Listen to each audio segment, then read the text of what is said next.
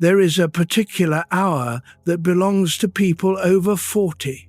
It is not midnight. Midnight still has some evening left in it. It is later than that.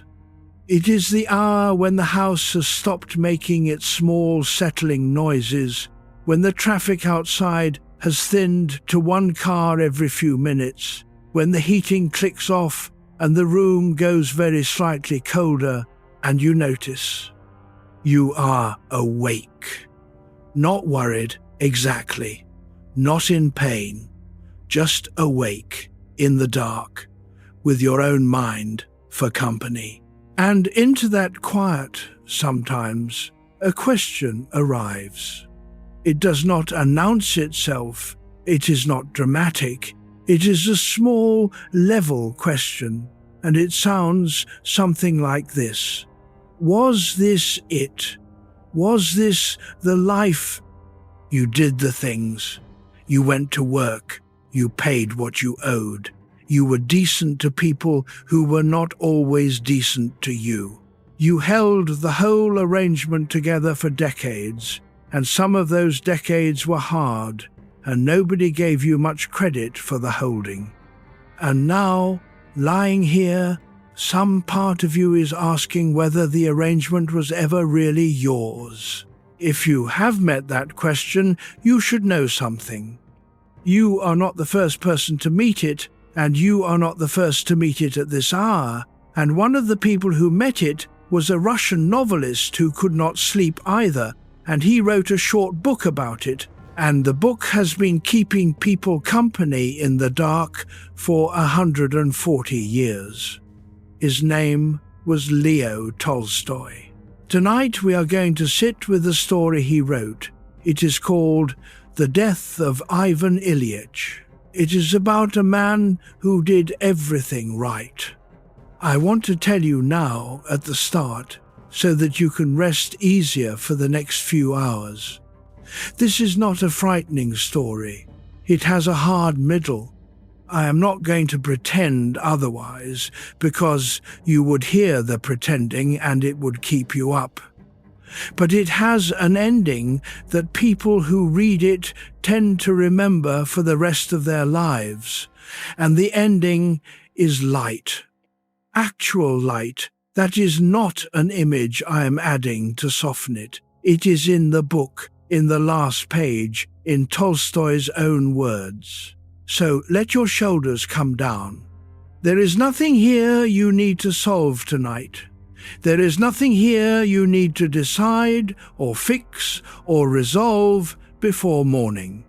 This is a story, and some old thinking about the story, and my only job for the next few hours is to keep you company while your body does what it has been trying to do since you lay down.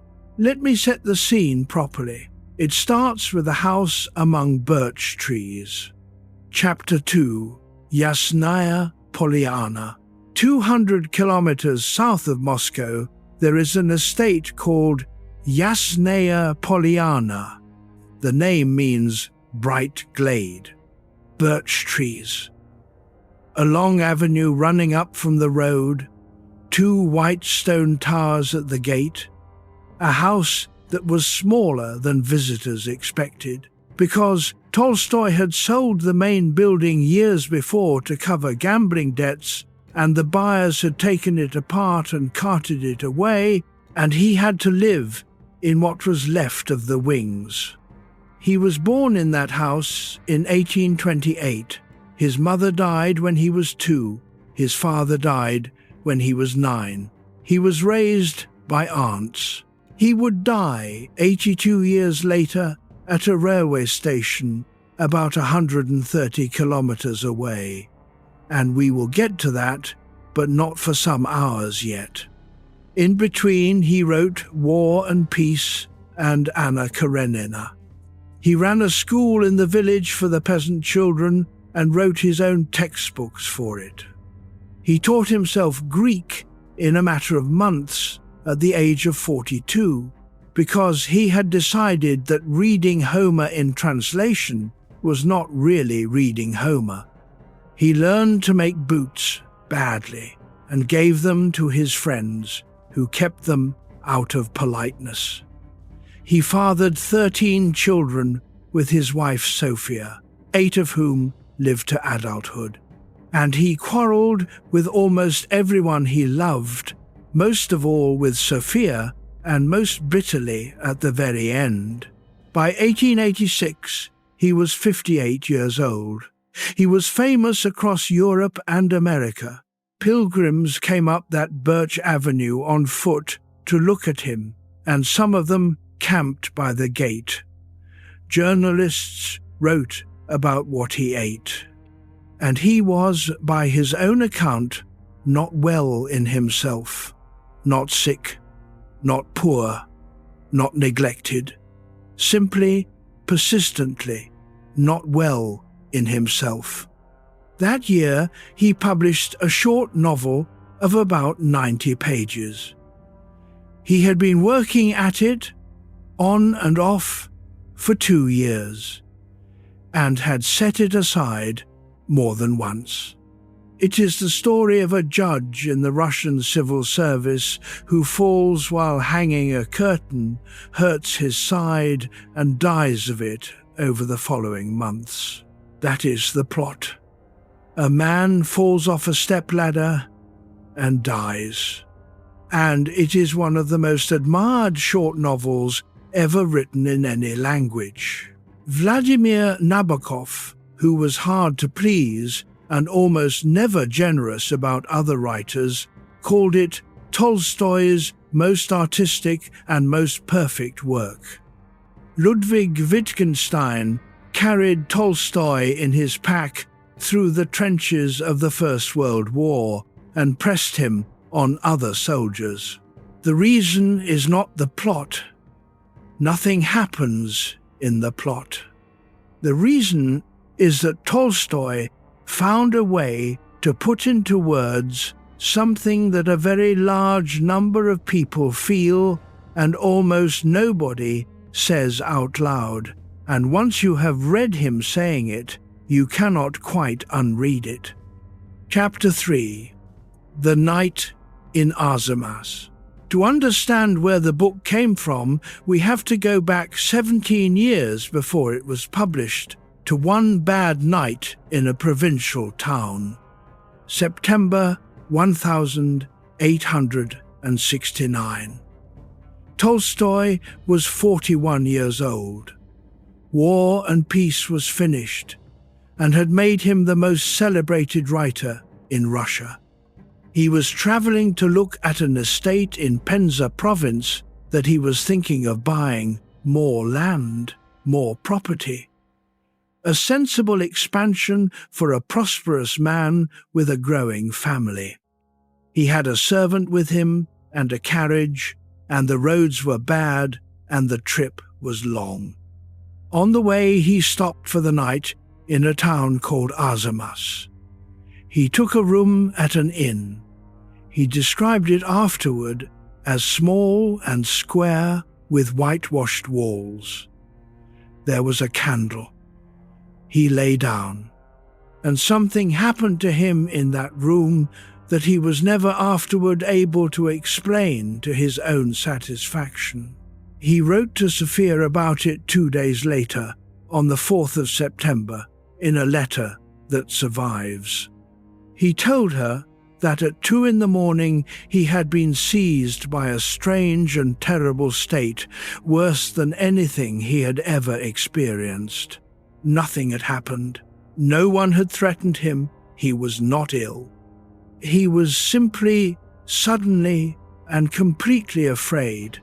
And what he was afraid of was that he was going to die, and that this was actually true, and that he had somehow gone 41 years without properly noticing that it was true. He got up, he walked around the little white room. He kept asking himself what he was so frightened of, what he wanted, what he was running from. And the answer that kept coming back to him was, from myself, from death. It is here. He got back into the carriage in the morning and went on. And then he turned around and went home. He did not buy the estate. Years later, he tried to make the night into fiction in an unfinished piece called Notes of a Madman.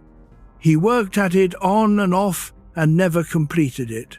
Some things do not want to be finished. Hold on to Arzamas. That white room, that candle, that man walking in circles at 2 a.m, asking what he is afraid of. We are going to come back to it near the end, because there is something in it that only makes sense once you have followed Ivan Ilyich all the way down and out the other side. That is the first thread I am leaving loose tonight. There will be 3. Chapter 4. The Crisis at 50. The Arzamas night was a warning shot. The real thing came about 10 years later, around 1878, when Tolstoy was 50, he stopped being able to work. He set it down plainly a little later in a book called A Confession, which he wrote between 1879 and 1882. The Russian censors would not allow it, and it was first published properly in Geneva in 1884. He said that his life had come to a standstill. He could breathe, eat, drink, and sleep, and he could not help doing these things. But there was no life in them, because there was no wish whose fulfillment he could see any sense in. This is worth sitting with for a moment, because it is not quite what we usually mean by depression, and Tolstoy was careful about that distinction. He was not sad, he says so directly. He was not tired. His health was excellent, better than most men his age. His affairs were in good order. His books were selling across Europe. He had a wife who loved him, and children he was proud of, and land, and a reputation that was going to outlast the empire he lived in. And he said the strange thing, the almost comic thing, was that it had come upon him at the exact moment when everything was going as well as it possibly could. He was 50. He had arrived at every destination he had ever set himself. And the arriving is what broke him. He wrote that he had to use tricks against himself in order to stay alive. He put away a cord he kept in his room between 2 cupboards, where he undressed alone every evening so that he would not hang himself from the crosspiece. He stopped taking his gun with him when he went out shooting, in case the temptation came while he was alone in the woods with it. And this was a man who was, from the outside, at the summit of a very successful life. The question underneath all of it was short.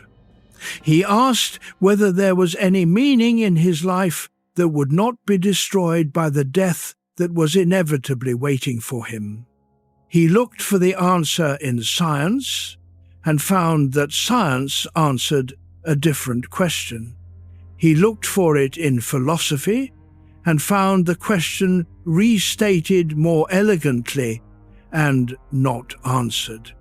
He looked at the people of his own class and found that they were managing by not thinking about it, which he could no longer do. And then he looked at the peasants working his fields, who died younger and harder than he would, and who did not seem to be tormented by any of this, and he began to think that they knew something his entire education had taken away from him. That is the ground the novel grows out of. Hold that in mind as we meet Ivan Ilyich, because Ivan Ilyich is a man of Tolstoy's own class, with Tolstoy's own defenses, and he is going to lose them all in 90 pages. Chapter 5. The Men in the Room. Here is how Tolstoy chose to open the book, and it is a strange and brilliant decision that most writers would not dare. He begins after the funeral. In a large government building in St. Petersburg, during a break in a case, several judges and lawyers are sitting together in a private room. They are talking about a well-known case. Someone picks up the newspaper and says, "Gentlemen, Ivan Ilyich is dead." They knew him. They had worked alongside him for years. One of them, Peter Ivanovich, had been at law school with him. And Tolstoy tells us immediately, without any softening at all, what each of them actually thought when they heard it. The first thought that came to every single one of them was about what this death would mean for the transfers and promotions that might follow from the vacancy. Who moves up? Who might now get the better post? What this does to the arrangement of their own careers. The second thought, arriving right behind the first, was a kind of quiet, shameful relief. Not, "How sad," but, "It is he who is dead, and not I." Each of them thought or felt that it was him and not me, and each of them thought that the unpleasant business of attending the funeral and paying a visit of condolence to the widow was now going to eat into their evening. Then they arrange their faces. They say the correct things. They agree it is very sad, and how sudden it was, and that he had been ill a long time. One of them observes that he had been suffering terribly. Peter Ivanovich goes to the house that evening to do his duty by the widow. And in that house, Praskovya Fedorovna, the widow, weeping genuinely about the 3 days of screaming that ended her husband's life, works the conversation around to the question of whether there is any way to get more money out of the government now that he is gone. She has already looked into it. She wants to know if Peter Ivanovich knows of anything she has missed. You may be thinking that this is a bleak way to open a book about a man's death. I would put it differently, and I think Tolstoy would too. He is doing something very deliberate. He is showing you the world Ivan Ilyich lived in before he shows you Ivan Ilyich himself, so that when you finally meet the man, you will already understand what he was made of. And what he was made of will not be a mystery or a fault of character. These men are not villains. Tolstoy does not write them as villains. They are ordinary, polite, competent, reasonably kind people who happen, at the news of a colleague's death, to be mostly thinking about themselves, which is what people do. Which is what you and I do, and have done, and will probably do again, and Ivan Ilyich was exactly like them. That is the entire point of putting this scene first. He was one of these men in this room, and had one of them died instead, Ivan Ilyich would have thought precisely the same thing about the vacancy, and felt precisely the same relief. Chapter 6, The Most Terrible Sentence. Then Tolstoy goes back to the beginning of the man's life, and writes one of the most quoted sentences in Russian literature. He tells us that the past history of Ivan Ilyich's life was the simplest and most ordinary, and therefore the most terrible.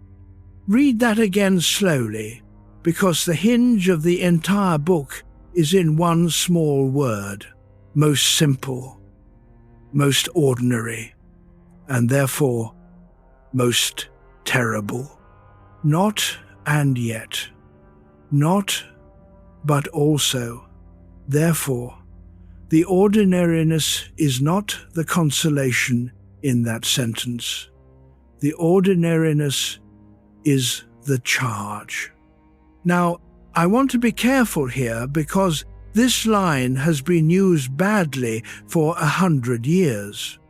It gets quoted at people to suggest that an ordinary life is a wasted life, that if you did not do something remarkable, then you have failed.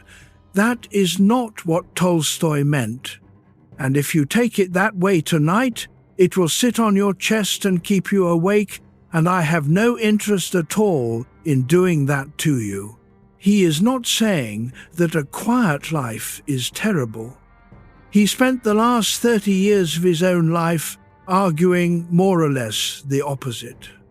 He came to believe that the peasants ploughing his fields, who owned nothing and read nothing and died at 50, had hold of something that his entire class, with all its libraries and its French and its estates, had lost completely. What he is saying is narrower and much sharper than the popular reading. Ivan Ilyich's life was terrible because it was assembled from beginning to end out of what was expected. Every decision in it was made by looking sideways at what other people of his rank and income did and then doing that. Not one choice in 45 years came from inside the man. And you can live like that for a very long time and never once notice. That is the part that matters, because the outside of such a life looks exactly like the outside of a good one. From the street, they are identical. The same house, the same work, the same anniversaries, the same reasonable, decent, respectable shape. You cannot tell them apart from outside, and, for a very long time, you cannot tell them apart from inside either. Chapter 7. The pleasant and the proper. So, how does a man build a life like that? Slowly, and with entirely good intentions. Ivan Ilyich was the second of 3 sons of a Petersburg official. Tolstoy describes him with a lovely dry phrase as the phoenix of the family, not cold and precise like his elder brother, not a disaster like his younger one, who was a source of embarrassment. He was the one who turned out well, capable, cheerful, good-natured, sociable, and strict in doing what he considered to be his duty. At the School of Law, he did some things that had struck him at the time as very disgusting and had made him feel disgusted with himself while he was doing them. And then, Tolstoy tells us, he noticed later that these same things were done by people of good position and were not regarded by them as wrong.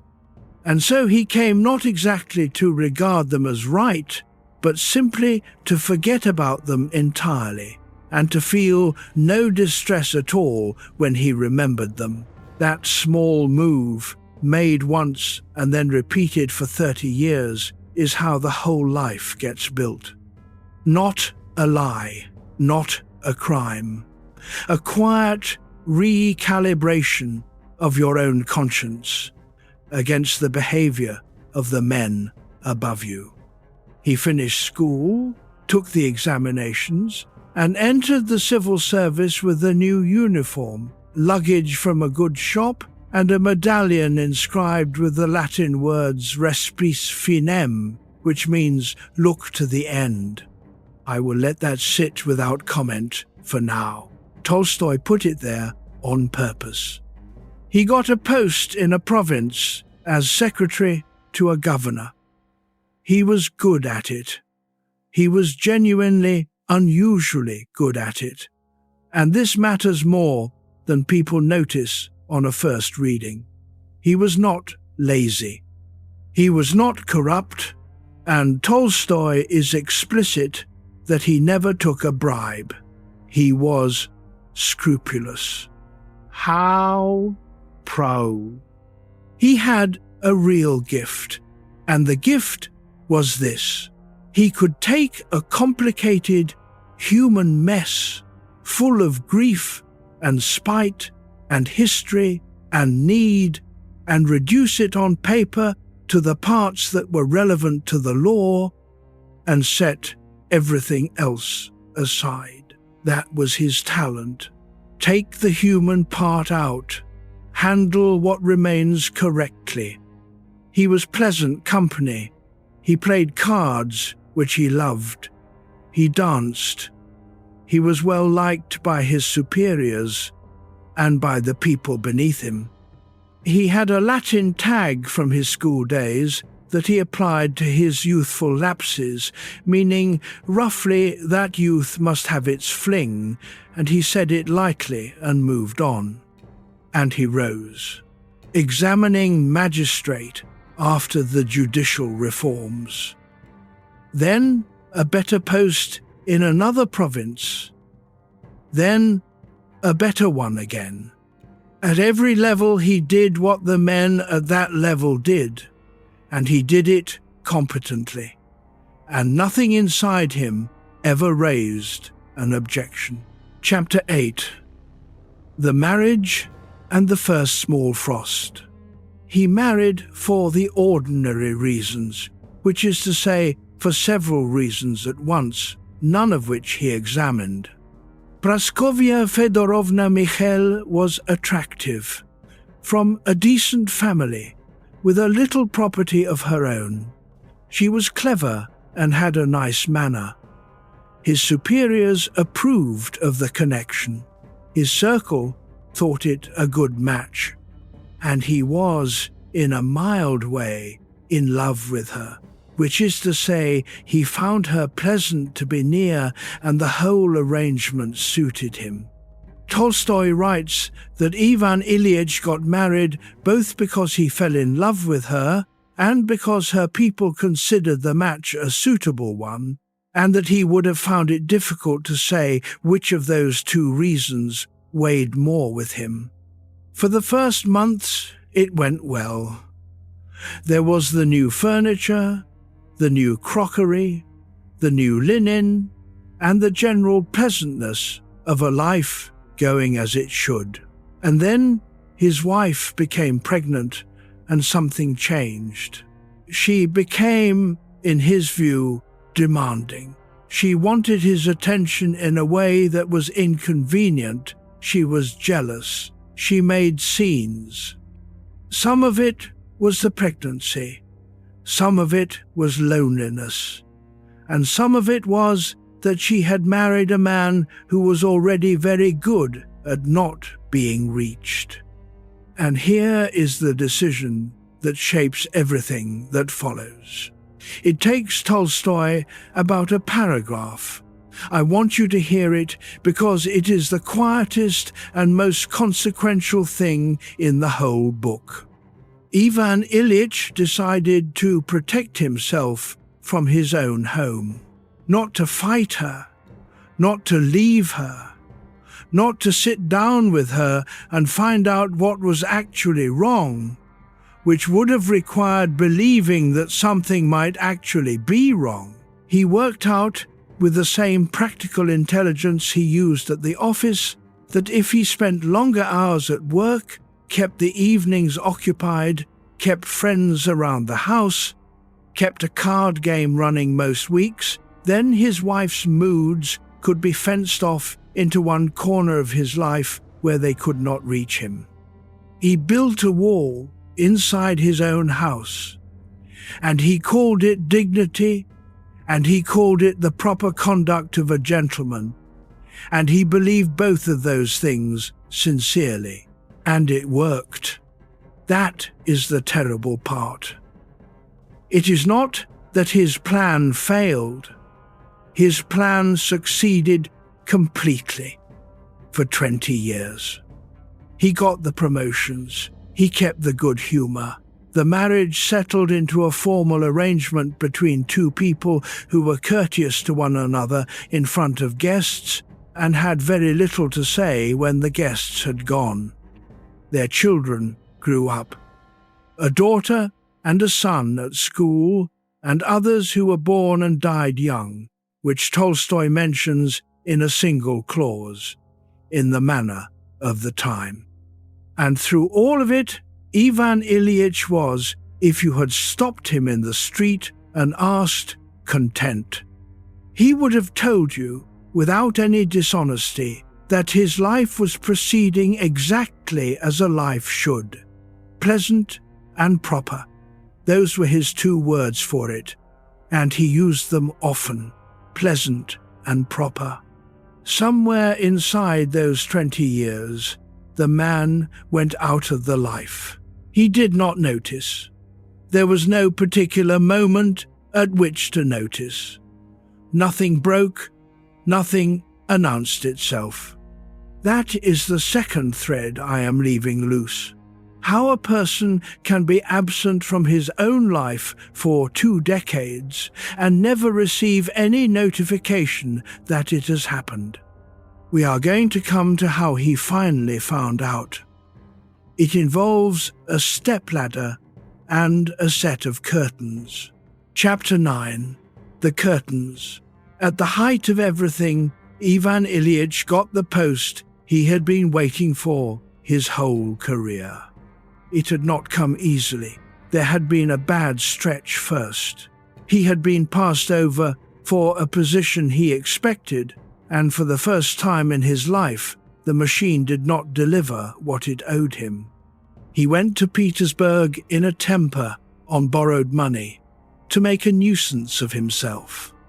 And in one of those pieces of luck that shape a life, he met a man on the train who told him about a reshuffle at the ministry, and within weeks he had a post better than the one he had been denied. 5,000 rubles a year, a move to a better city, a complete victory over the people who had crossed him. He was, Tolstoy tells us, perfectly happy. Everything was as it should be. And with the post came the apartment. You have to understand what this apartment meant to him. It was going to be the proof. All the years of careful work, all the correct decisions were finally going to become visible in a set of rooms that anyone could walk into and immediately understand what sort of man lived here. He went ahead of the family to get it ready. He threw himself into it entirely. He chose the wallpaper himself. He arranged the furniture. He had strong opinions about the dining room. He went to the shops and came back with drawings and fabric samples. He supervised the workmen and lost his temper with them and apologized. And Tolstoy tells us that he was happier during those weeks than he had been in years, and that even at the office he could not stop thinking about the rooms and would catch himself considering the cornices during a hearing. Then Tolstoy, who is merciless in the gentlest possible way, tells us what the apartment actually looked like when it was finished. It looked like every other apartment belonging to every other man of that rank and income who wanted to look slightly wealthier than he was. That is all it was. The wallpaper he agonized over for a week. The particular arrangement of the drawing room he was so pleased with.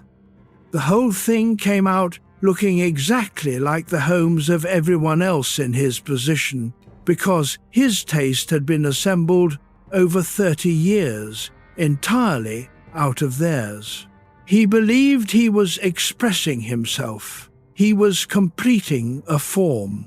And it was really only, Tolstoy says, one of those houses where all people of a certain class arrange things so as to resemble all other people of that class.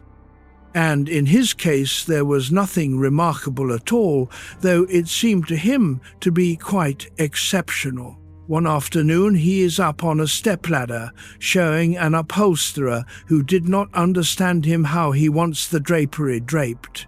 He is in an excellent mood. He is being playful, showing off a little, the way a man does when he is pleased with his own house and there is someone there to see it. He makes a false step and slips. He would have fallen badly, but he is strong and agile, and he catches himself on the ladder. He only knocks his side against the window frame, against the little knob of the frame. The bruised place hurts, and then the pain passes off, and he laughs about it. He tells his wife afterward, cheerfully, that it is a good thing he is something of an athlete. Another man might have been killed outright, and he got away with a knock, just here, where it hurts when it is touched, but it is already passing off. That is the moment. That is the hinge of the entire book, and it happens in half a page in a good mood over a set of curtains. There is no warning, no omen, no dark weather. There is a man on a stepladder enjoying himself, decorating the apartment that is supposed to be the reward for his entire life, and he bumps his side on a window frame. Chapter 10. The taste in the mouth. At first it is nothing worth naming. There is a discomfort in his left side. Not pain exactly, a heaviness, and a strange taste in his mouth that will not go away no matter what he eats. And he becomes irritable. That is the first real symptom, and it is not physical. He snaps at people. He is short with his wife, and she is not sympathetic because they have been carefully fencing each other off for 20 years, and neither of them has any practice at kindness left. She tells him he has an impossible temper. She says he has always had it, and that she has put up with it for 2 decades. The old quarrels come back into the house, and now there is something underneath them that neither of them can see. They begin to have the fights that people have when one of them is frightened and does not know it yet. And then Tolstoy gives us one of the most exact small observations in all his work. Ivan Ilyich loves cards. Bridge is the one pleasure that has never failed him. An evening of good cards with the right people is, in his own private accounting, the best thing life offers. One evening he gets a wonderful hand, a grand slam within reach. Everything he loves about the game is on the table in front of him, and he cannot enjoy it. The pain in his side is there, and the taste in his mouth is there, and it strikes him as monstrous and ridiculous that he could be capable of feeling glad about a card game at such a moment. That sentence deserves a pause, and I want you to have it.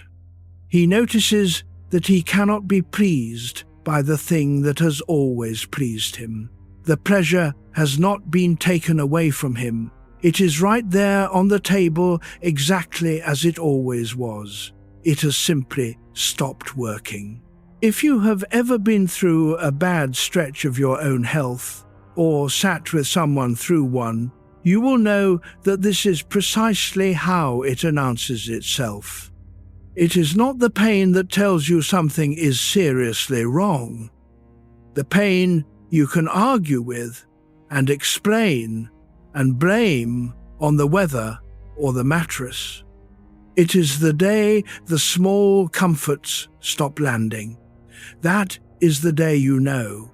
He starts going to doctors. Chapter 11. The Doctors. The scene with the doctor is the one that makes readers sit up, because it has not aged one day in 140 years. Ivan Ilyich sits in the waiting room with the other patients. He is shown in, and he recognizes the performance immediately because it is his own performance viewed from the other side of the desk. The doctor puts on an air of importance.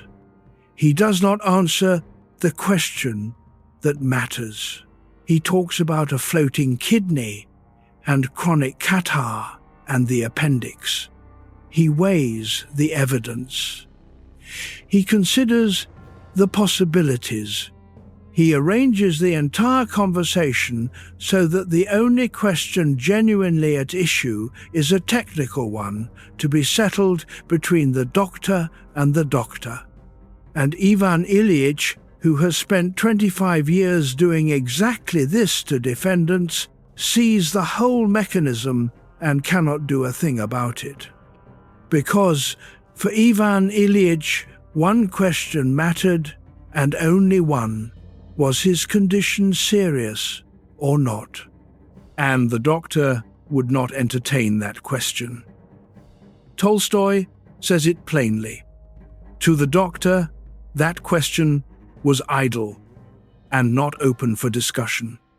The only real question, in the doctor's view, was the balance of probability between a floating kidney, chronic catarrh, and appendicitis. It was not a question of Ivan Ilyich's life. And then Tolstoy writes the comparison out loud, in case we missed it. The doctor summed up brilliantly. He says, looking over his spectacles triumphantly and even gaily at the accused, just exactly as Ivan Ilyich had so often and so brilliantly summed up against a prisoner in his own courtroom. The judge has become the defendant, and the sentence is being handed down in a professional language specifically designed to prevent the accused from asking what it actually means for him. He goes home. His wife asks how it went. He tells her what the doctor said, and he is aware, while he is explaining it, that she is not listening in the way he needs her to listen, and that somewhere behind her face she has already decided that he is making too much of this. He goes to more doctors after that. A celebrated specialist. Then another. He tries a homeopath for a while, and the homeopathy helps for about a week, which gives him real hope, and then the hope drains away and he is ashamed of having had it. Nothing any of them tells him agrees with what any of the others told him. And all through it, the thing in his side goes on quietly, doing exactly what it has been doing since the afternoon with the curtains. Chapter 12. The Lie. Now we come to the part of the book that readers find hardest, and I want to walk you through it slowly, because there is real comfort waiting on the far side of it, and we will get there. Everyone around Ivan Ilyich begins to lie to him. Not cruelly, not out of malice. They lie the way decent, frightened, ordinary people lie in that situation, which is to say that they agree, without ever once discussing it among themselves, that he is not dying. He is ill. He is undergoing treatment. If he follows the treatment properly, something good will come of it. His wife says it. His daughter says it, impatiently, because she has a suitor and a life, and her father's illness is inconvenient. The doctors say it professionally. The visitors say it and then change the subject. And Ivan Ilyich knows. That is what makes it unbearable. Not the illness, the arrangement around the illness. Tolstoy writes that what tormented Ivan Ilyich most was the deception, the lie which for some reason they all accepted, that he was not dying but was simply ill, and that he only need keep quiet and undergo a treatment, and then something very good would result. He knew perfectly well, Tolstoy says, that whatever they did nothing would come of it except still more agonizing suffering and death. And this deception tortured him. It tortured him that they would not admit what they all knew and what he knew, but insisted on lying to him about his terrible condition, and wished him and forced him to take part in that lie himself. Read that last part again. They forced him to take part in the lie himself. He had to perform, being hopeful for their comfort while dying. And then Tolstoy writes the line that undoes people. Ivan Ilyich, he says, wanted more than anything, though he would have been ashamed to admit it, to be pitied. He wanted, just for a moment, to be petted and kissed and wept over, the way a sick child is petted and comforted. He knew that he was an important official with a greying beard, and that this was therefore impossible, but he wanted it anyway. There is an entire life explained in that one paragraph. Here is a man who spent 20 years carefully building walls so that nothing could get through to him. He built them well, he was proud of them, he called them dignity. And now, at the very end, the only thing he wants in the world is for somebody to come through the wall, and nobody can. He made sure of it. Chapter 13, Gerasim. And then, into this house of polite lies, Tolstoy brings a young man with a name, Gerasim. He is the butler's young assistant. A peasant up from the country working in the kitchen. Clean, fresh, always cheerful, with the strong build of a young man who has done physical work outdoors his whole life. Tolstoy is careful to tell us he was cheerful. It matters that his kindness is not solemn, that it does not arrive with a long face. Part of Ivan Ilyitch's illness now involves being helped to the commode and back. It is the most humiliating part of the whole business for a man of his position, and Gerasim is the one who does it. And Gerasim does it without any of it. No wincing, no held breath, no brisk professional cheerfulness laid over disgust. He simply does it lightly, with his sleeves rolled up and his strong young arms, and when Ivan Ilyich apologizes to him, he tells him not to worry about it. Then one day Ivan Ilyich discovers something almost by accident. When his legs are held up high, the pain in his side eases. So Gerasim takes his master's legs up onto his own shoulders and holds them there. And it works. Ivan Ilyich feels genuinely better for the first time in weeks. So Gerasim sits, sometimes for a whole night at a stretch, holding a dying man's legs on his shoulders so that the man can rest.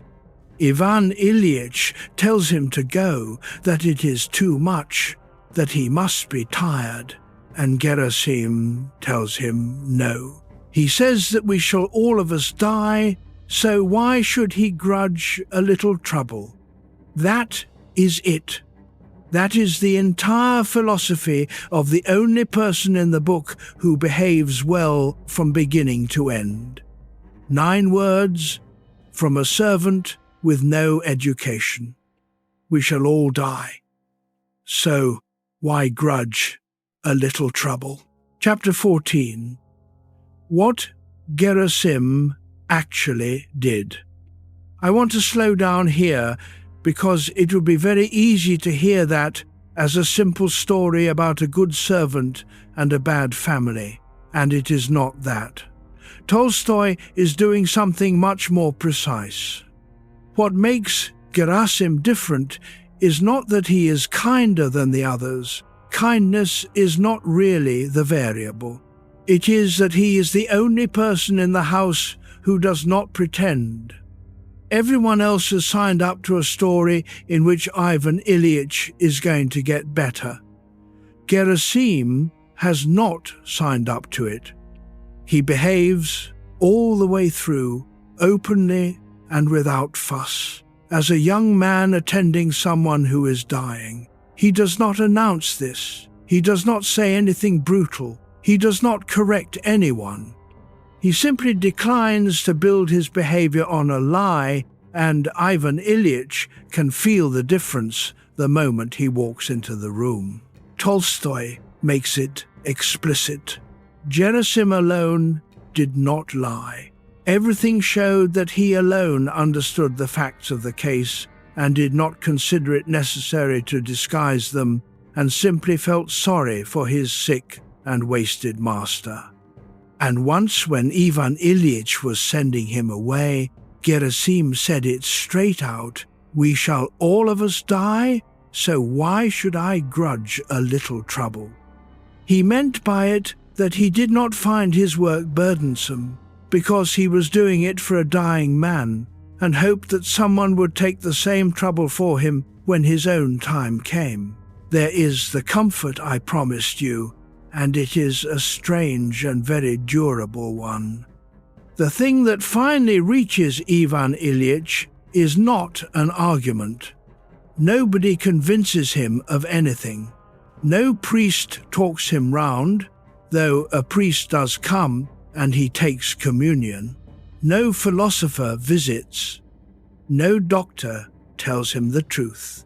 What reaches him is one person in the house who is willing to be in the room with the truth and not flinch, and who performs a physical, unglamorous, faintly undignified kindness night after night without ever making him pay for it in gratitude. Hold on to Gerasim.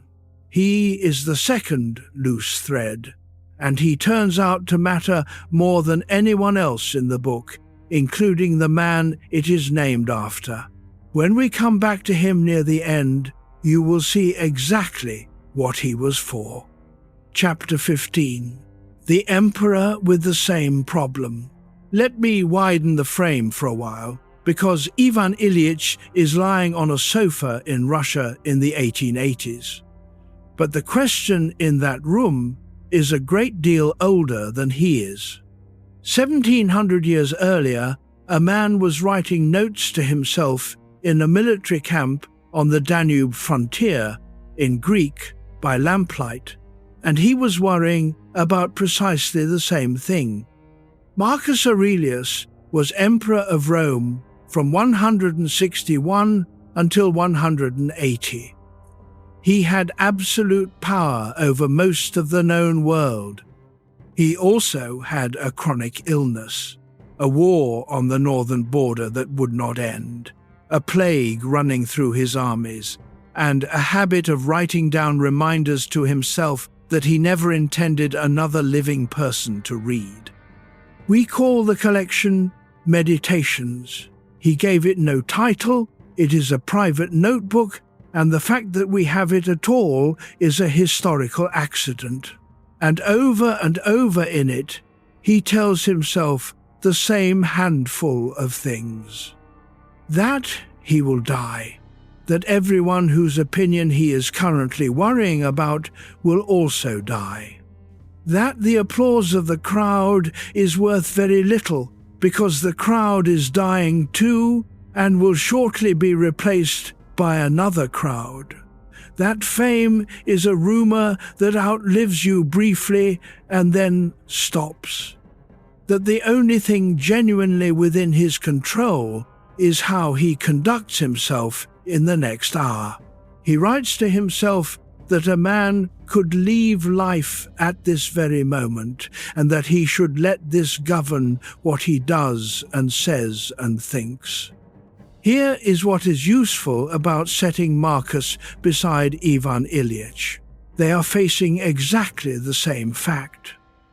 One of them spends 30 years preparing for it, deliberately, in writing most nights as a discipline. The other spends 45 years arranging his affairs so that the subject never comes up at all. And when the fact finally arrives, the difference between them is not that Marcus is spared. He is not spared.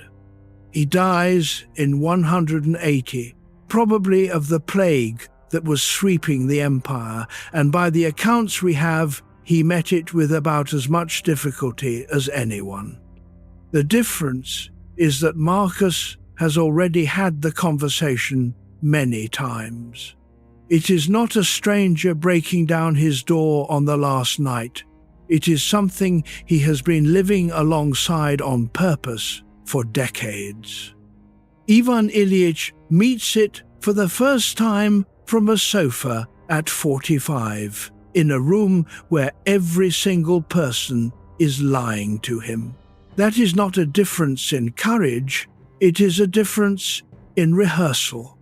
Chapter 16, The Argument That Does Not Work.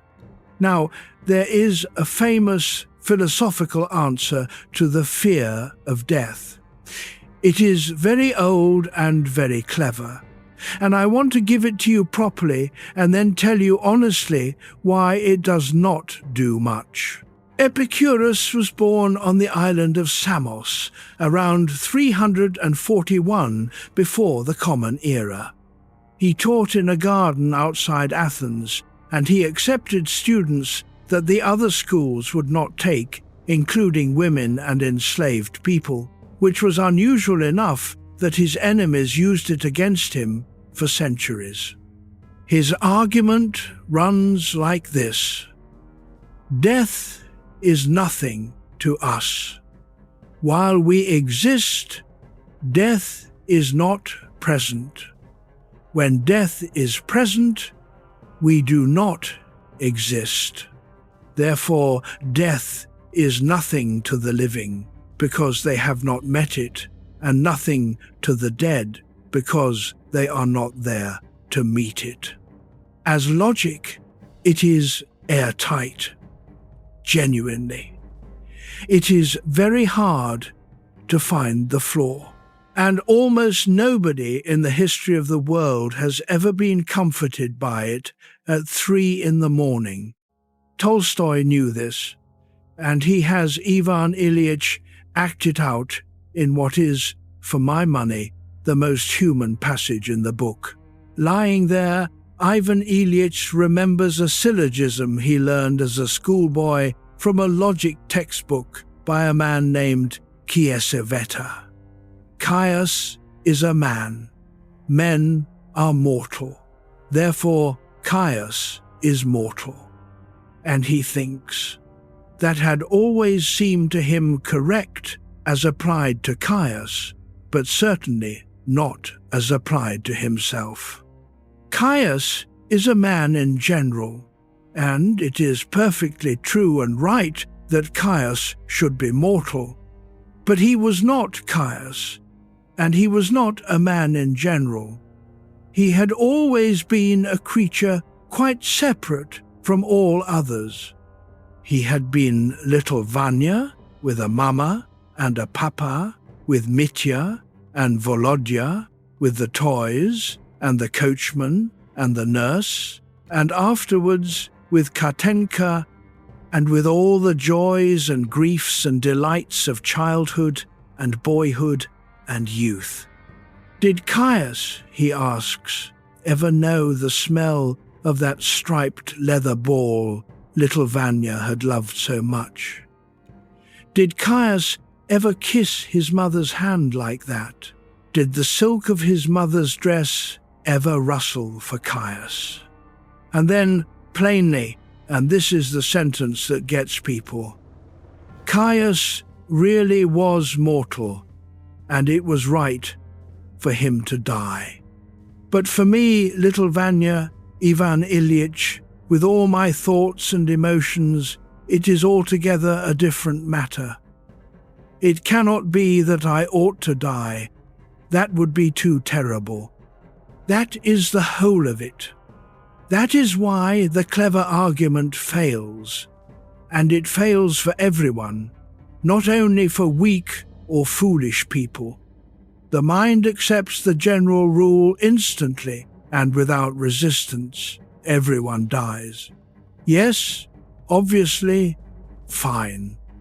And the mind cannot get that rule to attach itself to the one particular person currently holding the thought, because that person can still smell a leather ball from 50 years ago and cannot construct a universe that contains that memory and then simply does not contain it.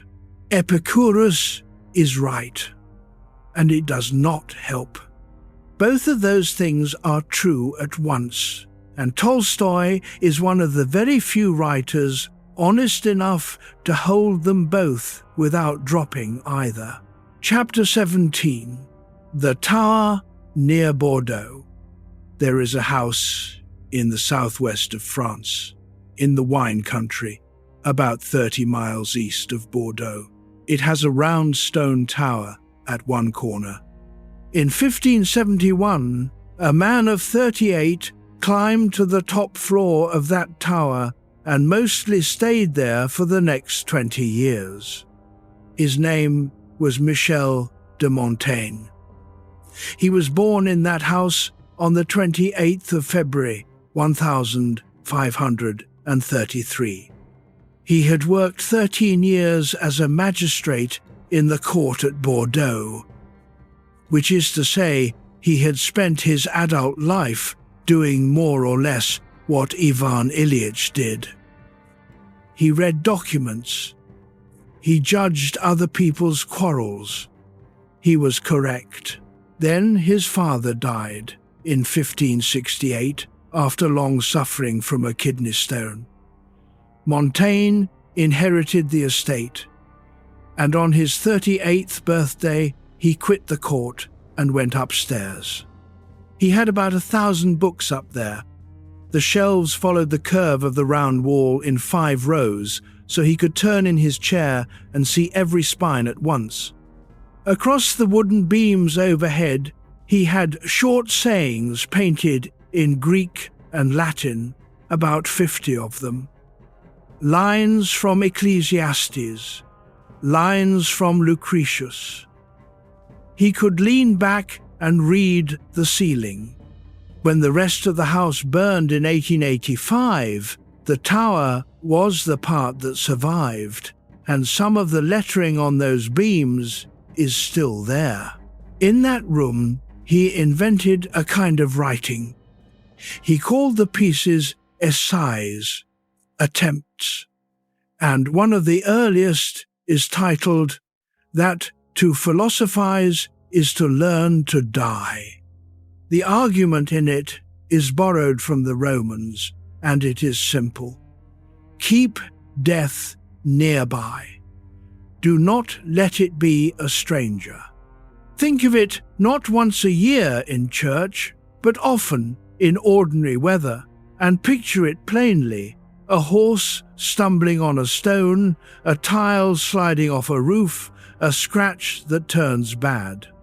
Rob it of its strangeness, and you rob it of most of its force.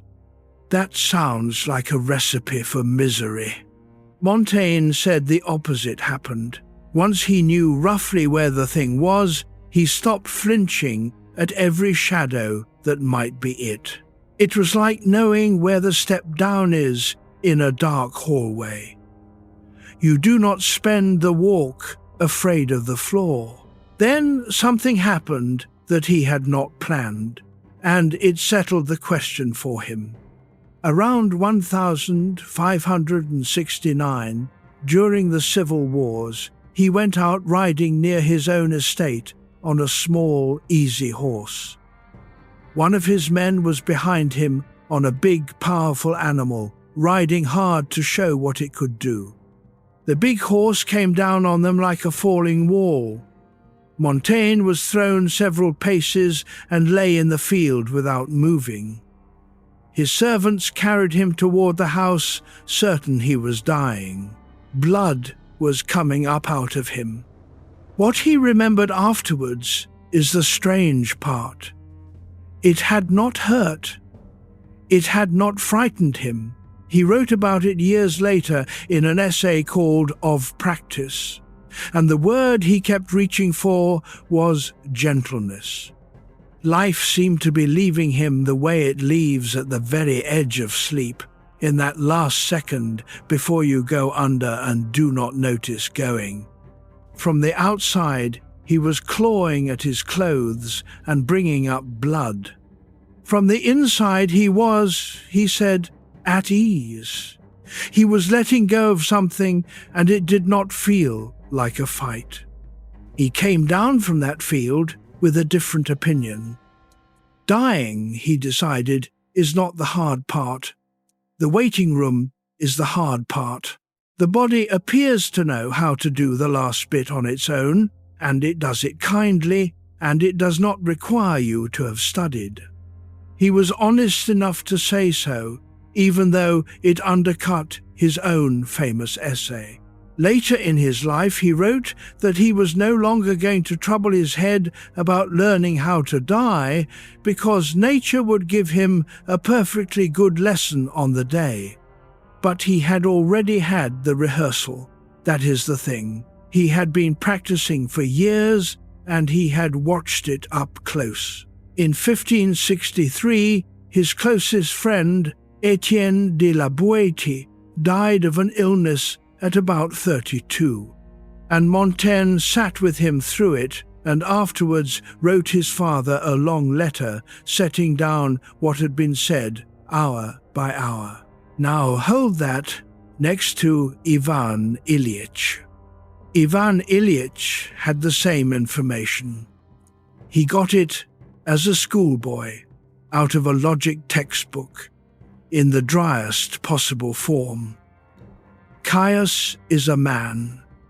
Men are mortal, therefore Caius is mortal.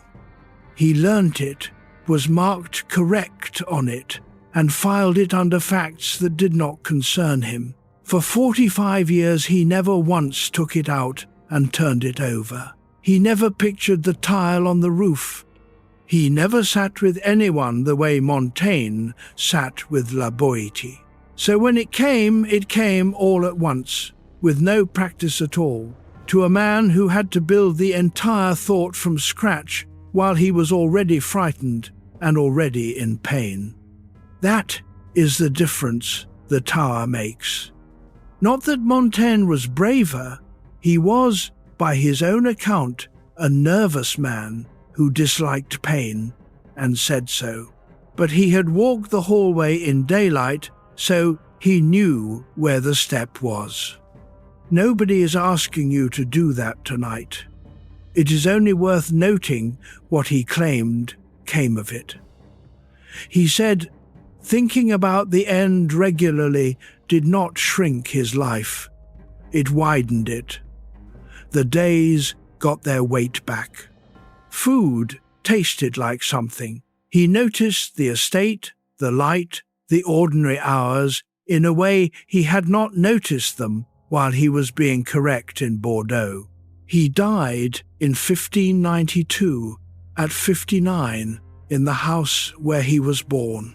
Chapter 18. The Man Who Could Not Sit Still.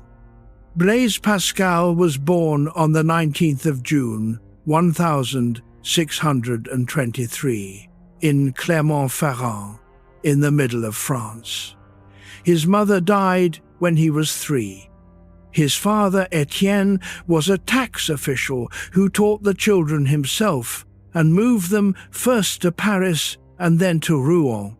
Pascal was one of those minds that arrives early and does not slow down. At 18, he watched his father grinding through columns of tax figures night after night, and he started building a machine to do the adding for him. It took him 3 years and about 50 attempts. A few of them still exist, brass boxes with little toothed wheels, and they work. He also did the experiments that settled the argument about the vacuum, worked out the beginnings of probability in letters with Fermat in 1654.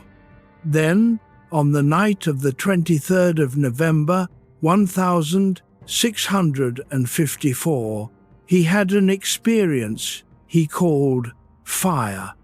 He wrote it down on a scrap of paper and sewed the paper into the lining of his coat and moved it from coat to coat for the rest of his life. A servant found it after he died. He died on the 19th of August, 1662, at 39. He had been ill for most of his adult life. Among his papers were hundreds of fragments, some of them a page, some of them one line, notes toward a book he never wrote. His family and friends gathered them up and published them in 1678, years after his death, as the Pensees, the Thoughts. And somewhere in that pile is the idea I want to put next to Ivan Ilyich. Pascal called it divertissement, diversion. He put it roughly like this: all the trouble people get into comes down to one thing, which is that they cannot stay quietly in a room by themselves. The translations vary, but that is the shape of it, and he meant it literally. Then he did something better than assert it. He tested it. "Take a man who hunts," said Pascal. "Ask him what he wants, and he will tell you he wants the hare. So give him the hare. Hand it to him at the door in the morning, dead, no work required. He will not thank you. He does not want the hare. He wants the chasing of the hare, because the chase fills his head from breakfast to dusk and leaves no room in it for anything else. Take a man who gambles. Offer him every morning the exact sum he might win that evening, on the one condition that he does not play. You have not made him happy. You have made him miserable, and he will find a table anyway. Take a king. A king has everything, and a king is surrounded at all hours by courtiers and musicians and hunting parties and business, and Pascal's point is that this is not decoration, it is the job. Leave a king alone in a room with nothing to do, and he becomes, in Pascal's word, wretched, because there is nothing left between him and his own condition. That is the argument. What we call our pleasures are very often not pleasures at all. They are occupations for the mind, and their real function is to keep something out. Now, go back to the book. Ivan Ilyich plays cards. Vint, a Russian game, something like whist. Tolstoy tells us it is his chief pleasure, that he plans his evenings around it, that a good hand puts him in a state of quiet happiness. He is not a bad man for this. Millions of people played Vint. Ivan Ilyich decorates.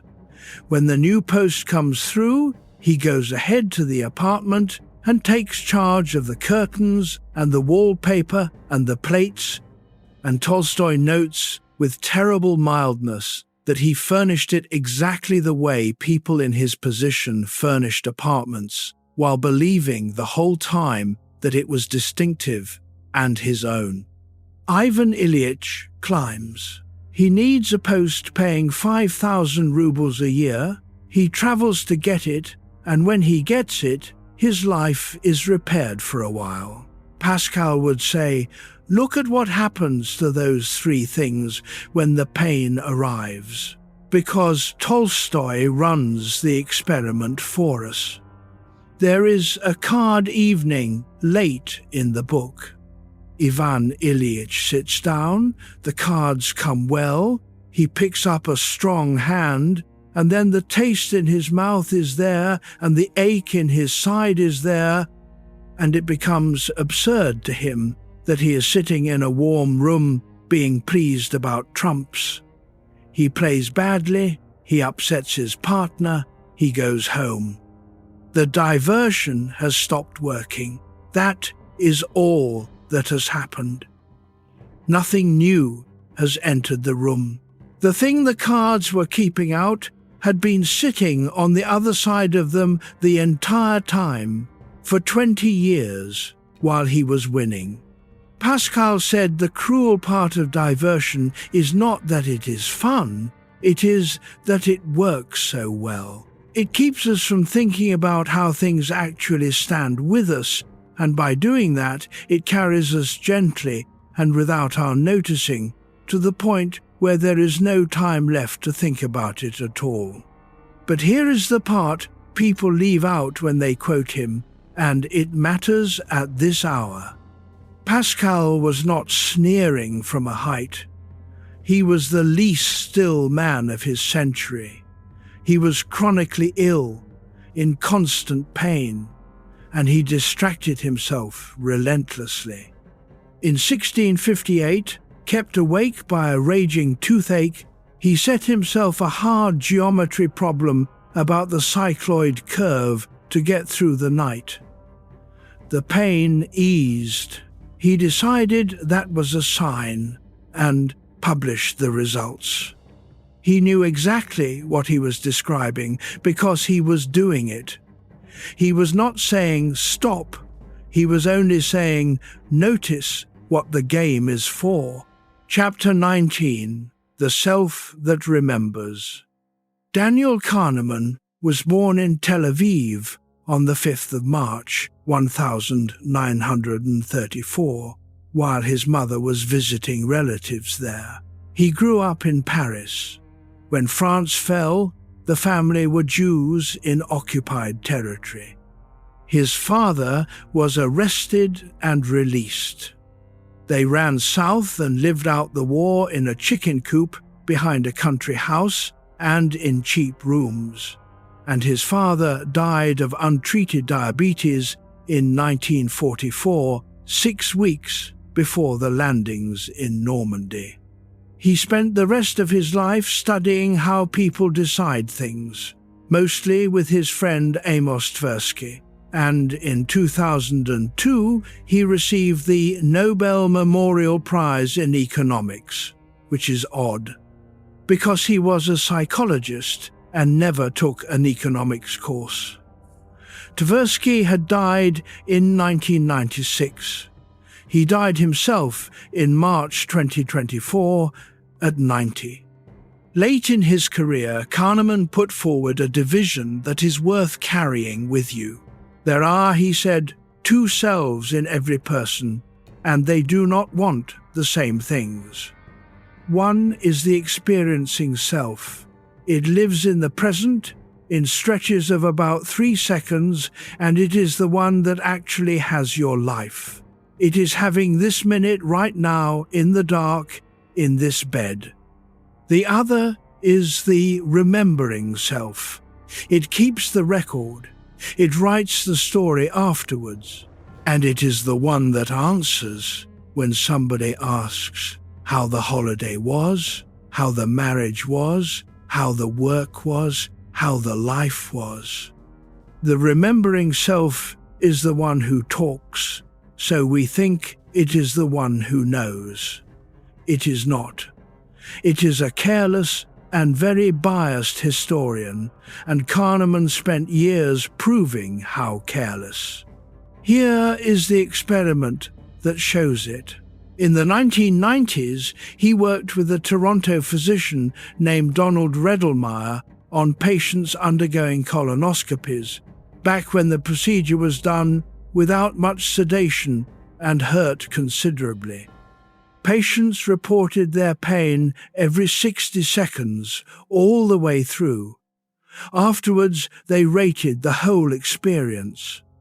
The totals did not predict the ratings. A patient who suffered a great deal for a long time could come away with a better memory of it than a patient who suffered less for less time. What predicted the rating was 2 numbers only: the worst moment and the last moment. Duration barely counted at all. Kahneman called that duration neglect. Then they did something that sounds unkind and is actually the whole point. In a later trial, some patients had the scope left in place for a few extra minutes at the end, doing nothing, causing mild discomfort rather than none. Those patients had more total pain by any honest sum, and they remembered the procedure as better, and they were more willing to come back. The same thing happens with cold water. Put your hand in water at 14 degrees Celsius for 60 seconds. Then, another day, 60 seconds in the same water, plus 30 more seconds while it is warmed very slightly to 15. Still unpleasant. Ask people which one they would rather repeat. Most choose the longer one. They choose more pain because it ended better.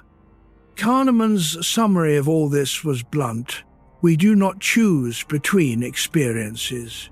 We choose between memories of experiences. The self that does the choosing is the historian, not the one who was there. Now take that back to a man in a bedroom in Petersburg. Ivan Ilyich is 45. He has had a life that, minute by minute, was not a disaster. There were good dinners and promotions and card evenings and a certain amount of ordinary contentment. If you had stopped him at 38 and asked, he would have said things were pleasant enough. Then he gets a few months of the worst thing that has ever happened to him at the end, and the whole record is rewritten. Not adjusted, rewritten. He looks back over the entire 45 years and the verdict comes out. It was not the right thing. The peak and the end have swallowed the duration, exactly as Kahneman said they would.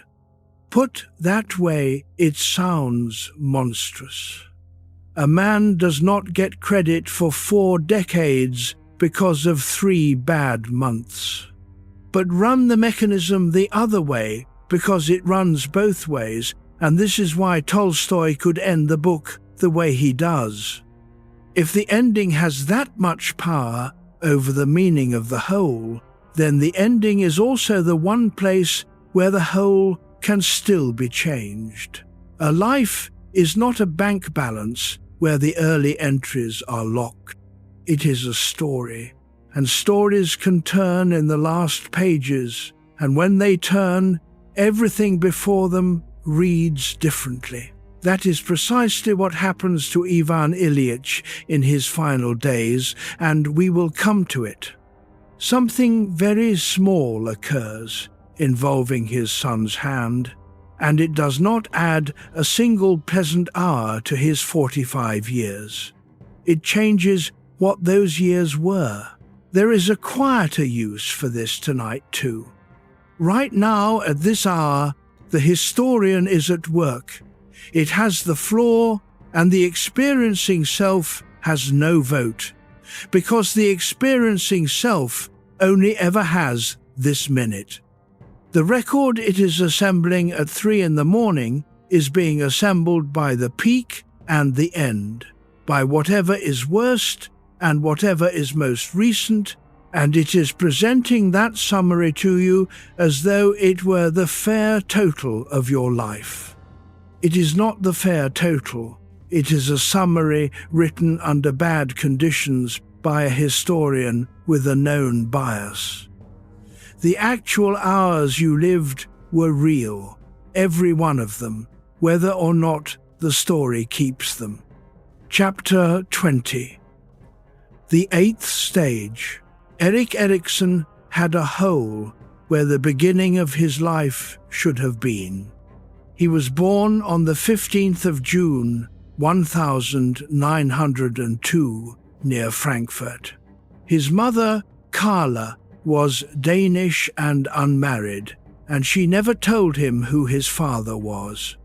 When he was 3, she married a pediatrician in Karlsruhe named Theodor Homburger, and the boy became Erich Homburger and grew up tall and blonde in a Jewish family, too Nordic for the temple and too Jewish for the schoolyard. He did not go to university. He wandered around Europe for years drawing pictures. Then, in 1927, a friend got him a job teaching art at a small school in Vienna for the children of Freud's circle, and he fell into psychoanalysis sideways and was analyzed by Anna Freud, who charged him $7 a month. He got out of Europe in 1933 and became one of the first child analysts in America. And when he took citizenship, he chose a new surname for himself, Erikson. Eric, son of Eric. A man with no known father made himself his own. In 1950, he published Childhood and Society, and in it, he laid out the 8 stages of a human life. Most people have met the early ones: trust against mistrust in infancy, industry against inferiority in the school years, identity against confusion in adolescence, a phrase he gave the language. The 8th stage is the last one, and it belongs to the second half of life, and he called it integrity against despair. Take care with the word integrity. He did not mean honesty, and he did not mean a good report card. He meant something more like ownership. Integrity, as he defined it, is the acceptance of your one and only life as the life that had to be, and as one that permitted no substitutions. That is close to his own phrasing. It is the settling of a question, not the winning of an argument. Yes, that was mine. Those were the roads, that was the wife, that was the work, that was the town. It could not have been swapped for another set. Notice what integrity does not require. It does not require that the life was admirable. It does not require that you would repeat it. It does not require that the regrets be gone, and Erikson never said they had to be. A man can hold his one life as his own and still wish he had been kinder in 1994. Integrity is not the absence of the wish. It is the willingness to keep the whole thing in your hands anyway, including the parts you would not choose again. And despair, in his scheme, is not sadness, and it is not guilt. Despair is arithmetic. It is, in his words, the feeling that the time is now short, too short to start another life and try out other roads. That is what it is made of, not the wrongness of the life, the shortness of the clock. He added one small observation that I find oddly comforting because it explains something people cannot usually explain about themselves. Despair, he said, often does not look like despair. It shows up as disgust, as a low, chronic irritation with everything and everyone, with the neighbors, with the news, with the way things are done now. The man who has quietly decided there is not enough time left often does not weep. He gets annoyed at the television. Ivan Ilyich is in the 8th stage at 45. That is his particular misfortune. The last task of a life has been handed to him decades early, with no warning and no preparation, and he does the arithmetic in the dark and gets the answer that there is no time to start again. His irritation with his wife, his fury at the doctors, the way he cannot bear the sight of healthy people going about their business, that is Erikson's despair, right down to the disgust. But here is the part I want to leave you with, because this chapter is closer to your bed than the others. Erikson did not think the stages were a staircase where you pass a test and it locks behind you. He thought people go back through them, sometimes many times, and that the 8th one in particular is not a single verdict delivered on a single night. It is a long piece of work, done in installments, mostly at odd hours, which means that a bad hour is not a ruling. 3 in the morning is when despair does its best arguing, because the clock is the only thing in the room, and the clock is despair's only real evidence. And Erikson was working on this until the end himself. He died in 1994 at 91. His wife Joan had worked on all of it with him for 60 years, and after he was gone, in her 90s, she went back to the book and added a 9th stage because she had lived past the edge of the map they had drawn together and thought somebody ought to describe the ground out there. She published it in 1997. She was 94 years old, and she was still revising. Chapter 21, The Doctor Who Gave It a Name. In 1963, a young psychiatrist published a paper in a journal called Psychiatry with the title The Life Review, an Interpretation of Reminiscence in the Aged. His name was Robert Butler. He was 36 years old, and he was arguing with nearly everyone in his field. To understand what he was arguing against, you have to know how old people talking about their pasts was read at the time. It was read as a symptom. If an elderly patient kept returning to their childhood, to the farm, to the war, to the people who were gone, the standard interpretation was that the mind was failing, the patient was living in the past. It was taken as a sign of hardening arteries, of a shrinking present, of the beginning of dementia.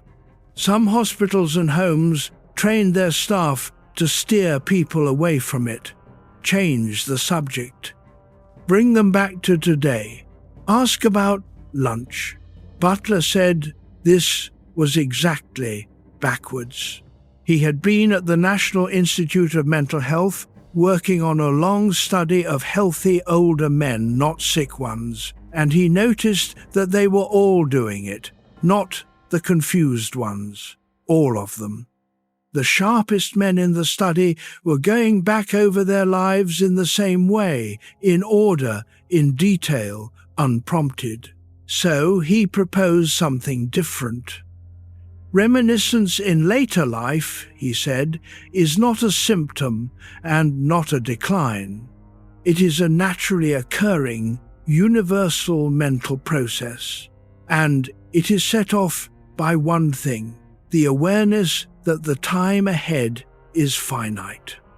He called it the life review, and he described it as work, not drifting. The mind goes back over the record, surveys it, reorganizes it, and takes up old conflicts and unfinished business that had been shelved for decades because there was no reason to deal with them.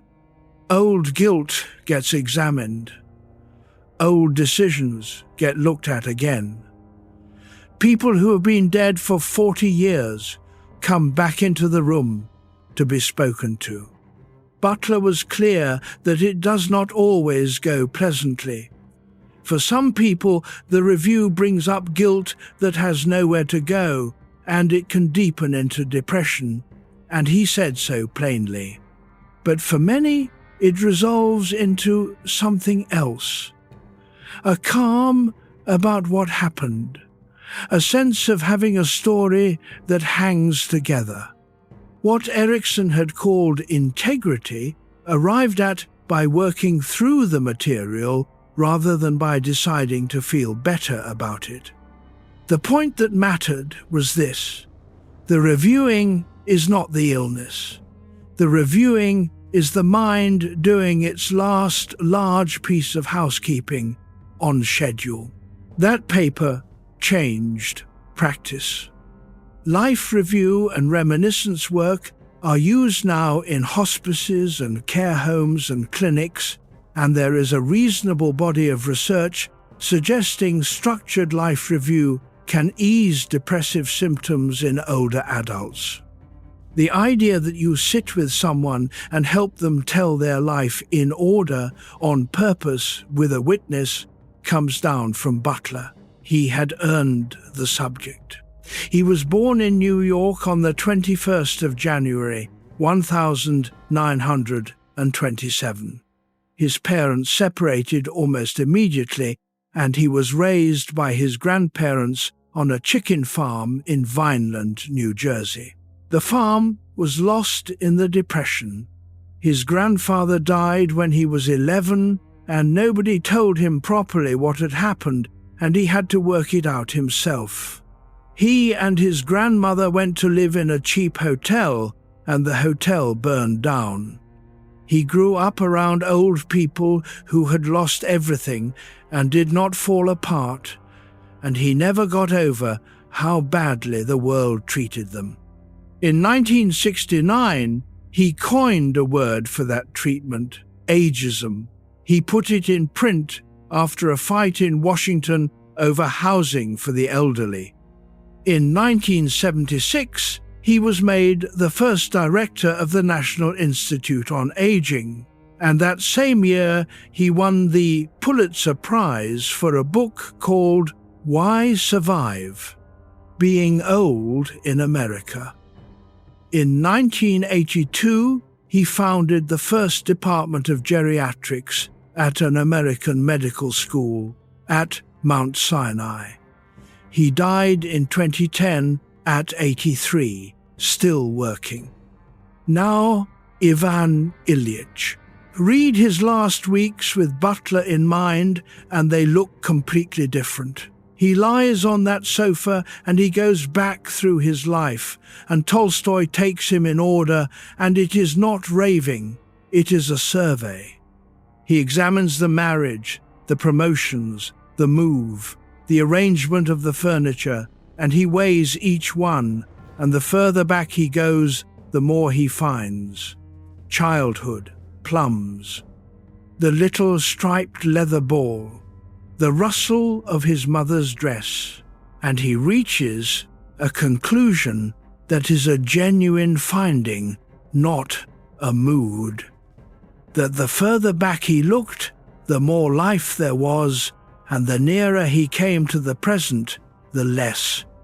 That is a life review done properly and completely by a man who had no idea it was a normal thing to be doing, in a house where everyone had decided he was simply going out of his mind with fear. Nobody sat with him. Nobody said, "This is what happens, this is the work, tell me about the ball." Except, in his way, a peasant holding his legs up who did not run away from any of it. I mention all this for a plain reason.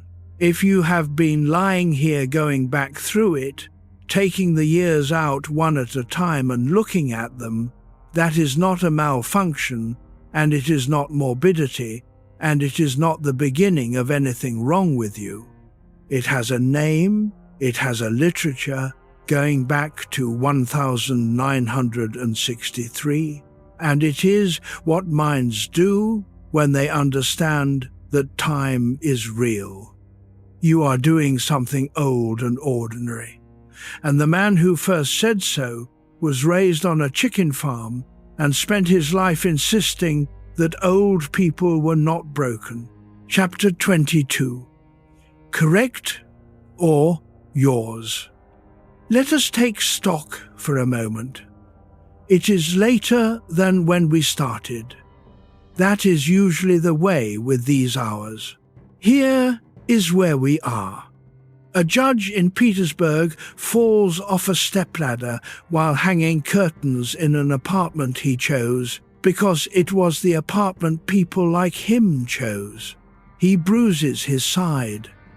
Months later, there is a taste in his mouth, like something rotten, and a dull ache that does not move. Doctors examine him with great dignity and tell him nothing. His wife decides he is being difficult about his medicine. His colleagues, hearing he is dying, think first about who will get his post. Everyone in the house agrees to a story in which he is merely unwell, and he is required to agree with it too, and that agreement is the loneliest thing in the book. Only one person will not do it. A young peasant with clean hands and no manners to protect, who holds his legs up in the air for hours because it eases the pain, and who says, without ceremony, that we shall all of us die, so why not take a little trouble? And somewhere in the middle of all that, an old logic exercise comes back to Ivan Ilyich. Caius is a man, men are mortal, therefore Caius is mortal. It has been true since he was a schoolboy, and it has never once been about him, and now it is. That is the story so far, and every person we have set beside it has been circling the same thing from a different direction. Marcus Aurelius, running an empire, writing to himself before dawn about how short the time is. Epicurus in his garden, with the airtight argument that does not warm anybody. Montaigne in his tower, who fell off a horse and found out that the last part is gentler than the waiting. Pascal, who could not sit still and knew exactly why nobody else can either. Kahneman, showing that the story of a life is written by its worst moment and its last one. Erikson, naming the final task. Butler, saying that the going back over is not a breakdown. They do not quite agree with each other, but they are all standing around one question, and it is time to say it plainly, because the rest of this is going to be an attempt at an answer. The question is not whether Ivan Ilyich was a good man. He was a decent enough man. Not cruel, not corrupt, moderately fair on the bench, tolerable to his colleagues, no worse to his wife than she was to him.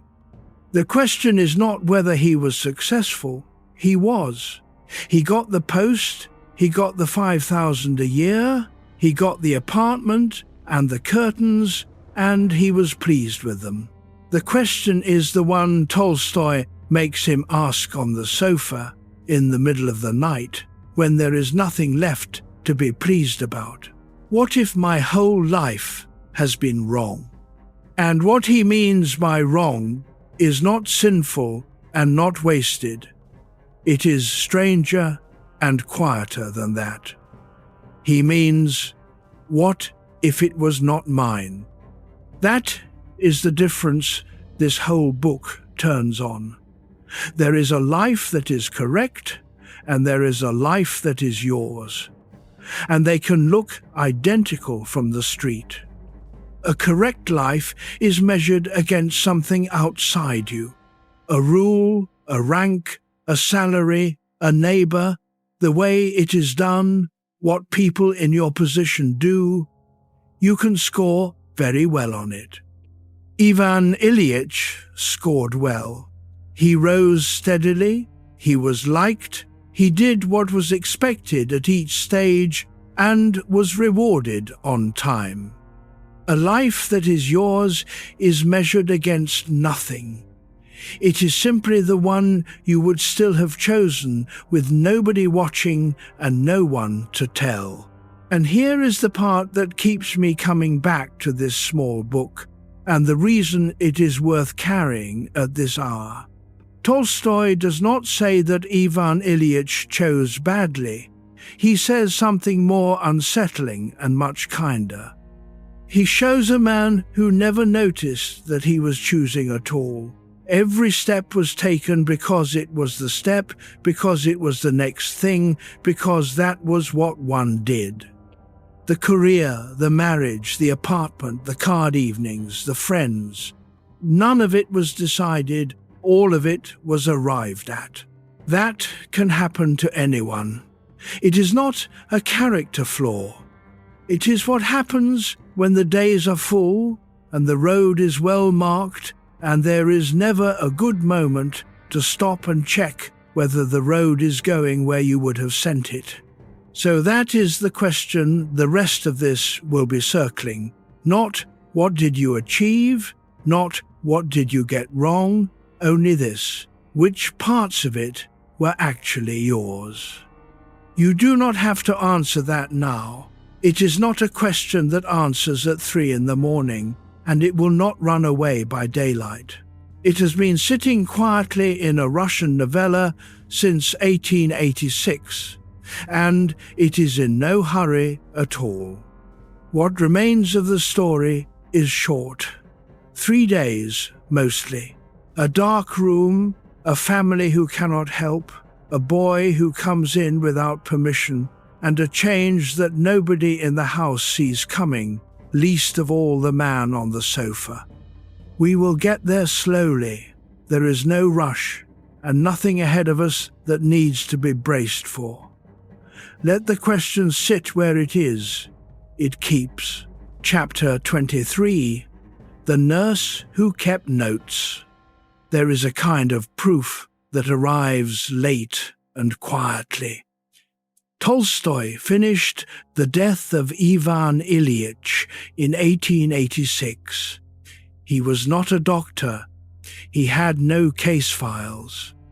He had watched his brother Nikolai die in France in 1860, and he had sat with the death of a judge he had heard about in Tula, a man named Ivan Ilyich Mechnikov, whose brother told the story to Tolstoy's family.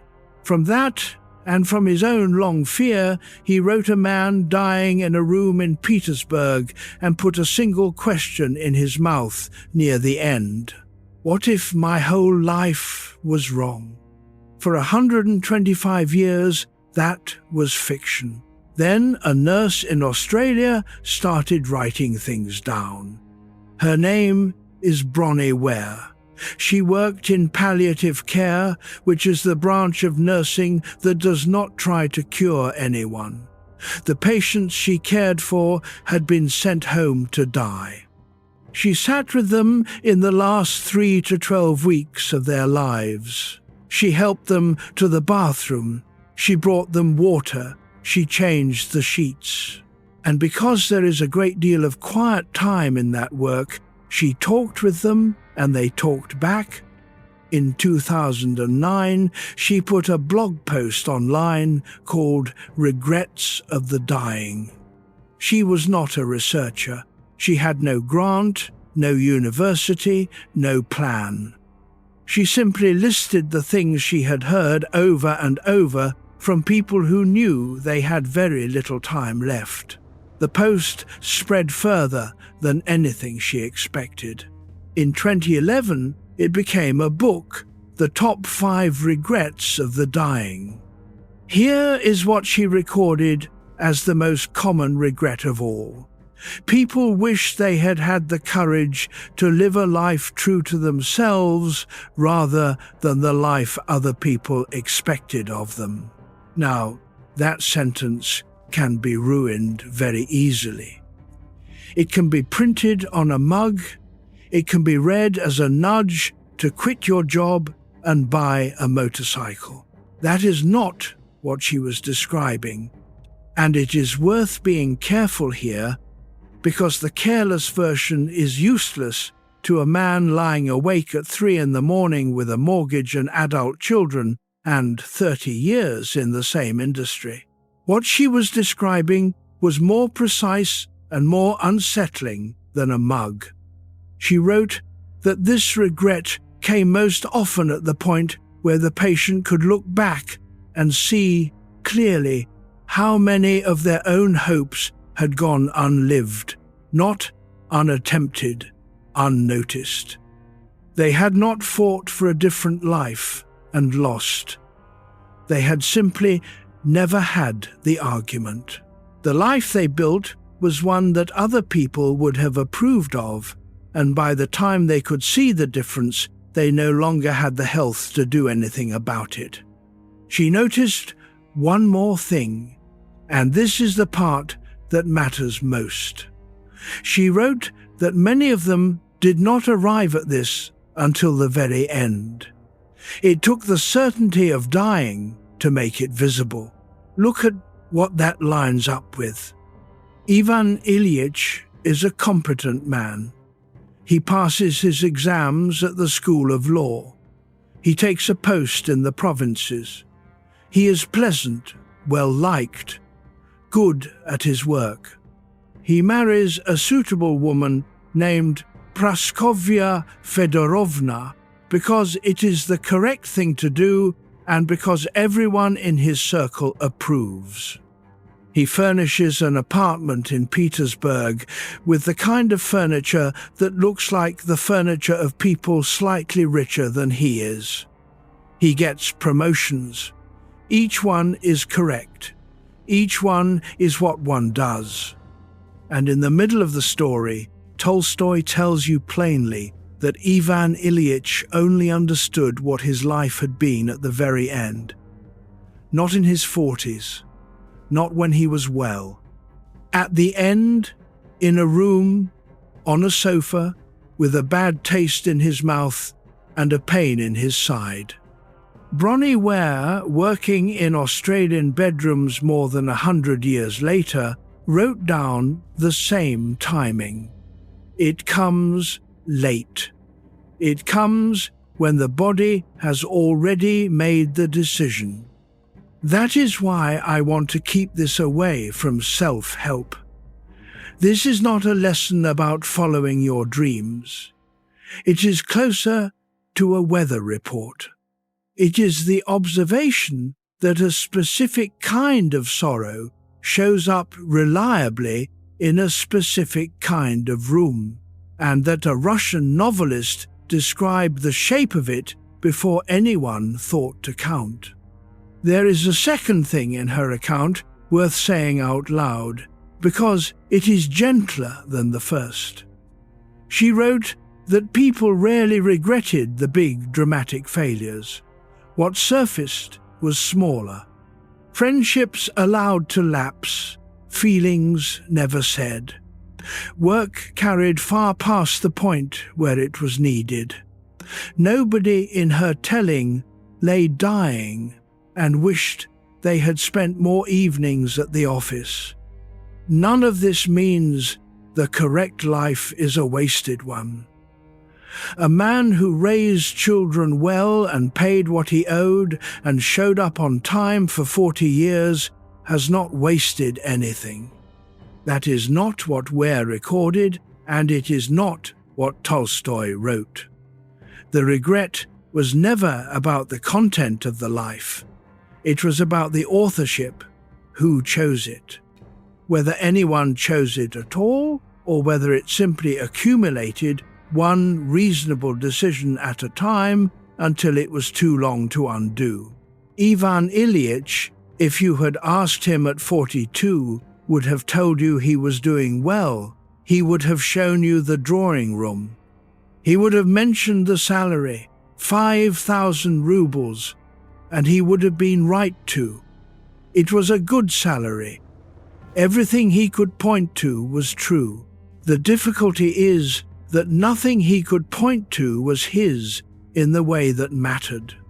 So the nurse and the novelist agree across a century and a hemisphere on a strange and quiet fact. The most common regret at the end is not about anything done. It is about a question never asked while there was still time and strength to ask it. You are, at this hour, in an unusual position. You are asking it in the dark, in a warm bed, with no pain in your side and no one waiting outside the door.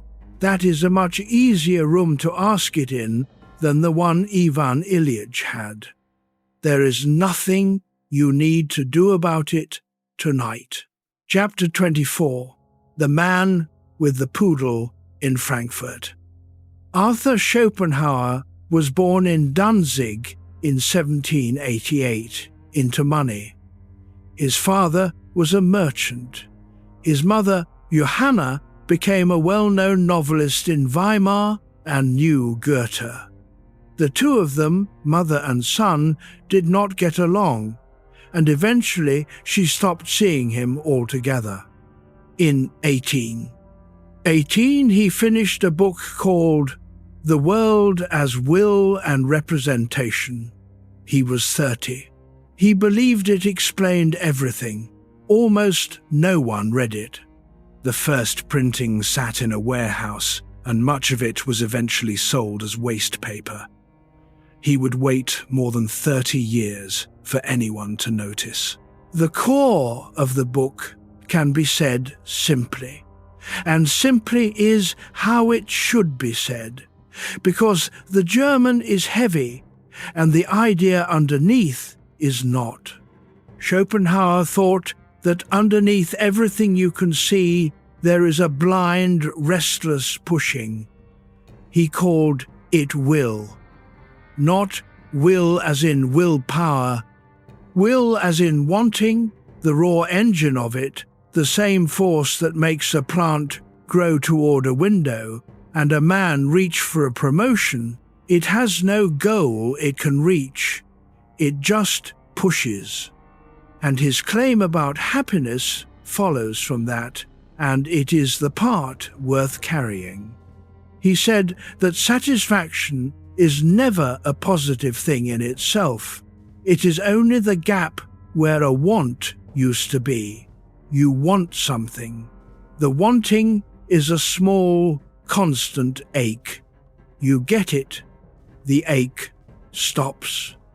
That stopping feels like happiness for a short while, and then the quiet becomes uncomfortable, and a new want moves in to fill it. Relief, then quiet, then a new want. Relief, then quiet, then a new want. He thought this was the basic rhythm of a human life, and he did not think you could argue your way out of it. Now put Ivan Ilyich beside that. His whole career is a ladder, and Tolstoy is very careful about the rungs. He starts as an examining magistrate in the provinces. He does well, he moves up. He wants a particular post and does not get it, and it is a real blow, a bitter one, and he goes to Petersburg to press his case. Then the appointment comes through, and it is better than he hoped. 5,000 rubles a year, plus the moving allowance. He is happy. Tolstoy says he had not been so happy since his early days of marriage. And then he arrives, and he takes the new apartment, and the happiness quietly drains into the furnishings. Watch what happens next, because it is almost comic, and it is exactly Schopenhauer. Ivan Ilyich becomes absorbed in decorating. He picks out the curtains himself. He argues with the upholsterer. He is thinking about cornices and drapery while he waits for his household to arrive. He is genuinely pleased. The pleasure lasts as long as the arranging lasts. That is the relief in the gap. That is all it is. And then, on a stepladder, showing the upholsterer how he wants the drapery hung, he slips and bangs his side against the window frame. He laughs about it. It is nothing. That knock is the beginning of the illness that kills him. Tolstoy put the fatal injury inside the moment of purest satisfaction. He did not need to explain the joke. It is right there. Each rung of that ladder delivered relief. Not one of them delivered contentment. And when he arrived at the top of it, he did the only thing the will knows how to do, which is to find something new to arrange. Here is the part about Schopenhauer that people usually leave out, and it changes the flavor of the whole thing. He was, in his own life, a fairly settled man. From 1833 until his death in 1860, he lived in Frankfurt, mostly alone, in rented rooms. He kept to a schedule so regular you could have set the clocks by it, he wrote in the morning. He played the flute every day, usually Rossini, for his own pleasure. Then he walked to the Englischer Hof and ate his midday meal alone at the same table. Then he walked at length in every weather, talking to himself. He kept poodles, one after another, and to at least one of them he gave the name Atma, a Sanskrit word for soul or self. He read Hindu and Buddhist texts when almost no one in Europe did. When his dog misbehaved, he is said to have scolded it by calling it a human being. So the philosopher who declared that wanting can never be satisfied arranged a life with very little wanting in it. Flute, meal, walk, dog, book. He was not miserable. He was rude, vain about his own genius, and often bitter about his lack of fame. But the daily shape of his life was calm, and he chose it deliberately. That is the contrast I want to leave in the room, and then I will leave it alone. Ivan Ilyich spent his adult life climbing. Schopenhauer spent his walking the same streets with the same dog. One of them was doing what one does, the other had looked hard at the machinery of wanting and decided to feed it as little as possible. Neither man is a model. Schopenhauer was a difficult person who quarreled with his neighbors and thought most of humanity was beneath him. This is not an argument that you should have lived in rented rooms in Frankfurt. It is only a way of seeing the ladder more clearly. A promotion is not a lie. The money is real, the office is real, the respect of colleagues is real. What is not real is the promise underneath it, the quiet suggestion that the next rung is where the wanting stops. Schopenhauer's answer was that the wanting does not stop, so you should expect less of the climbing and more of the ordinary hours. Tolstoy's answer, when it comes, is different and warmer, and it arrives through a servant. But that is later. For now, only the small observation. Ivan Ilyich got everything he arranged for. The curtains hung exactly as he wanted them. Chapter 25. The Despair That Does Not Know Its Name. Søren Kierkegaard lived almost his whole life in Copenhagen, a city he could cross on foot, and he was born there in 1813 and died there in 1855 at 42. He inherited enough money from his father that he never had to hold a job. He spent the money on printing his own books. In 1849, he published The Sickness Unto Death. He put it out under a false name, Anti-Clemacus, which was his way of saying that the standard held in the book was higher than the one he had reached himself. He was careful about that. He did not want to be mistaken for the man who had arrived. The book is about despair, and its central move is strange enough that it takes a moment to sit with.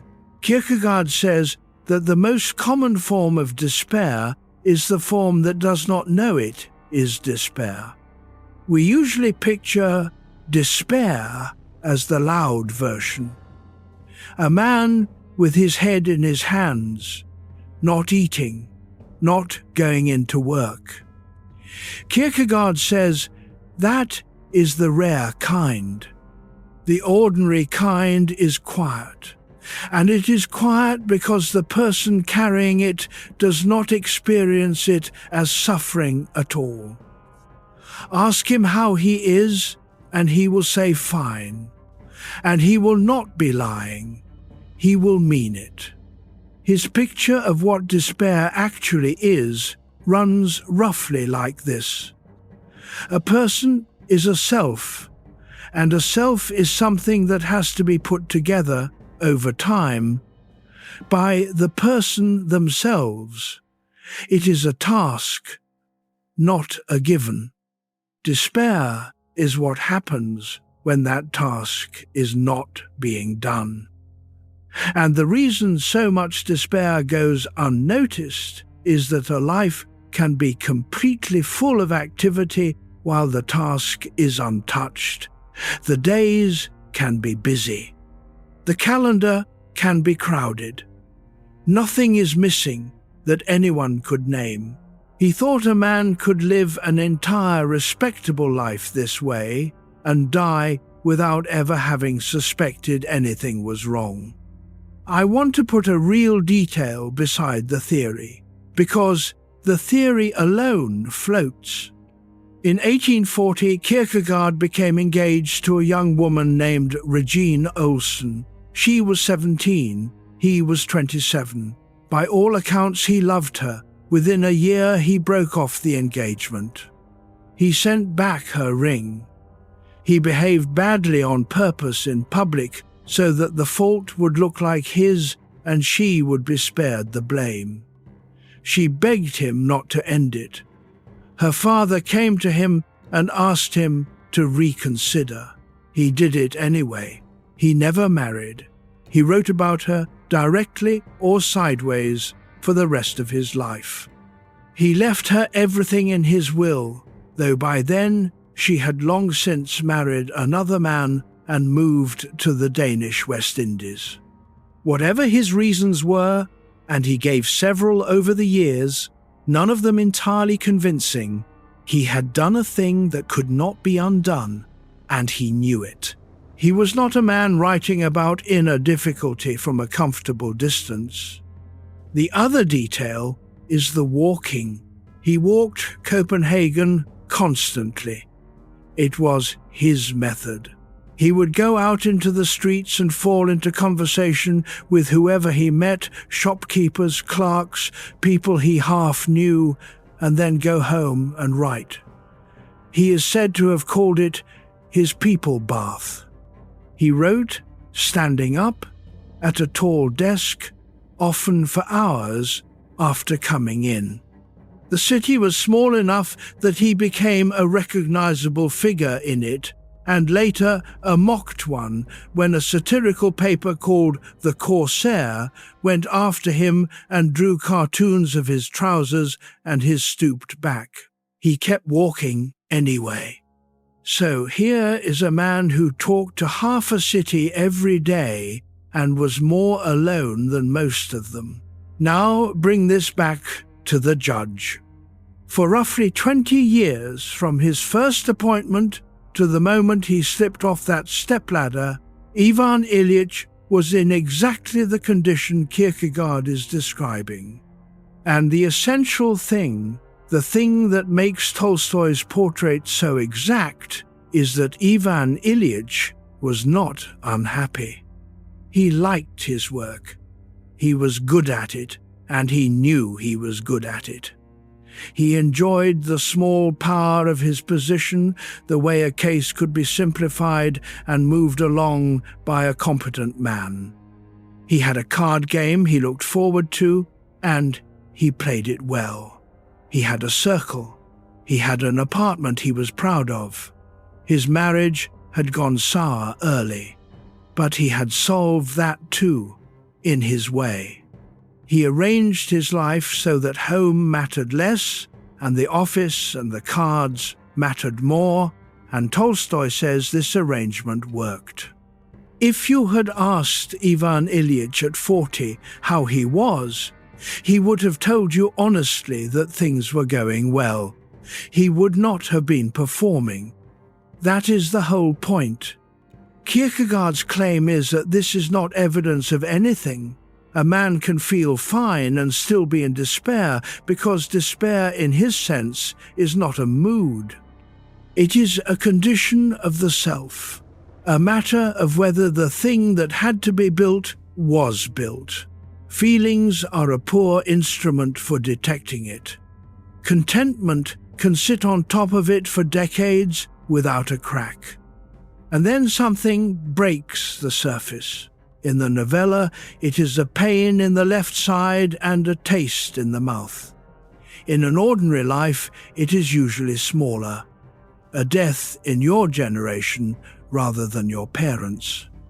A body that stops recovering the way it used to. A room at 3 in the morning. Kierkegaard would not have called that a crisis. He would have called it information.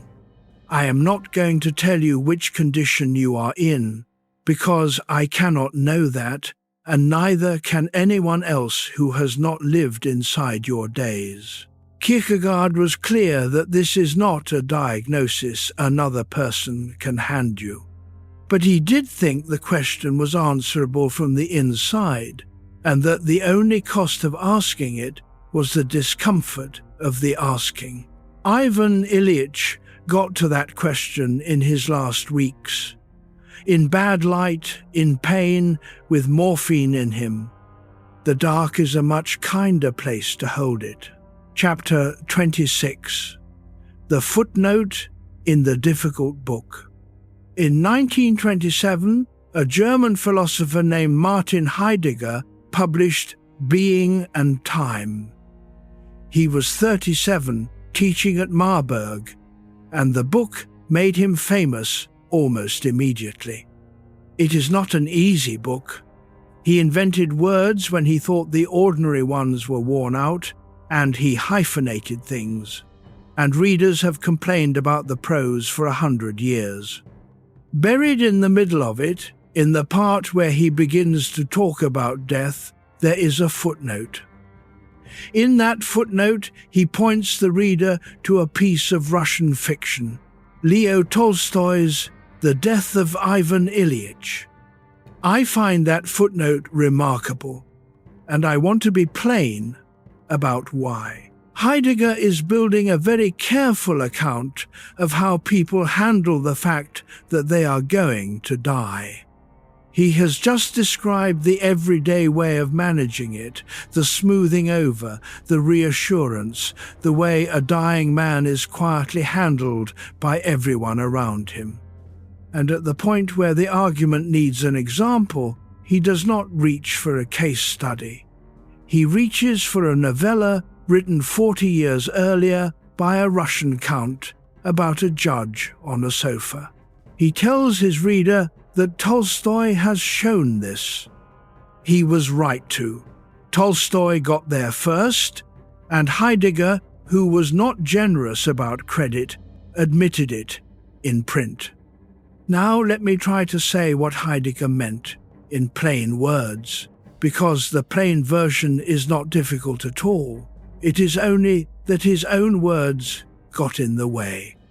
His term is being toward death. That sounds grim. It is not. Start with what it is not. It is not brooding. Heidegger is quite specific that he is not recommending you sit around thinking morbid thoughts, or count your remaining years, or work yourself into a state about it. That, in his view, is just another way of handling death as a topic, which is a way of keeping it at arm's length. What he means is closer to this. Everything else in your life can, in principle, be done by somebody else. Someone else can do your job. Someone else could have married your wife. Someone else can raise money for the same causes, hold the same opinions, sit in the same chair at the same firm. Substitution is the ordinary condition of a working life, and it is not an insult. It is just true. The firm will replace you, and the work will go on.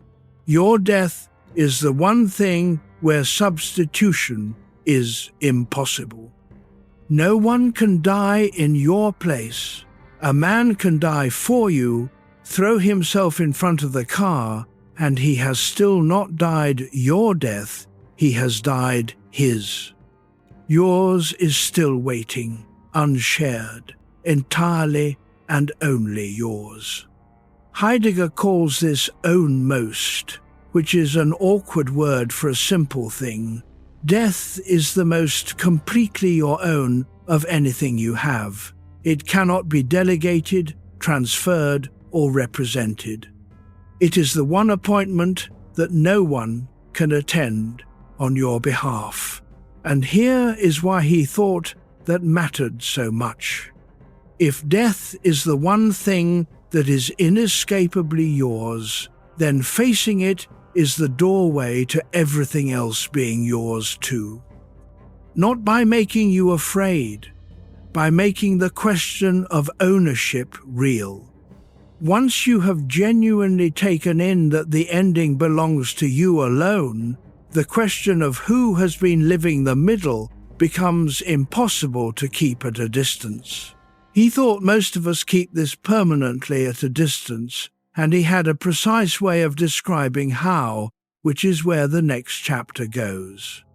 The word he used for the alternative was authentic, which has been so thoroughly ruined by advertising that it is nearly useless now. Do not think of it as being your true self or following your heart. The German word he used, eigentlich, is built on the root for own, as in owned. Something is authentic in his sense when it is yours. When you are the one who chose it, and you know you chose it, and you would choose it again with your eyes open, so being toward death is not about death at all, really. It is about ownership. Death is simply the thing that makes ownership unavoidable, because it is the one item that cannot be handed off. Now look at what Tolstoy does with the judge. For most of the novella, Ivan Ilyich holds death at exactly the distance Heidegger describes. Tolstoy shows him remembering an old logic example from his school textbook. Caius is a man, men are mortal, therefore Caius is mortal. Ivan Ilyich thinks about this, and it strikes him as completely correct as it applies to Caius, and completely wrong as it applies to himself. Caius is an abstraction. He himself is not. He is the boy who loved the smell of a striped leather ball. He is the person who was there for all of it. That is the whole problem in one image, and Tolstoy wrote it as a schoolbook syllogism rather than a philosophical argument, which is why it lands. Heidegger would say that Ivan Ilyich, at that moment, is finally running into the difference between death as a general fact and death as his own. The general fact is easy. Everyone accepts it. It costs nothing. The other one arrives without warning. In a room he has decorated himself, and it will not resolve into a syllogism.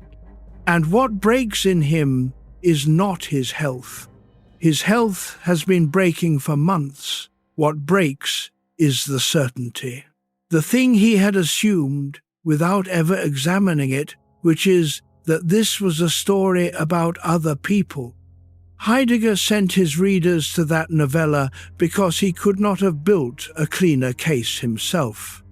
There is nothing frightening in any of this, once it is said in ordinary words. It is simply the observation that the last thing is yours, and that knowing so is what makes the rest of it yours as well.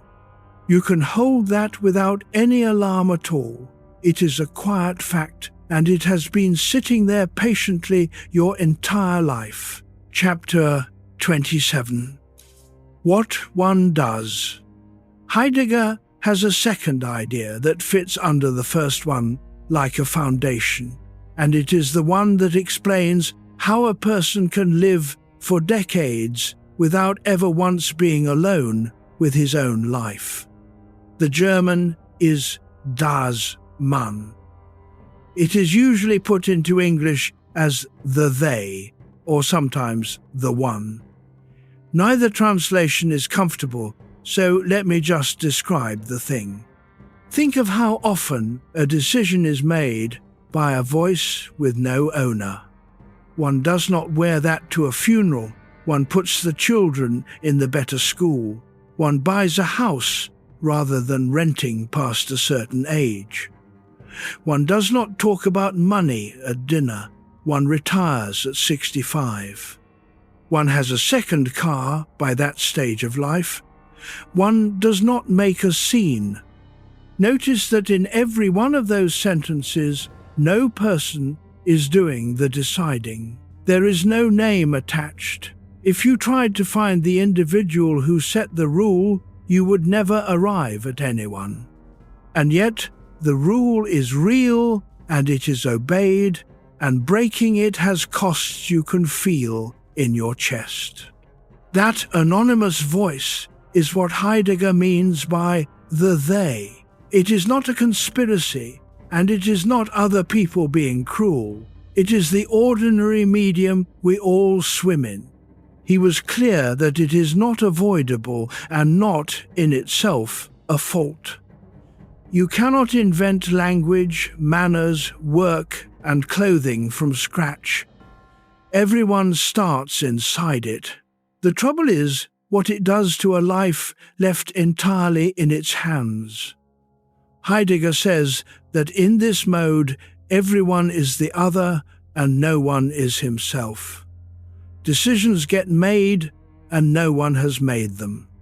Responsibility gets distributed until there is none left anywhere. The comfort of it is enormous, and that comfort is precisely the problem, because a life can run on it smoothly for a very long time without anyone at the wheel. And then there is what the they says about death, which is the sharpest part of his argument. The they does talk about death. It is not squeamish exactly. It says that everyone dies. It says that death comes to us all. It says it is only natural. These are not lies. Every one of them is true. But look at what the phrasing does. Everyone dies. That places death among people in general, out there, distributed across the population. It happens, eventually, statistically, to the category of human beings. It is an event, a known feature of the world, an item in the newspaper.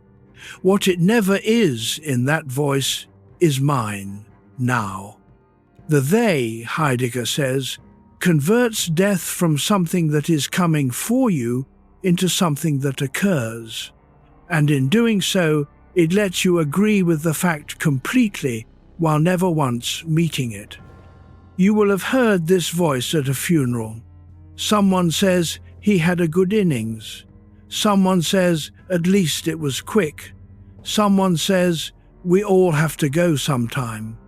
Nobody is being false. Everyone means well.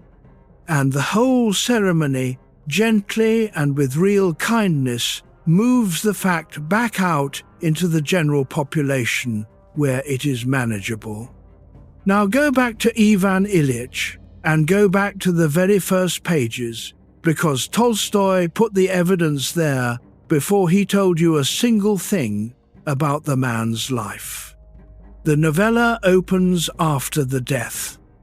A group of colleagues is in a room at the courthouse during a break, and one of them reads out the notice in the paper, "Ivan Ilyich has died." And Tolstoy tells you what the first thought of each of them actually was. It was about the promotions and transfers that the vacancy would now make possible. Which post opens up, who moves where, what it might mean for me. Then Tolstoy tells you the second thing, and it is one of the quietest and most exact sentences in the book. Each of them thought or felt in some form that it is he who is dead and not I. Not spoken, not admitted, felt immediately with relief. They then perform the correct behaviors. They express regret. They agree it is very sad. One of them, Pyotr Ivanovich, goes to the house for the service, and Tolstoy follows him through it in excruciating comic detail. The springs of the low poof under him, the struggle with a rebellious spring, his worry about whether the ritual is being done correctly, his eagerness to get away to the card game. The widow takes him aside, and the conversation turns, before very long, to whether she can get more money out of the government. Every person in that scene is behaving exactly as one behaves. Not one of them is a villain. Pyotr Ivanovich is, if anything, decent. He is the one who feels a flicker of horror, and he shakes it off, and the shaking off is the point. And this is the man Ivan Ilyich was, for 20 years. Tolstoy says his life had been most simple and most ordinary, and therefore most terrible. He chose his career because it was the correct career. He married because at his stage of life one married, and because the match was approved of by the people whose approval he weighed. He furnished his rooms in the style that people of a slightly better position furnished theirs. And Tolstoy notes that the result looked like the rooms of everyone in that class, though Ivan Ilyich believed it was distinctive. He built an entire life out of what one does. He was excellent at it, and so when the illness came, the whole apparatus turned on him, because the they has a script for the dying man too. Everyone around him treats his death as a matter of the wrong medicine and the wrong doctor, a problem of the appendix or the kidney, an inconvenience that proper management will resolve. His wife is annoyed that he will not follow the treatment. The doctors perform the same weighing of evidence Ivan Ilyich himself used to perform in court, and he recognizes the performance because he invented it. What tortured him most, Tolstoy says, was the lie. The pretense that he was only ill and not dying, which everyone maintained and which required him to maintain it too. The colleagues in that first scene were not colder than most men. They were behaving the way it is done. And every one of them will one day be the name in the notice, read out over a card table by men whose first thought is about the vacancy. None of that needs to distress you. It is only how the world holds itself together most of the time. It is simply worth knowing that the voice that told you what one does has never once had a name, and has never once been the one who has to lie there. Chapter 28. Correct and true. If you are still awake, that is all right. There is nothing left in this to startle you. Let me draw the thread through, slowly, and then turn toward what comes next. Here is the difficulty at the center of all of this, and it is a genuine difficulty, not a trick. From the outside, a correct life and a true life look identical. Two men leave the same street at the same hour. Both are dressed properly. Both are good at what they do. Both come home, eat dinner, watch something, sleep, and do it again. Both raise children who turn out fine. Both are well thought of. Put them side by side and photograph them, and you could not tell which one had chosen his life and which one had simply been carried into it by the current. There is no exam for this. There is no visible mark. Nothing in a man's file will tell you. That is why Tolstoy had to kill his character to show it. There was no other way to make the difference visible on the page.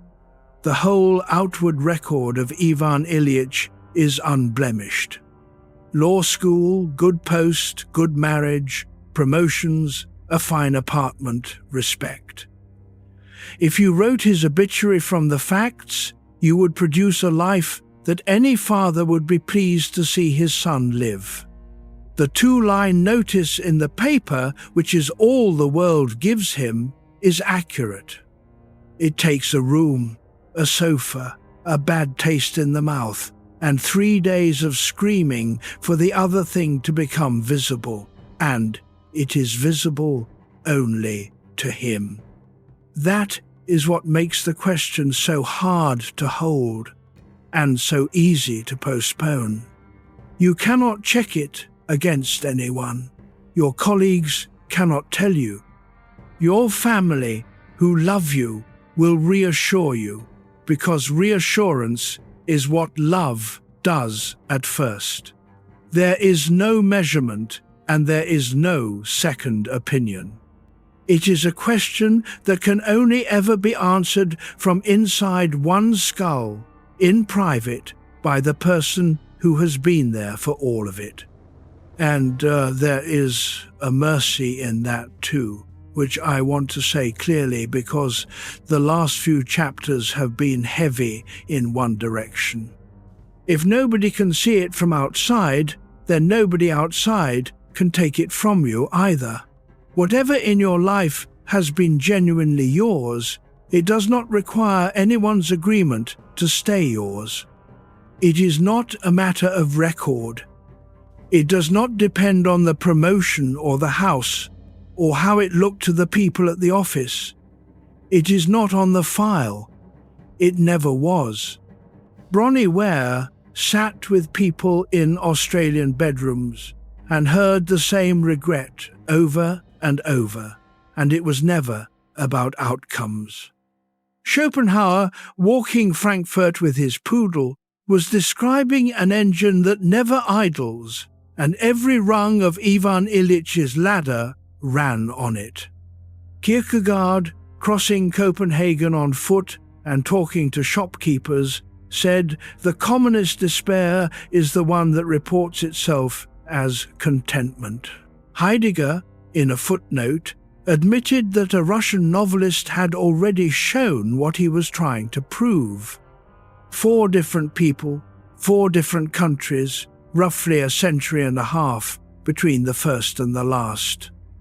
None of them were describing a disease. They were describing the ordinary condition of a person who has not yet been forced to ask whether the life is his. And here is what none of them could quite say, which is where the second half of this turns. Tolstoy did not stop at the diagnosis. He is not a philosopher, and the story does not end in an argument. It ends with something much smaller and much warmer and it walks into the room in the person of a young peasant, a butler's assistant, who is given the worst job in the house. His name is Gerasim.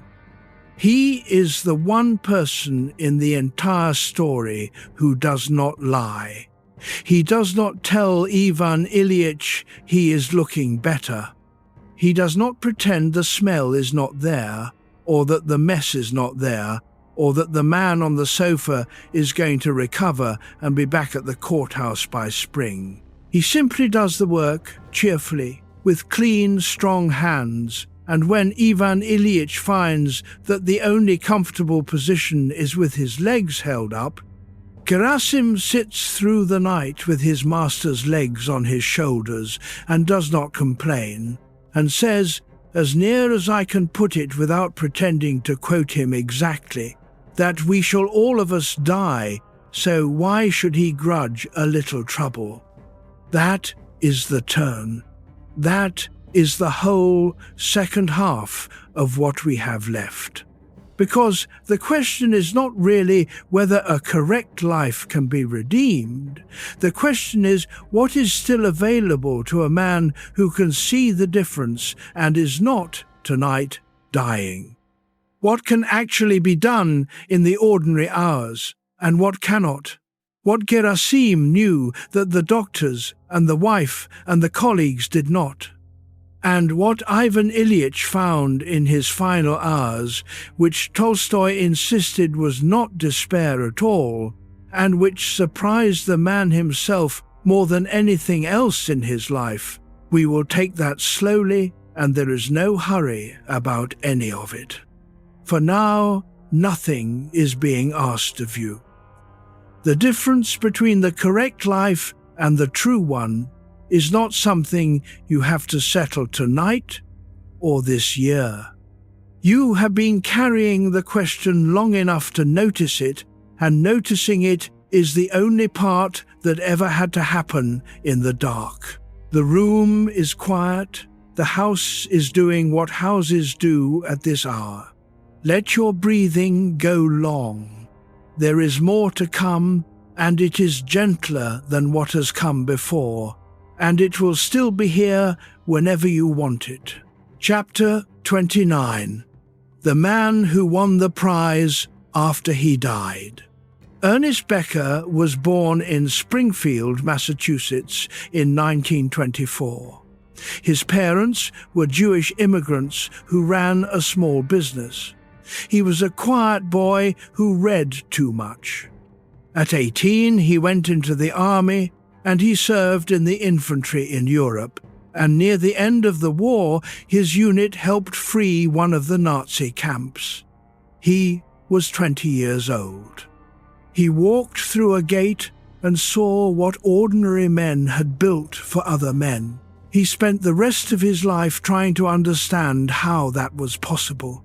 He did not have a smooth career. After the war, he worked for a while at the American Embassy in Paris. He came home and took a doctorate in cultural anthropology at Syracuse University in 1960, when he was 36, which is late. He taught at a medical school in Syracuse. He taught at Berkeley in the 1960s, and his contract was not renewed. He taught at San Francisco State. In 1969, he crossed the border and took a job at Simon Fraser University, just outside Vancouver in British Columbia, and that is where he stayed. He was never fashionable. He was never rich. He wrote books that sold in the low thousands. Then, in his late 40s, he was diagnosed with cancer of the colon. The book he had just finished came out in 1973. It was called The Denial of Death. Its argument is simple to state and hard to sit with. Becker said that a human being is an odd animal because a human being knows. A dog does not know it will die. A horse in a field does not lie awake. We do. We are the one creature that can picture its own absence, and we cannot hold that picture for long without going numb or going mad. So we do something clever. We build. Becker called what we build an immortality project. It is any structure a person pours himself into so that some part of him will still be standing when his body is not.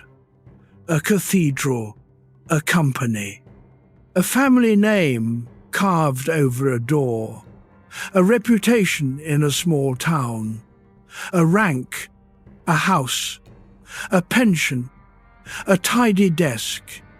He did not mean these things are foolish. He meant they are how a mortal animal makes it through a Tuesday. The suit and the title and the mortgage are not lies, they are shelter. They let a man go to work without shaking. And that shelter works, mostly. It works for decades. It works so well that a man can be 60 years old and have almost never looked at the thing it was built to cover. Which brings us back to a judge in Petersburg. Look again at what Ivan Ilyich actually built. Tolstoy is very precise about it, and the precision is the point. Ivan Ilyich got the appointment he wanted with a salary of 5,000 rubles a year.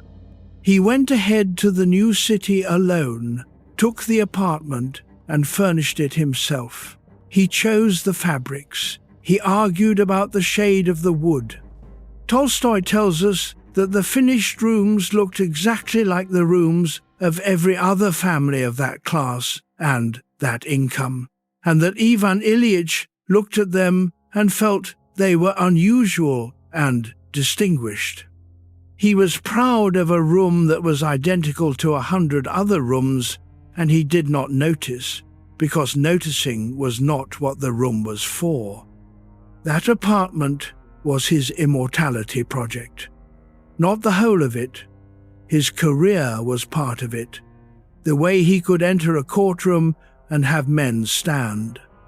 The whist evenings with the right people were part of it. The daughter marrying suitably was part of it. Together they made a wall, and behind the wall a man could live for years without once feeling the ground move. And then he climbed a stepladder. He wanted to show the upholsterer how he wanted the drapes hung. He was fussing over the folds. He slipped and struck his side against the knob of the window frame, and it hurt for a moment, and he laughed about it afterward and said he had the constitution of a gymnast. He told the story at dinner. It was nothing. It was a bruise from a fall of 2 feet while hanging curtains. That is the fall that kills him. Tolstoy could have given him a duel or a fever or a horse. He gave him a knock on the ribs while decorating. The very act of building the shelter is what opens the crack in it. This is why the novella unsettles men who are otherwise fine. It is not saying that Ivan Ilyich chose badly. He chose the way nearly everyone chooses. He worked hard, he was competent, he was pleasant, he provided. It is saying that the whole beautiful structure was load-bearing in a way he never checked, and that it was holding up something he had never once looked at directly. Becker died on the 6th of March, 1974, in a hospital in Vancouver. He was 49.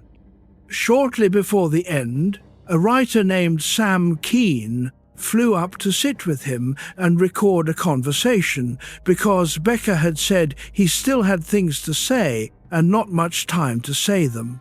Keane found him weak and clear. They talked about dying while he was doing it. 2 months later, in May of 1974, The Denial of Death was awarded the Pulitzer Prize. Becker had been dead for 2 months. He never knew.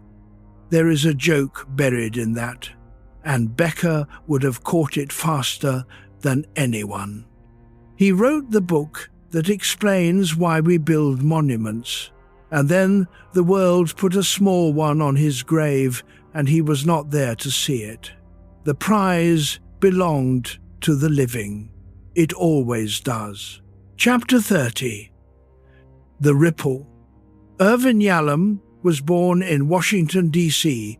in June of 1931. His parents had come from a village near the Polish border with almost nothing, and they ran a corner grocery store in a poor part of the city. The family lived above the shop. He has said that his escape was the public library, that he read his way out one shelf at a time.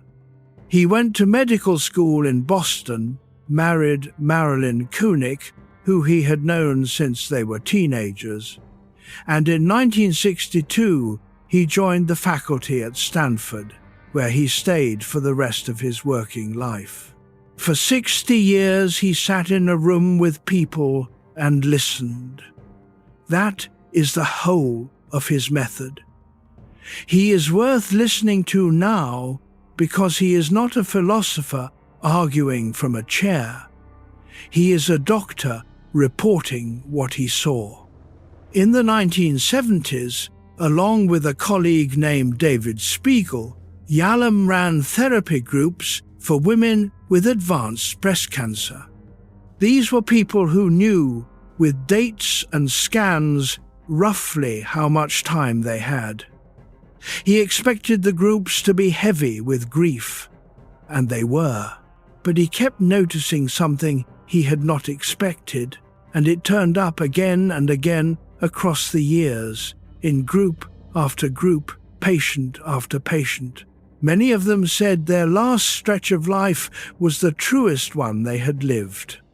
He called it an awakening experience, and he wrote about it most clearly in a book he published in 2008 when he was 76, called Staring at the Sunday. The title comes from an old French line about how a man cannot look straight at the sun or at death. Yalom spends the book arguing, gently, that you can look longer than you think and that something happens when you do. What his patients described was not a change of scenery. Nobody sold the house and moved to the coast. What changed was the sorting. Things that had felt heavy for 20 years went light overnight. The old grudge against a brother, the worry about what the neighbors made of the car, the urge to win a small argument. Whole categories of concern simply stopped mattering, not by an act of will, but the way a stone stops mattering once you take it out of your shoe. And other things got heavier in the good sense, ordinary things. One woman told him she had never really tasted food before.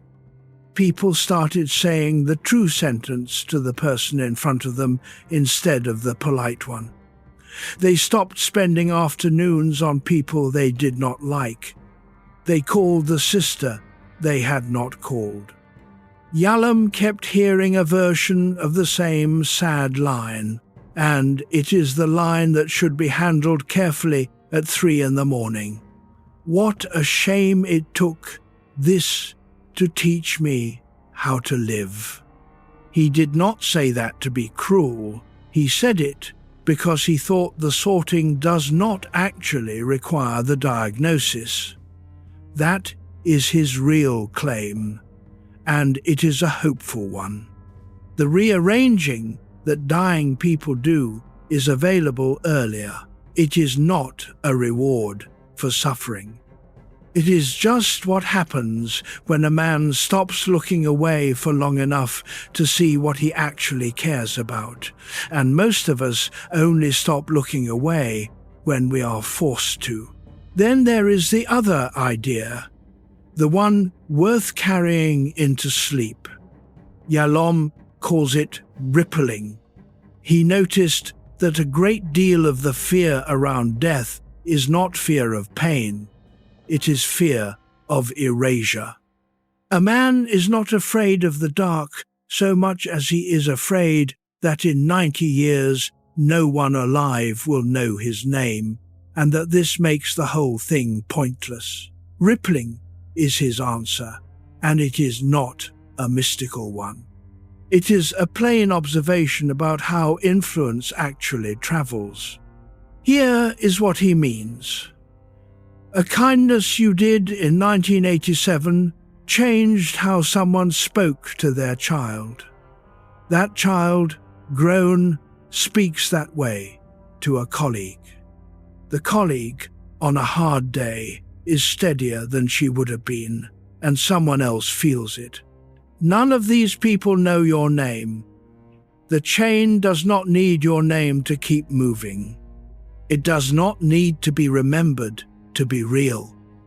Your effects go on without a label on them, the way heat stays in a room after the fire is out. Yalom points out that we all live inside ripples we cannot trace. Something your grandmother said to your father in a kitchen in 1951 is probably in your voice right now. You have never thought about it. It works anyway. He also learned this from the inside. His wife Marilyn, a scholar in her own right, was diagnosed with a cancer of the blood, and she died in November of 2019 after 65 years of marriage. They wrote a book together in her last months, taking turns at the chapters, and he finished it alone. He was in his late 80s, writing about death, having spent his career telling other people it could be faced. By his own account, he found it as hard as anyone does, and he did it anyway. That is the most useful thing about him.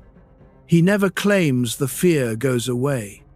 He claims it gets quieter when you look at it and louder when you do not, and that the people who look at it usually end up living warmer, smaller, more specific lives, less concerned with rank, more concerned with the person actually in the room.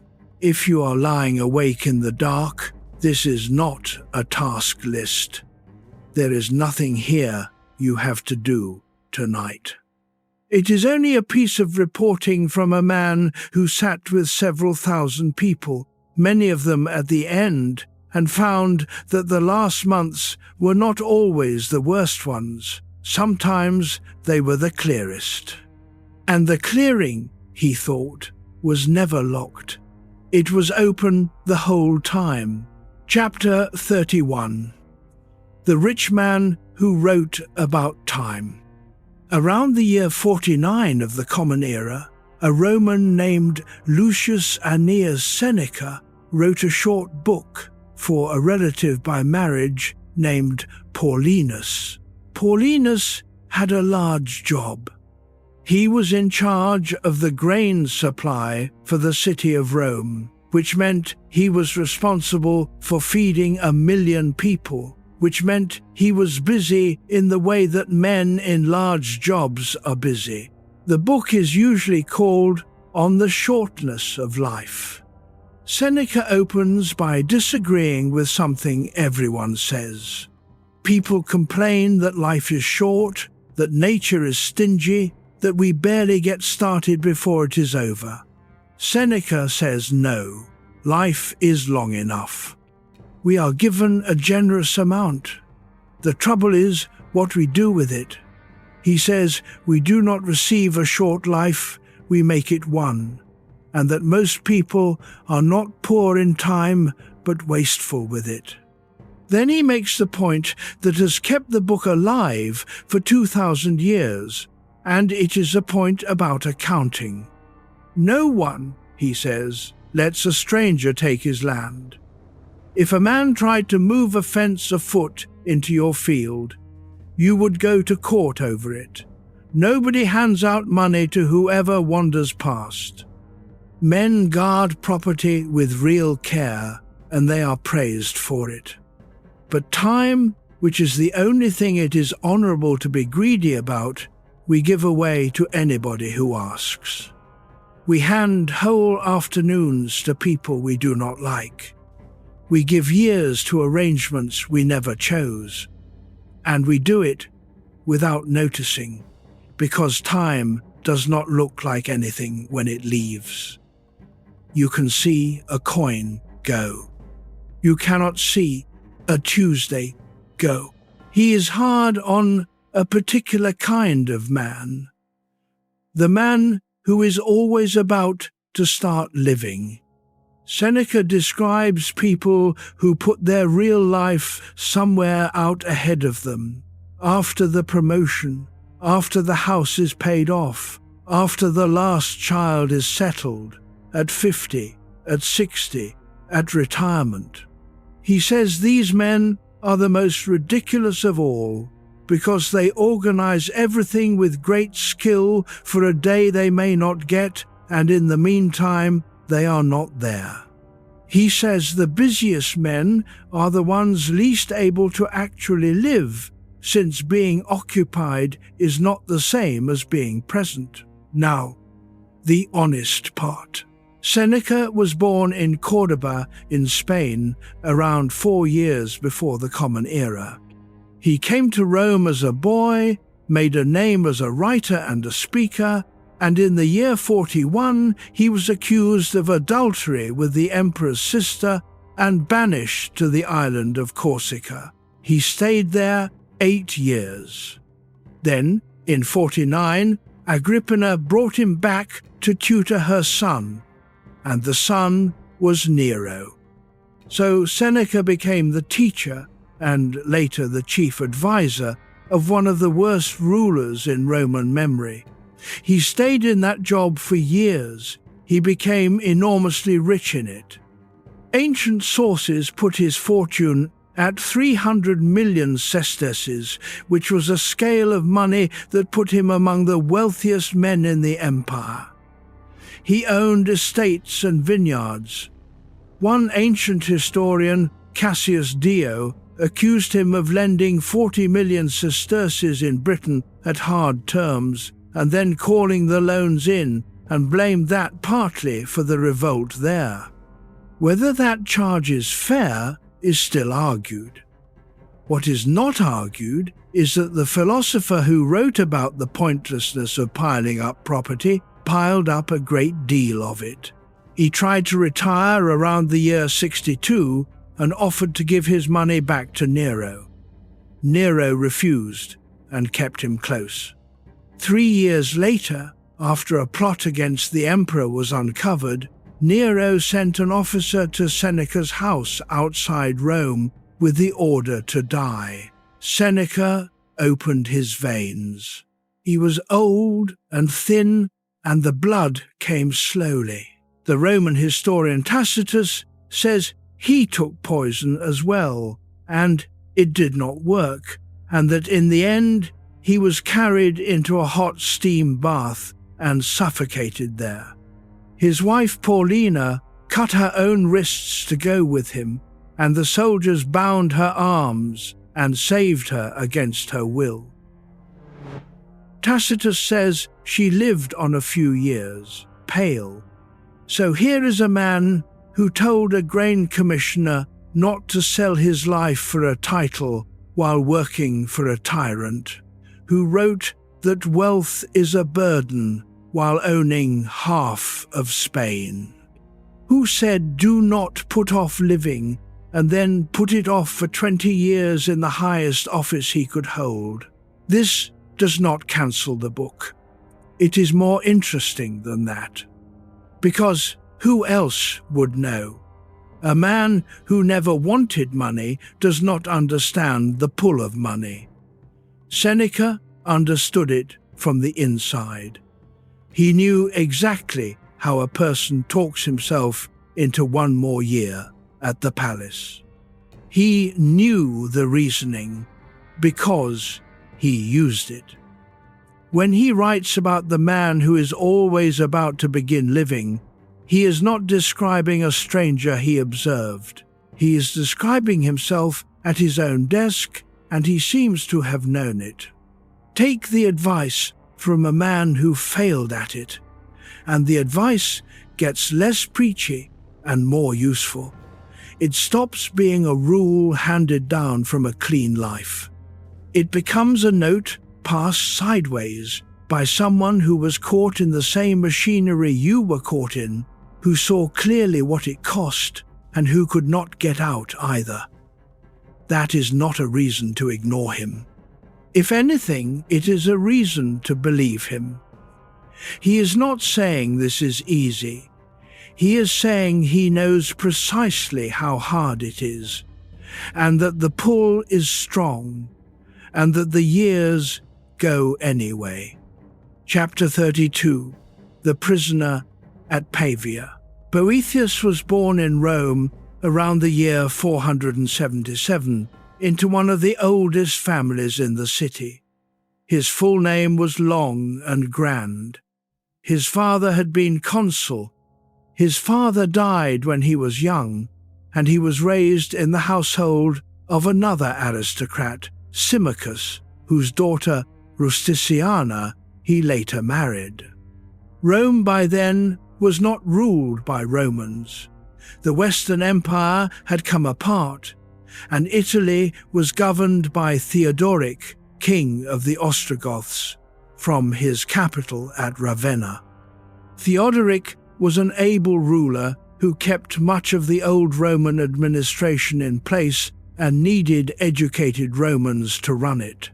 Boethius was exactly the man for that. He was consul in 510. His two sons were made joint consuls in 522, which was the proudest day of his life, and which he says so plainly. Around that time he was appointed Master of Offices, which made him the senior civil servant in Italy. He was, in modern terms, the head of the government machine. He also had a second life, which is the part that matters here. From his youth, he had been working on a project that had nothing to do with rank. He wanted to translate all of Plato and all of Aristotle into Latin and show that the two agreed. He never finished. He got through much of Aristotle's logic, and those translations became, for the next 600 years, nearly the only Greek philosophy the Latin West could read. He wrote on music and arithmetic. He did this at night and in the gaps while running a kingdom's paperwork. Then it fell apart, and it fell apart quickly. A senator named Albinus was accused of writing treasonous letters to the emperor in Constantinople. Boethius defended him in the council and said in effect that if Albinus was guilty, then so was he, and so was the whole Senate. That was brave, and it was a mistake. The charge turned on him. He was accused of treason, of conspiring with the Eastern court, and, for good measure, of sorcery. He was arrested and sent north, away from his allies, to a cell in Pavia. He was condemned without being allowed to speak in his own defense. In 524 or thereabouts, he was executed. Accounts say it was brutal. In the cell, waiting, he wrote a book. It is called The Consolation of Philosophy, and it is 5 short parts alternating between prose and poems. It begins with him sitting in his cell, feeling entirely sorry for himself, writing miserable verses, when a woman appears in the room. She is tall, her height keeps changing, and her dress is worn and torn at the hem. She is philosophy. She looks at the poetry he has been producing and sends it away as unhelpful, and then she sits down on the edge of his bed and starts asking him questions. Most of the book is her argument. and the heart of it is the wheel. Boethius complains that fortune has betrayed him. Philosophy answers by letting fortune speak for herself, and fortune is unbothered. She says turning is the only thing she does. She never promised to stop. She has a wheel, and men climb onto it eagerly at the bottom and are delighted as it lifts them, and then they are shocked and call her cruel when it carries them back down, as though the second half of a circle were a betrayal. She points out that everything Boethius is mourning was hers to begin with, lent, not given. The consulships, the house, the title, the honor of his sons in office. She takes back what was always on loan. Then philosophy goes further, and this is the part that reaches across 1500 years. She asks him to look at what is actually left, not what has been taken, what is left. His mind, which is with him in the cell, his wife and his father-in-law, who are alive, his ability to think about what is good, which no guard can confiscate. She argues that the things he built his standing on were never really his, and that what is truly his own cannot be seized by a court in Ravenna. Now hold Boethius next to Ivan Ilyich, because they are the same story with one difference. Both were successful officials. Both had done everything the ladder asked. Both were removed from the ladder without warning, one by a political charge and one by a bruise on his side. And both then sat in a room and found that the whole world they had lived in was on the other side of a door. Ivan Ilyich in his bedroom with the screens and the medicine bottles. Boethius in his cell at Pavia. The difference is what each man had in his hands when the fall came. Ivan Ilyich reached, and there was nothing. His whole inner furniture was made of things that had just been taken: the rank, the salary, the good opinion of colleagues, the correctness of the drawing room. When those went, the shelves were bare. He had never put anything on them that could survive losing his position, because he had never imagined losing it. So he lay there with only pain and the growing suspicion that it had all been wrong. Boethius reached, and something was there. He had spent 30 years reading, arguing, translating, thinking about what a good life is, mostly in stolen hours, while the real work of his career went on elsewhere. He probably thought of it as his hobby. In the cell, it turned out to be the only load-bearing thing he owned. He did not save his life with it. He was killed anyway. But he was not empty when it happened, and the book he wrote in that cell was copied by hand across Europe for 1,000 years. Read by Alfred the Great, by Chaucer, by Elizabeth I, all of whom translated pieces of it, and it comforted more people than his office ever governed. Chapter 33.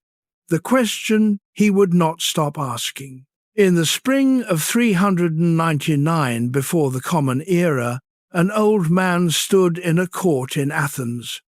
He was about 70. He was, by every account we have, unimpressive to look at. Short, heavy, flat-nosed, badly dressed, usually barefoot. He had fought as a foot soldier in 3 campaigns and was remembered for being steady in a retreat. He had a wife named Xanthip and young children. He had no money and no school and had never written a book. The charges were 2: that he did not believe in the gods the city believed in and brought in new ones, that he corrupted the young men of Athens. The accusers were 3 citizens, a poet named Miletus, a politician named Anytus, and a speaker named Lycon. The jury was not a panel of judges. It was 500 ordinary Athenians drawn by lot. Farmers, potters, shipwrights, men who had come in from their work. This matters. Socrates was not condemned by a tyrant. He was condemned by his neighbors, voting. We have an account of his defense written by his student Plato, called the Apology, which does not mean apology in our sense, but defense speech. How close it is to what was actually said, nobody knows. It is what we have. The city had reasons that were not stupid. Athens had lost a long war with Sparta a few years earlier. There had been a violent oligarchy, and some of its worst members had been in Socrates' circle. The city was frightened and tired and looking for a cause. And the old man had spent 40 years in the marketplace, stopping successful people and asking them questions they could not answer. That was his entire practice. He would find a general and ask him what courage is. He would find a priest and ask what holiness is. He would find a politician and ask what justice is. The man would answer confidently, and Socrates would ask a follow-up, and then another, and within 10 minutes the man would be tangled, and there would be young men watching and laughing. Socrates always insisted he was not teaching because he had nothing to teach. He said the only thing he knew was that he did not know, and that this was why the oracle had called him the wisest man in Greece, which he found funny. At the trial, he refused to do the normal things. He did not bring his weeping children in to soften the jury, which was standard practice, and which he mentions and declines. He did not flatter the court. He told them that if they acquitted him on condition that he stop asking questions, he would refuse the condition, because a life without examination is not worth a person living it. That is the sentence, in the common English rendering, that has come down for 2,500 years. The vote went against him, and not by much. Around 280 for guilty, around 220 against, out of 500. Then the law required both sides to propose a penalty. The accusers said death. Socrates, instead of proposing exile, suggested that what he really deserved was free meals at public expense for the rest of his life, the honor given to Olympic champions. Then he offered a small fine, and his friends, Plato among them, stood up and offered to guarantee a larger one. The second vote went against him by a wider margin. Some who had voted to acquit voted for death, apparently annoyed. He seems to have been calm. In the account we have, he tells the court that no one knows whether death is bad. It is either a dreamless sleep, which is restful, or a move to somewhere else, where he could spend his time questioning the dead, which he says he would enjoy enormously. He tells them he holds no grudge. Then he was taken to prison, and about a month later, after a delay for a religious voyage, he drank the hemlock and died. His friends were with him. Plato says he was not. Now, carefully, the connection. Ivan Ilyich was not stupid. He was quick, sociable, capable, a good lawyer, a competent judge. He read the papers. He could hold an opinion on foreign affairs. He was in no way a dull man. But in 45 years He never once asked himself from the inside what any of it was for. He asked which post paid more. He asked what would be proper. He asked what his colleagues would think and what was done and what the right shade of curtain was. He never asked whether the thing he was climbing was worth climbing, because the question was not in the world he lived in. Nobody around him was asking it either.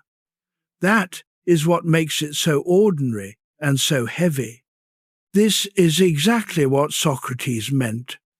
Not that you should read philosophy, not that unschooled people live badly. He said the opposite about schooling, constantly. He meant something narrower and harder, that a life run entirely on borrowed answers, where no question is ever asked from the inside, is a life a man is not really present for. He is being carried. Tolstoy shows us the moment the question finally arrives. Ivan Ilyich, near the end, alone behind the screen, lets himself wonder whether his whole life had been wrong. He is horrified. He pushes it away as impossible, since he had done everything correctly. And then it comes back. Socrates asked that question at 30 and was still asking it at 70 in a courtroom with the vote already going against him. Ivan Ilyich asked it once, with days left. The difference is not intelligence. It is only when. Chapter 34. In defense of the ordinary life. Now something needs to be said plainly, because the last several chapters have been leaning hard in one direction, and if the lean is not corrected, a man could take the wrong thing from all of this at 3 a.m. Nothing in Tolstoy says that an ordinary life is a wasted one. Ivan Ilyich is not condemned for being a civil servant. He is not condemned for liking a good apartment, or for playing cards on Thursdays, or for wanting his daughter to marry well, or for caring about his salary. Tolstoy was not asking him to leave Petersburg and go find himself. The charge in that book is much more precise, and it is easy to misread, and misreading it has made people do foolish things. For the correction, it helps to leave Europe entirely.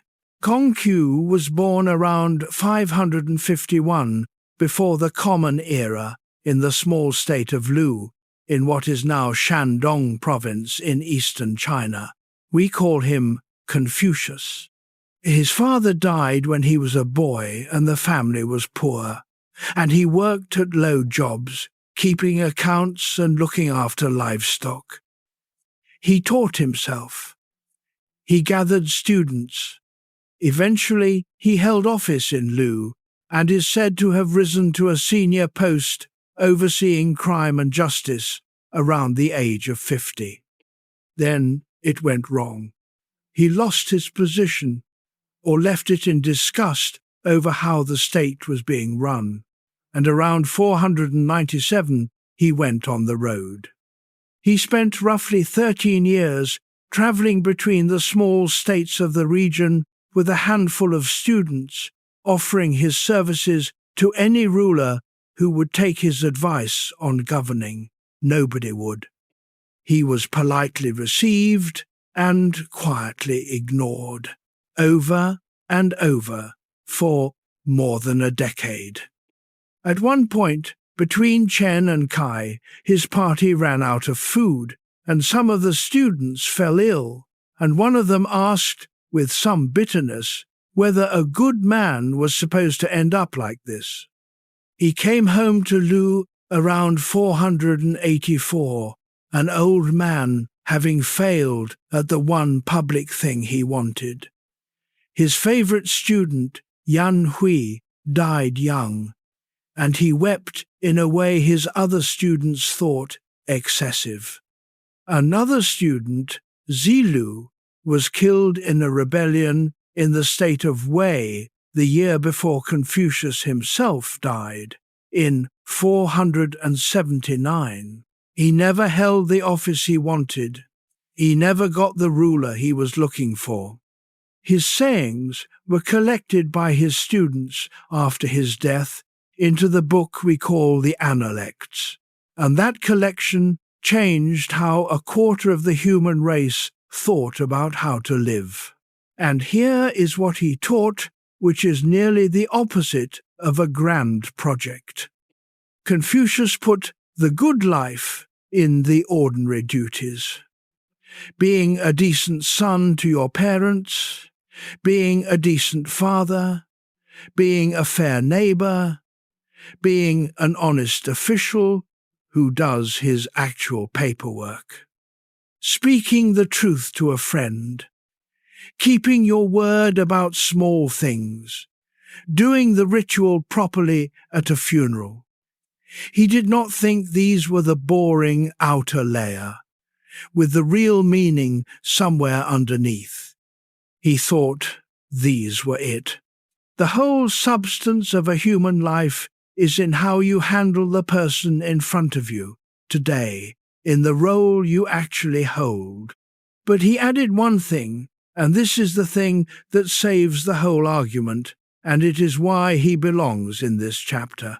There is a passage in the Analects where a student asks about filial duty, about what it means to be a good son. Confucius answers that these days people think it means making sure the parents are fed. But dogs and horses get fed too. If there is no reverence in it, he asks, what exactly is the difference?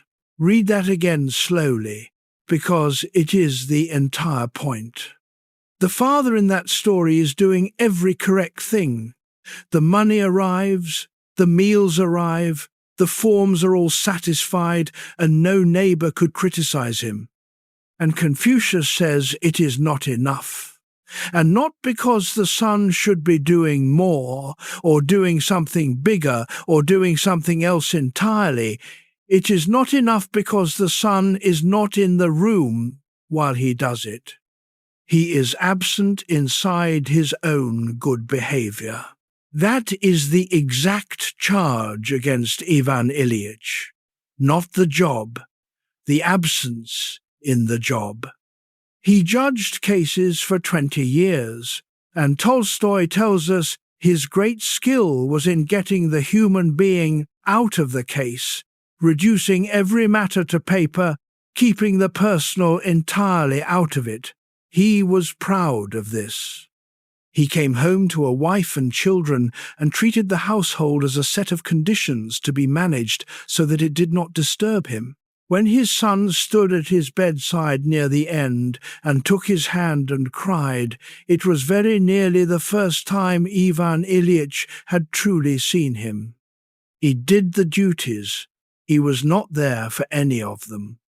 So if you have spent 40 years doing your duty, do not let a Russian novelist tell you it was empty.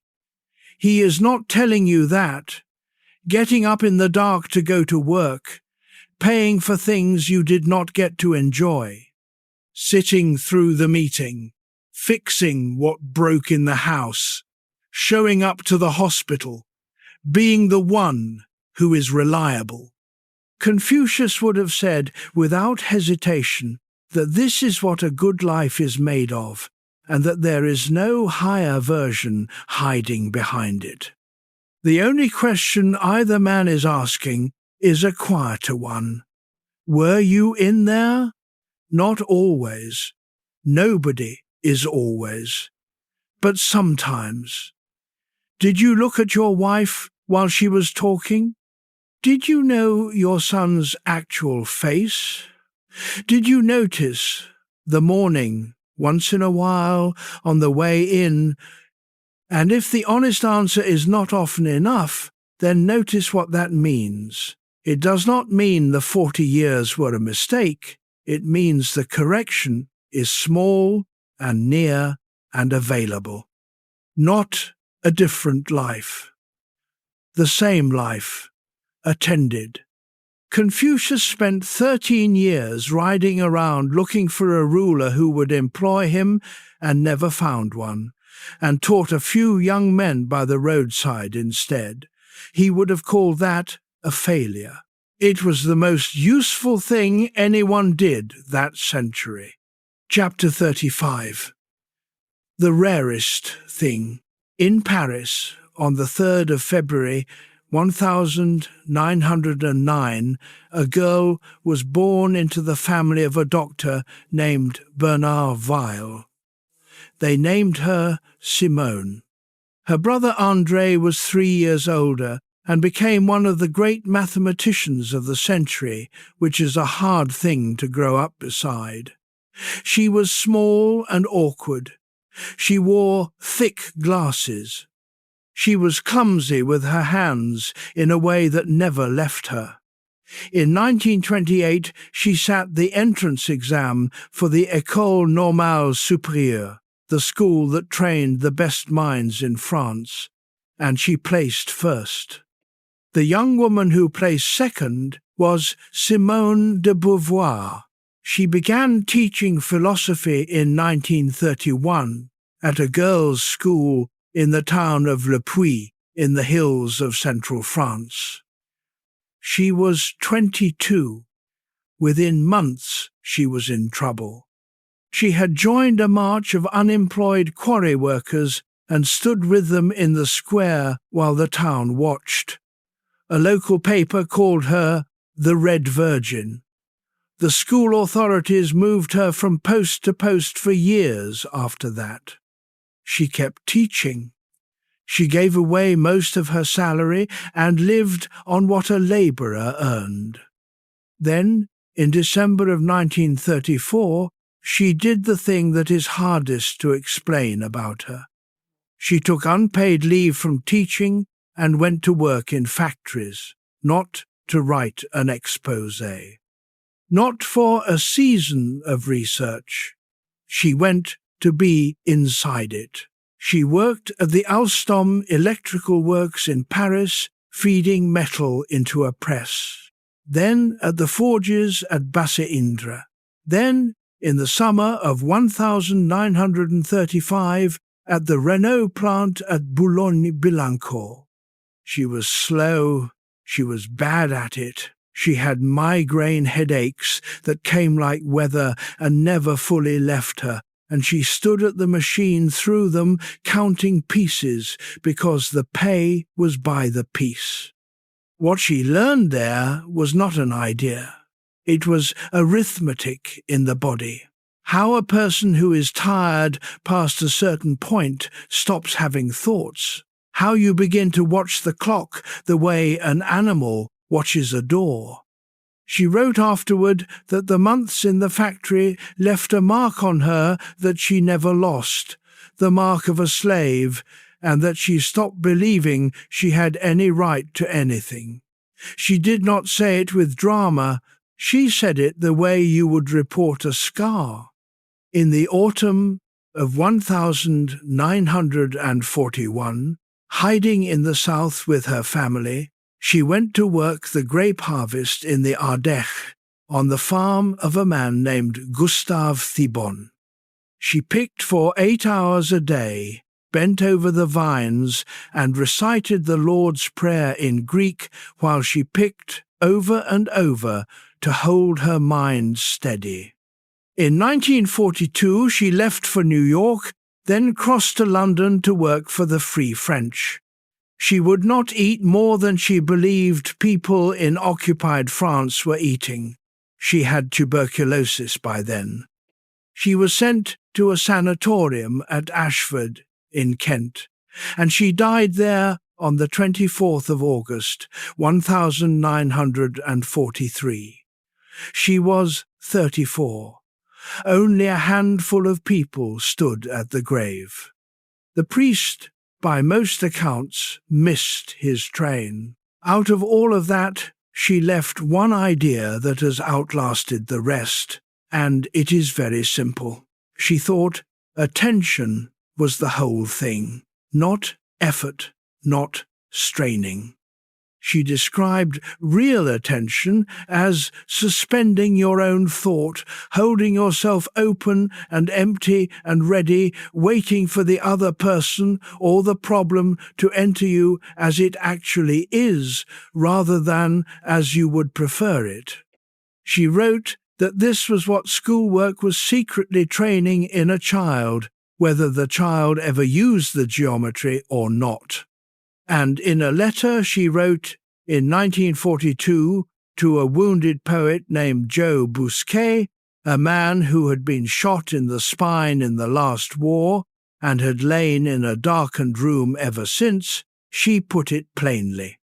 Attention, she said, is the rarest and purest form of generosity.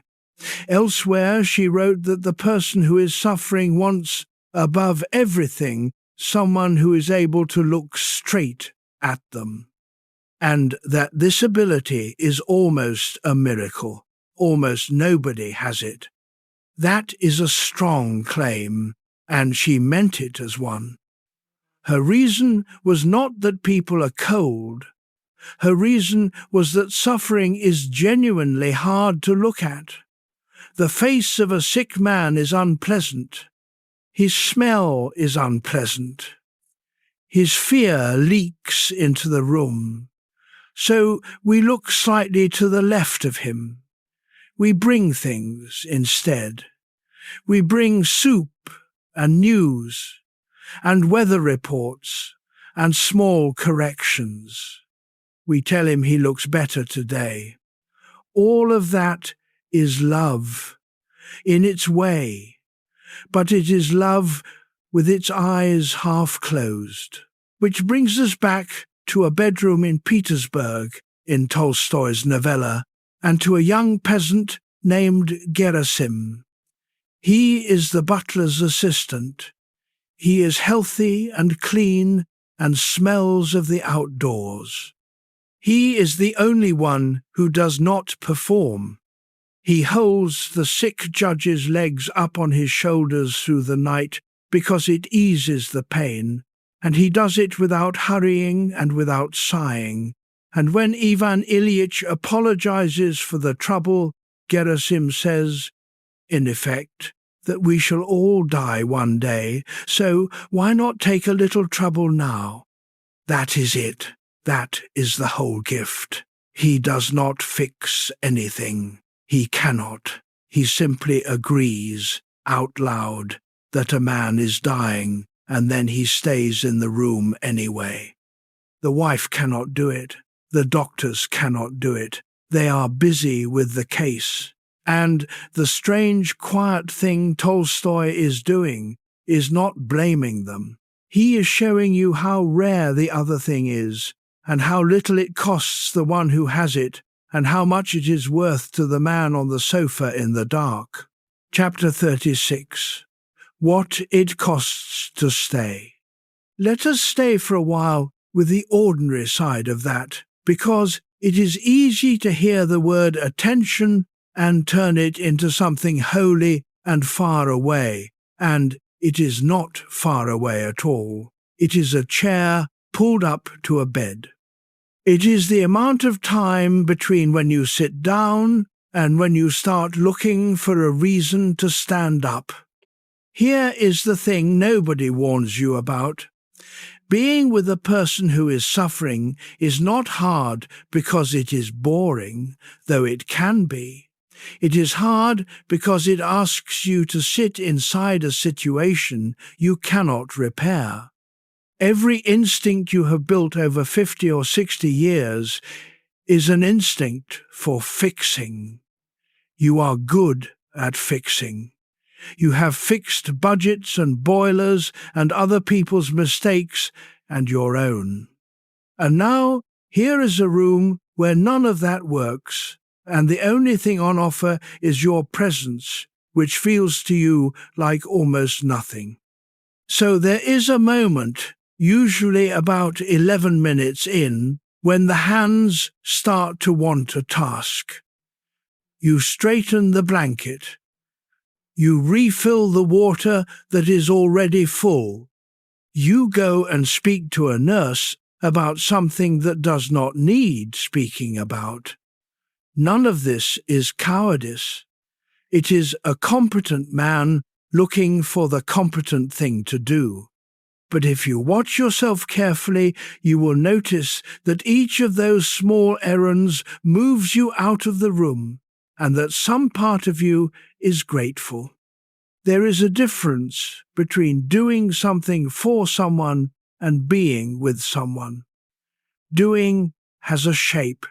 It starts, it ends, it can be reported to other family members on the phone afterward. Being with has no shape. It cannot be described later without sounding like you did nothing. And the person in the bed can feel the difference the way you feel a draft. Weil thought the reason attention is so rare is that it requires us to stop, for a moment, being ourselves. Not in a mystical sense. She meant something plainer. To really look at another person, you have to put down the running commentary about how you are doing at this, whether you are saying the right thing, whether they can tell you are frightened, what time you need to leave. All of that is you. And while it is running, you are only about a third in the room. The reason it costs so much is that when the commentary stops, you are left holding the plain fact: this man is dying. I cannot stop it. That is a heavy thing to hold with nothing in your hands. Most of us can hold it for a minute or two before we reach for a job. But here is the practical part, and it is small. You do not have to hold it well. You only have to not leave. The blanket does not need straightening. The conversation does not need saving. If a silence comes and sits down between you, it is allowed to stay. A dying man is not embarrassed by silence. He has been listening to cheerful noise for weeks, and you do not need the right words. There are no right words, and searching for them is another way of leaving the room. What Gerasim says in the novella is not wise. It is not even comforting in the ordinary sense. He simply says, out loud, that everyone dies. That is the whole speech. What it does for Ivan Ilyich is not to console him, it is to end his loneliness.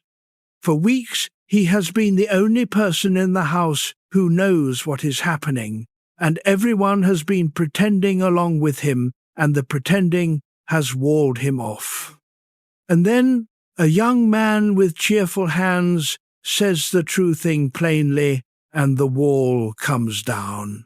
You may have been on the other side of that.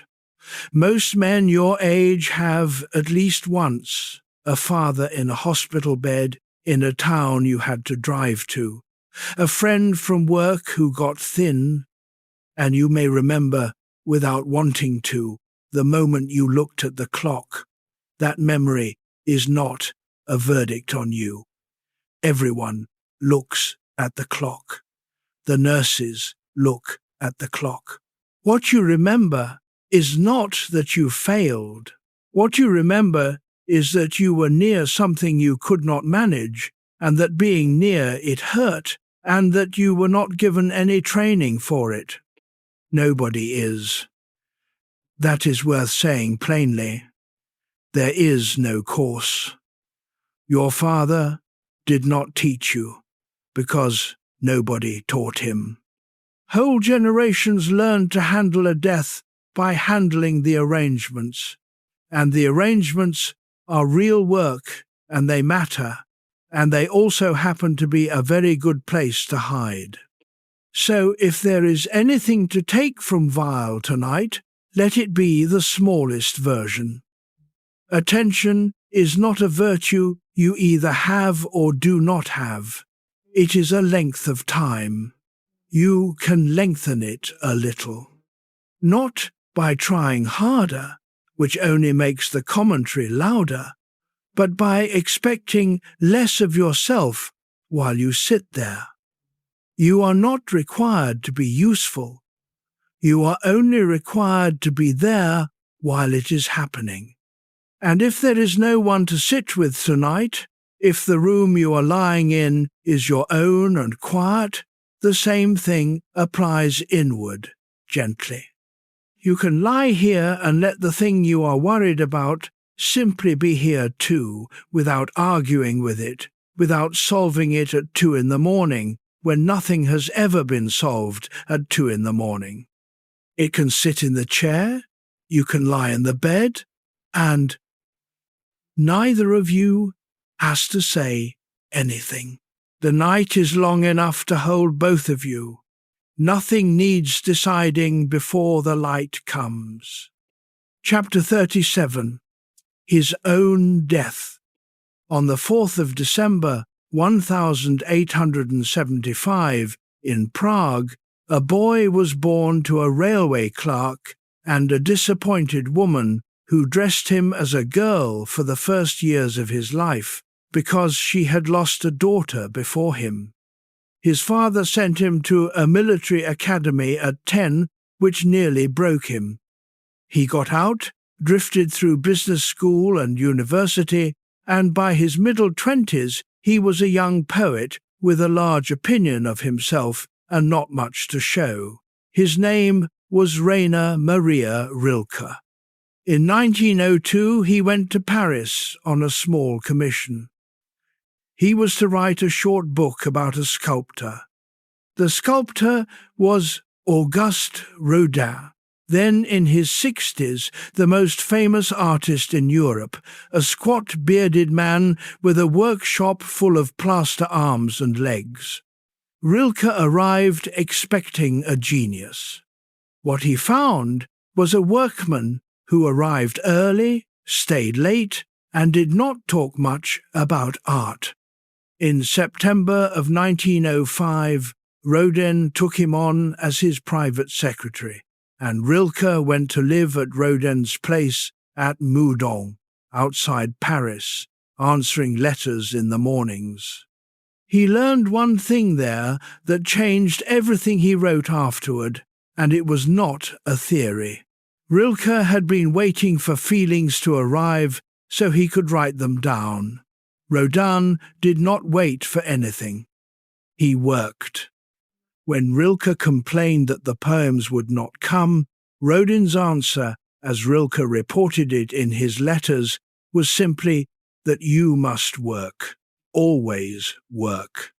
And when Rilke asked what he should write about, Rodin told him to go and look at something. So Rilke went to the zoo at the Jardin des Plantes and stood in front of a caged panther day after day until he could write it exactly. He learned patience from a man with clay on his hands. The friendship ended badly in May of 1906 when Rodin fired him over a misunderstanding about letters. But the lesson stayed. In 1910, Rilke published a strange, broken book called The Notebooks of Malte Laurid's Brig. It is not really a novel. It is the diary of a young Danish nobleman, alone and frightened in Paris, and it circles one subject over and over, death and what has happened to it. Malte remembers his grandfather dying at the family house at Ulsgaard. It took weeks. The old man's dying filled the whole estate. He roared. He could not be moved. Servants and dogs and neighbours were pulled into it. It was enormous, and it was unmistakably his, as personal as his voice or his handwriting. Nobody could have had that death but him. And then Malte looks at Paris, at the great public hospital called the Hôtel Dieu, and he says that here they die by the hundreds, in beds in rows, quickly and efficiently, and that this is death produced the way a factory produces goods. Not the death of this particular man, just a death, off the shelf, in a standard size. The idea underneath it is the one that has lasted. Rilke thought a person once carried his own death inside him the whole time, the way a fruit carries its stone. It grew as he grew. It took its shape from his life. And so, when it came, it fit him. His dying was the last honest thing he did, and it was his. What frightened Rilke was the sense that this was being lost, that the modern hospital had begun handing out deaths that belonged to nobody, tidy and anonymous and interchangeable. He had prayed in an earlier book that each person be given his own death, the one that comes out of his own life. Rilke died on the 29th of December, 1926, at a clinic at Valmont in Switzerland, of leukemia, at 51. He was buried in the churchyard at Raron, above the valley. Now hold that beside Tolstoy's judge. Ivan Ilyich is dying exactly the death Rilke was afraid of. It is happening in his own house, but it is not his. His doctors have given him a case, not an illness. They discuss whether it is the appendix or a floating kidney. His wife has given him a role, the difficult patient, and she plays the good wife beside it. Everyone has agreed on a story in which he is merely unwell and will improve and must take his drops. He lies inside that story like a man in a coat that belongs to somebody else, and the worst of it is that he cannot get his arms out. For weeks, that is where he stays. He rages inwardly. He asks why. He goes over his life like a man going over accounts, looking for the error, and finds only that he did everything the way it was done. And then, in the last hours, something changes, and this is the whole reason the novella survives. He hears his son crying. He feels the boy's hand, and instead of pitying himself, he is sorry for them. For the wife and the boy standing there inside the lie he helped build. That small turn is his. Nobody gave it to him, nobody prescribed it, and no one else in the house even notices it has happened.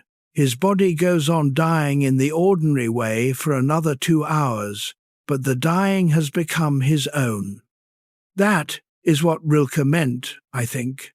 And Tolstoy got there first without the word for it. Not a good death, not a peaceful one, simply a death that could belong to no one else, arriving late, arriving anyway. Chapter 38. The Doctor Who Wrote. Anton Pavlovich Chekhov was born in January of 1860 in Taganrog, a dusty port town on the Sea of Azov. His grandfather had been a serf who bought the family's freedom. His father ran a small grocery, beat his sons, and went bankrupt when Anton was 16, fleeing to Moscow and leaving the boy behind alone to finish school and sell off the furniture. He stayed 3 years by himself, tutoring younger boys for money. Then he went to Moscow and did 2 things at once. He enrolled in medicine at Moscow University, and he began writing comic sketches for the papers under a made-up name to feed his mother and his brothers and sisters. He qualified as a doctor in 1884. He was 24. That same year he coughed blood for the first time and told nobody it mattered. He kept both trades for the rest of his life. He famously called medicine his lawful wife and literature his mistress, and he meant that the medicine came first in duty. He treated peasants without charge. In 1890, he did something nobody could talk him out of. He crossed Siberia by cart and boat, 11 weeks of mud, to the penal island of Sakhalin, and there, alone, he conducted a census of the convicts and settlers. He filled out thousands of cards by hand. He came back with an ugly, factual book about it, and the details in it embarrassed the government into some reform.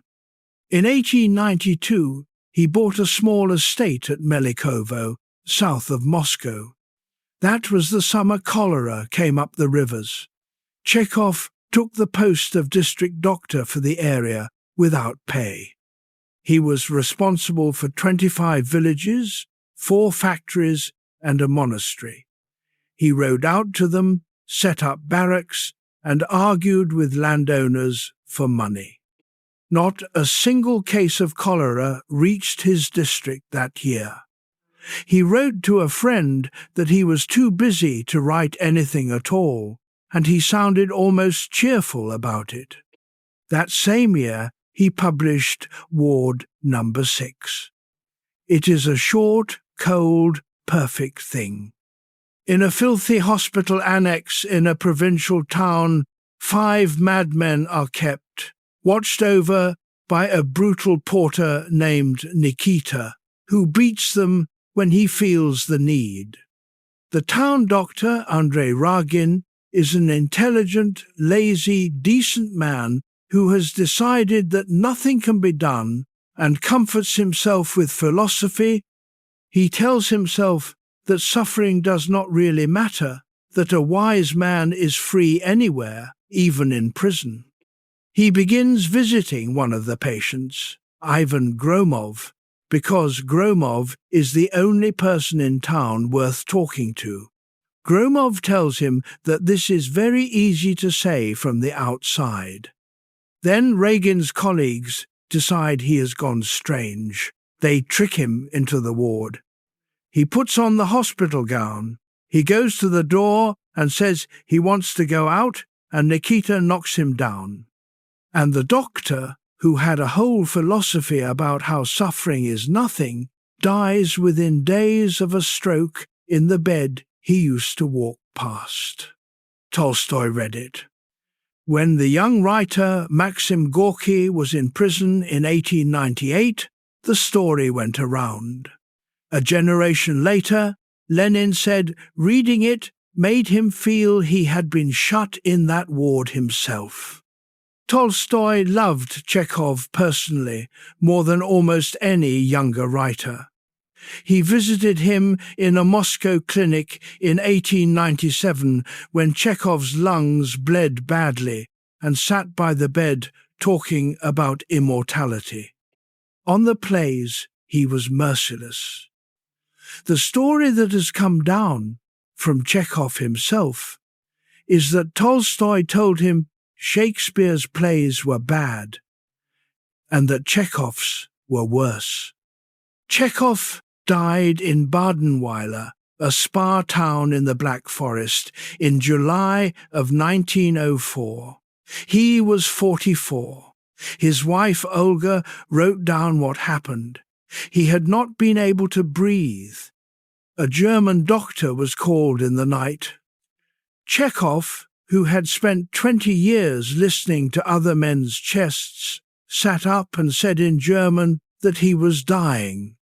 The doctor ordered champagne, which was the old custom among physicians when a colleague was past saving, and Chekhov took the glass, remarked that it had been a long time since he had drunk champagne, drank it, lay down on his left side, and stopped breathing. He knew exactly what the champagne meant. Here is why he belongs in this room tonight. Chekhov looked at dying men for a living, and he refused 2 things.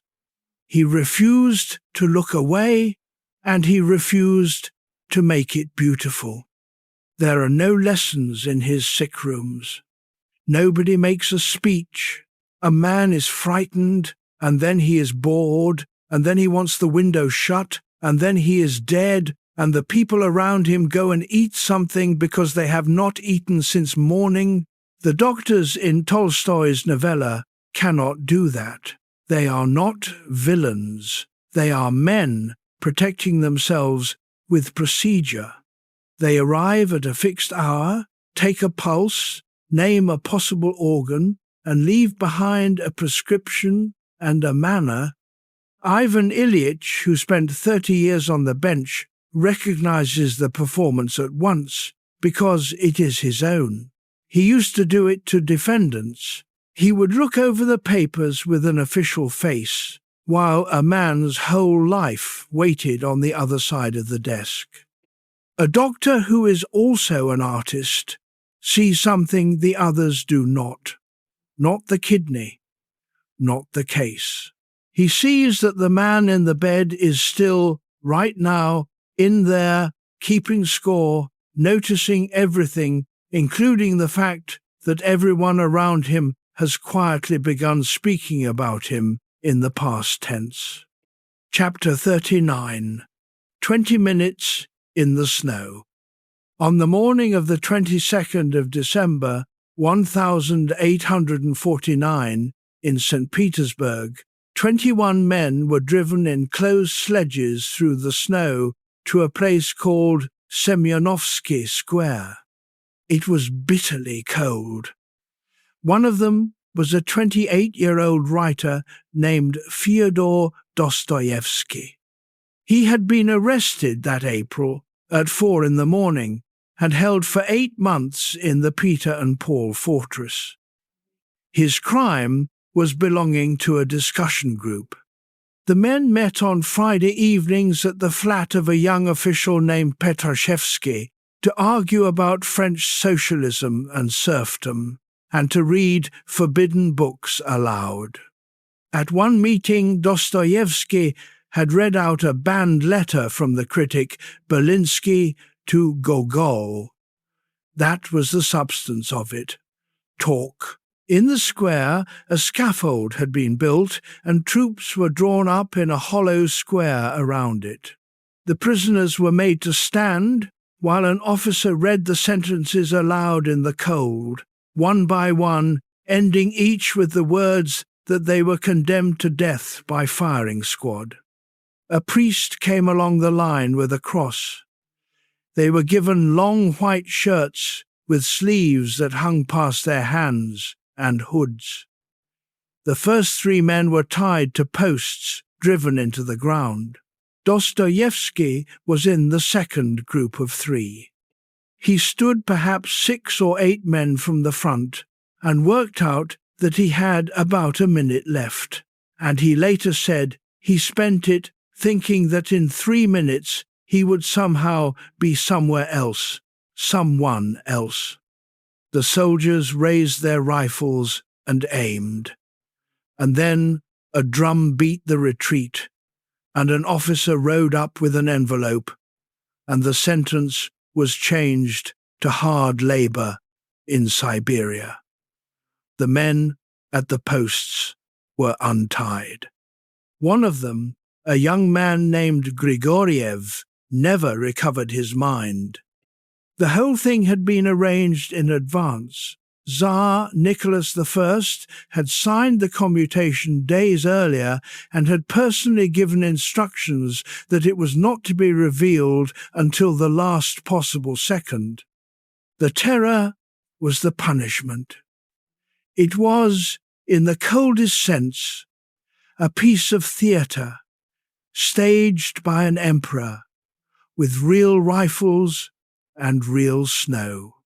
That same day, back in his cell, Dostoevsky wrote a letter to his older brother Mikhail. It is one of the most extraordinary letters anyone has ever written, and its tone is not what you would expect.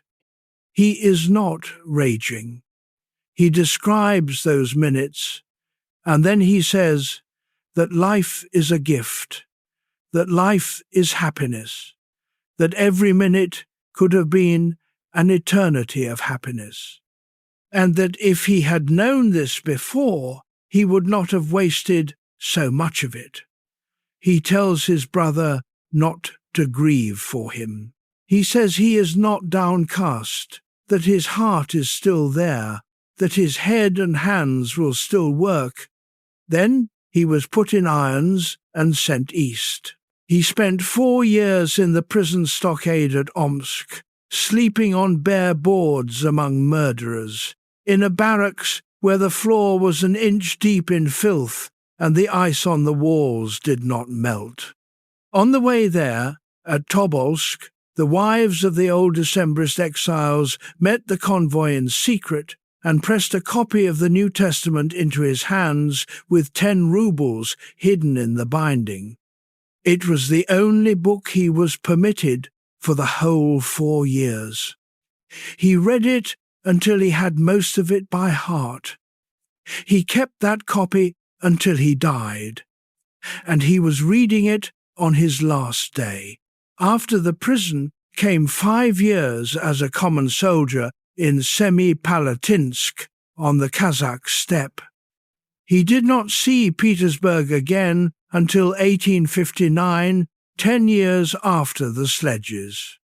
And he had epilepsy now, which came on in the prison years and never left him, seizures that knocked him flat and left him unable to remember words for days afterward. Then he wrote the books. Notes from the House of the Dead in 1861, Crime and Punishment in 1866, The Idiot in 1868, in which Prince Mishkin describes, to a room of polite people who do not know what to say, what a man's last minutes are like when he knows the exact number of them, the devils. The Brothers Karamazov finished in 1880. He died in Petersburg in January of 1881 at 59. 30,000 people are said to have followed the coffin. Now, here is the thing worth carrying to sleep.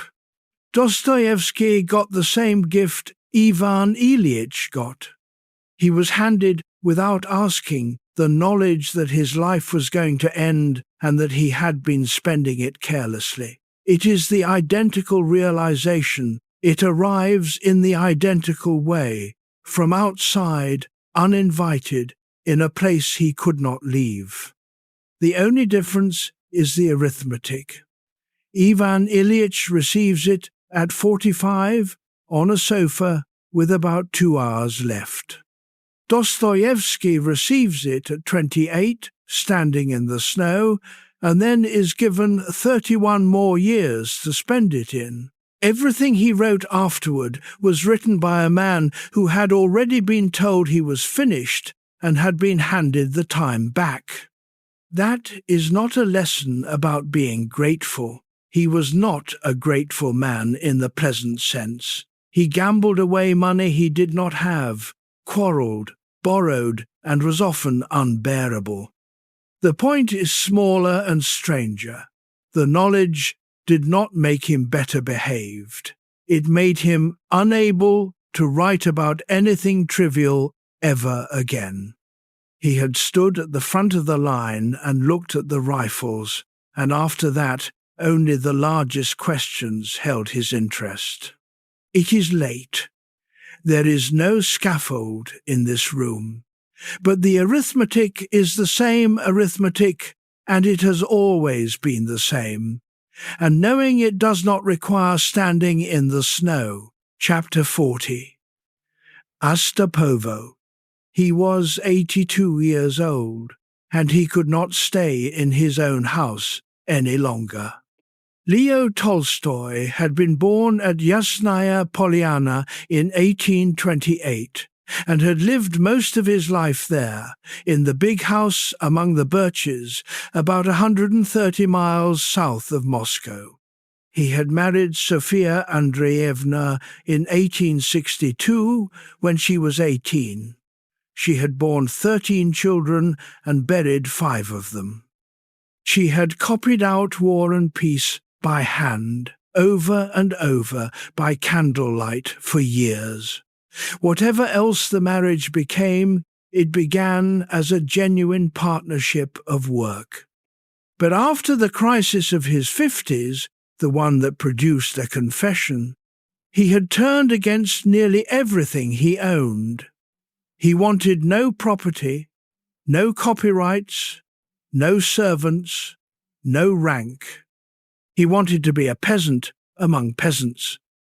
He made himself boots. He worked in the fields. And Sophia, who was raising a family and running an estate and had 9 mouths at the table, could not follow him there and would not pretend to.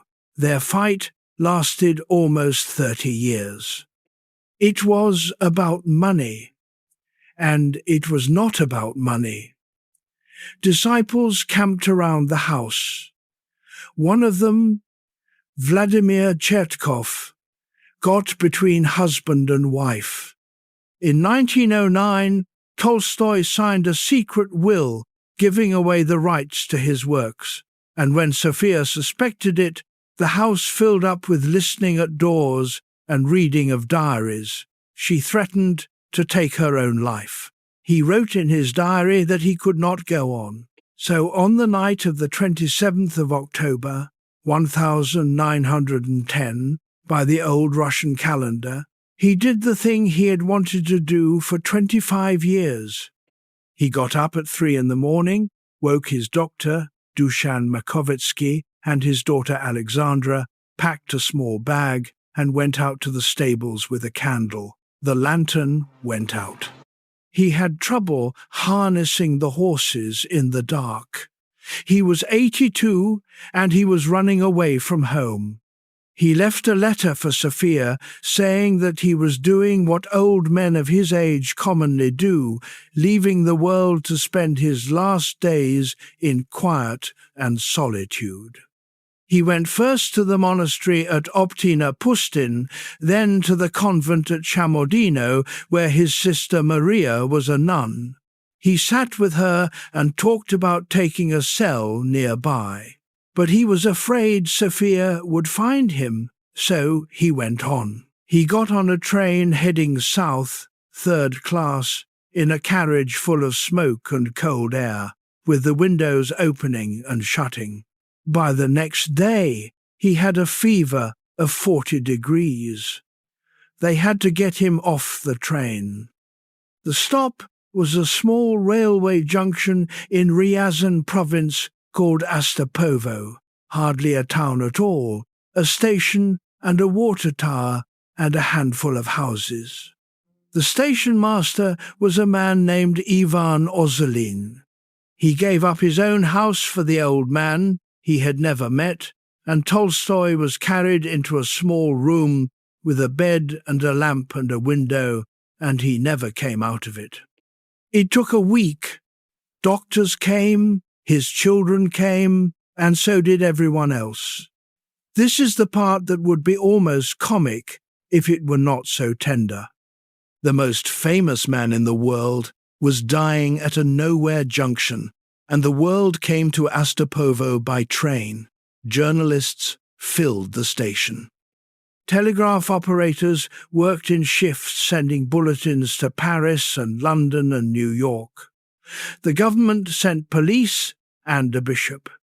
And Paith sent film cameras and cranked them on the platform and photographed the snow, the doorway, the crowd standing about with their hands in their pockets, the doctors coming out to read the pulse and temperature aloud to reporters. It is one of the first world news events recorded on moving film.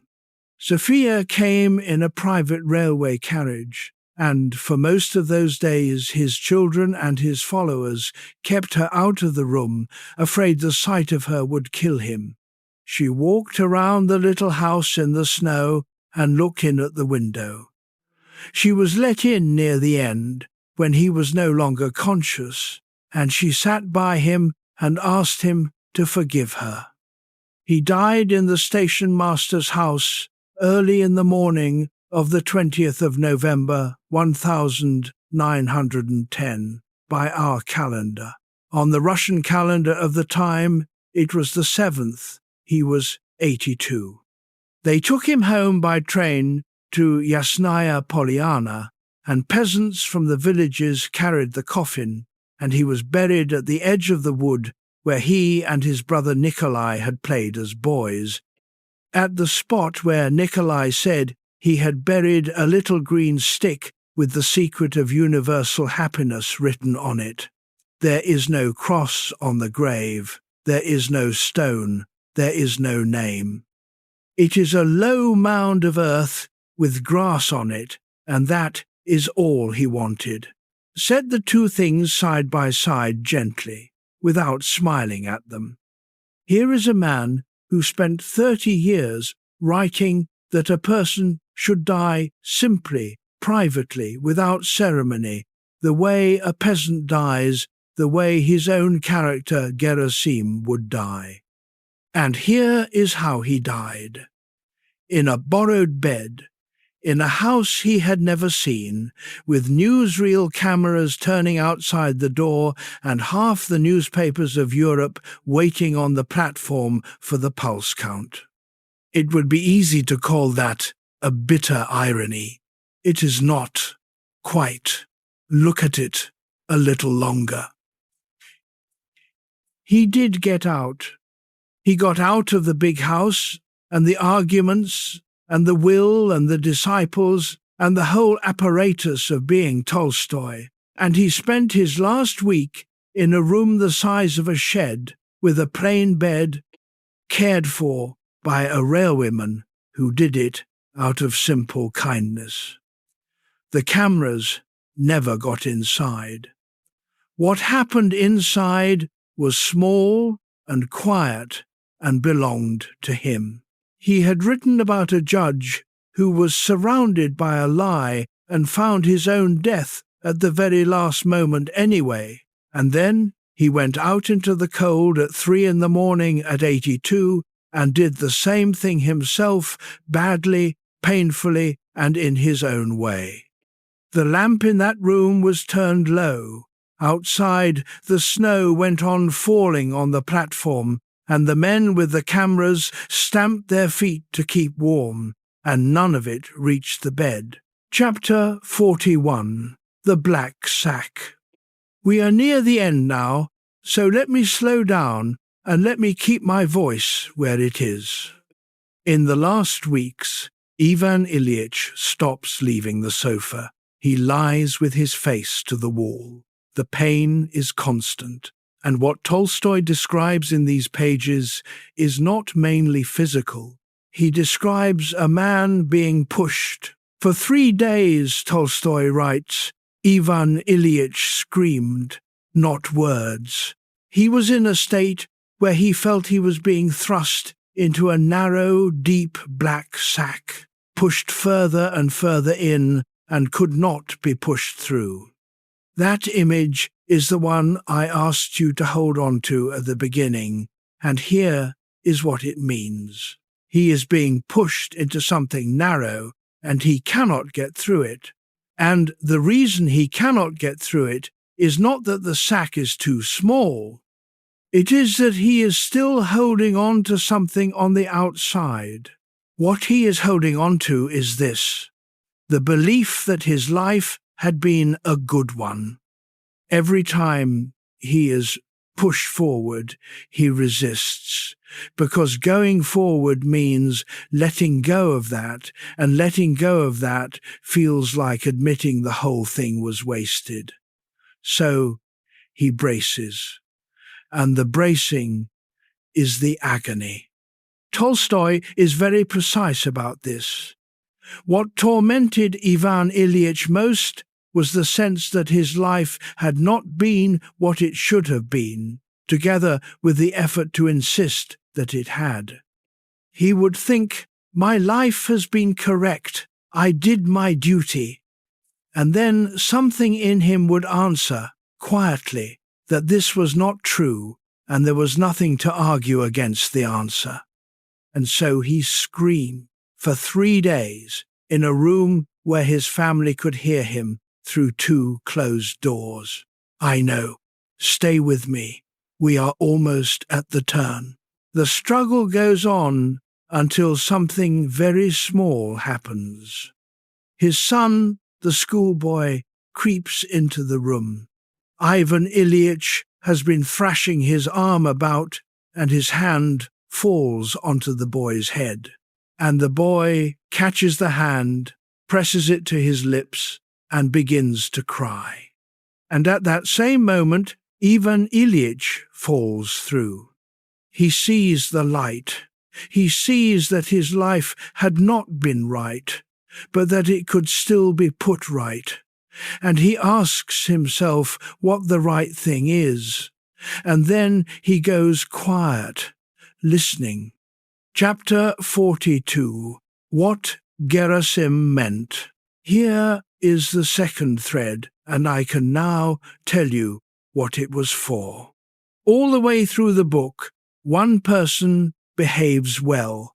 Not a philosopher, not a priest, though a priest comes.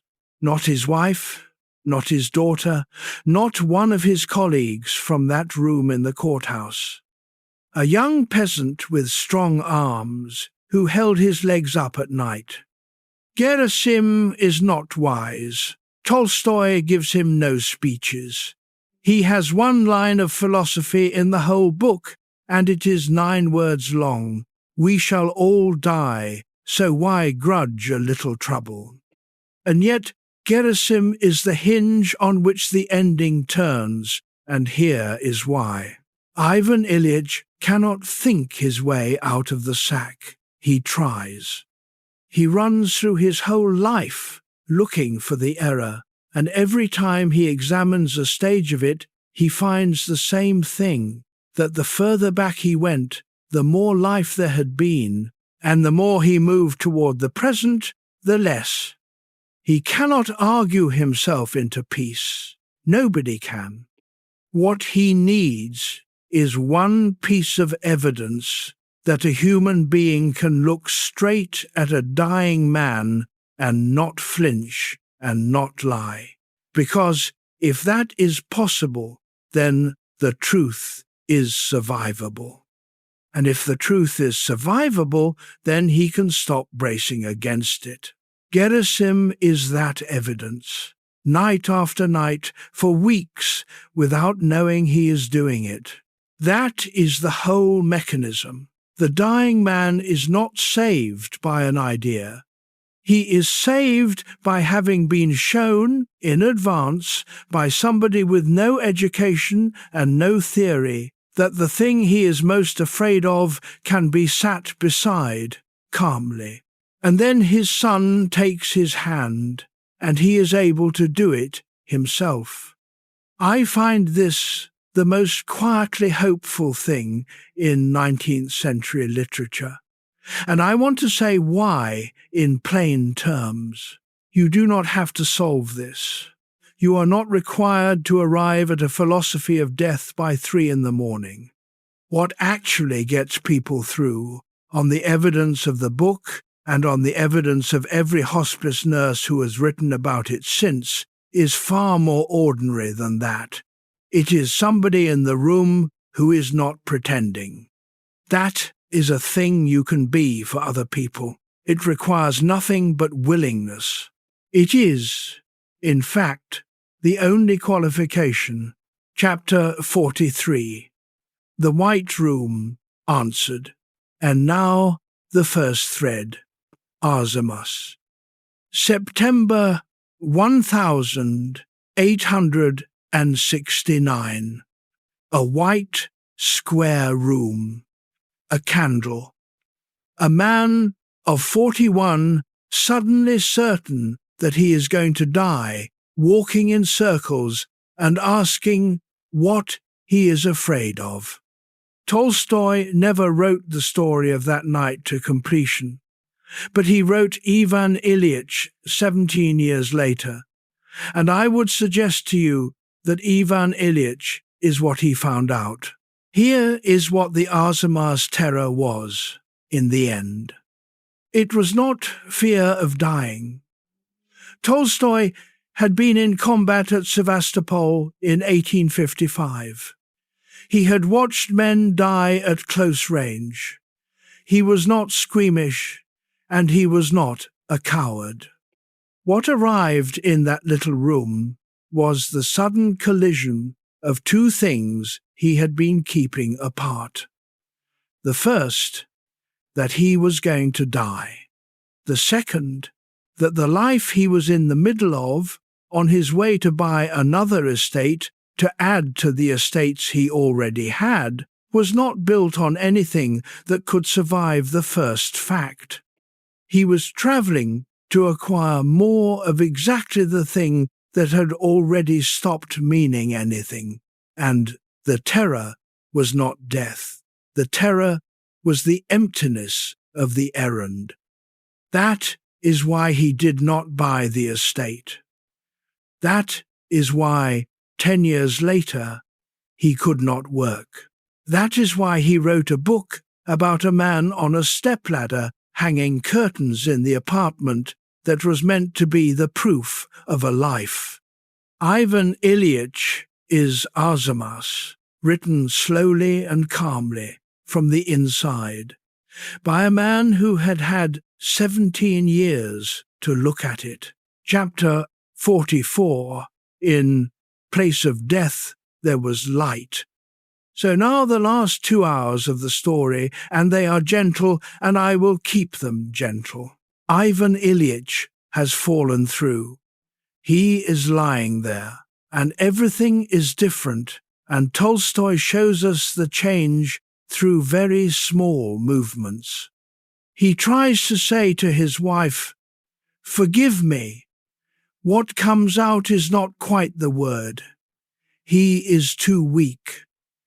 But he knows that the one who needs to understand will understand. He looks at his son, and he feels sorry for him. He looks at his wife, and he feels sorry for her. Not resentful, sorry. For the first time in 20 years, he is looking at these two people and seeing their lives instead of his own. And then he goes looking for his old fear, and he cannot find it. Tolstoy writes it as plainly as this: "He sought his former accustomed fear of death, and did not find it. Where was it? What death? There was no fear, because there was no death. In place of death, there was light." He says to himself, "So that is what it is. What joy!"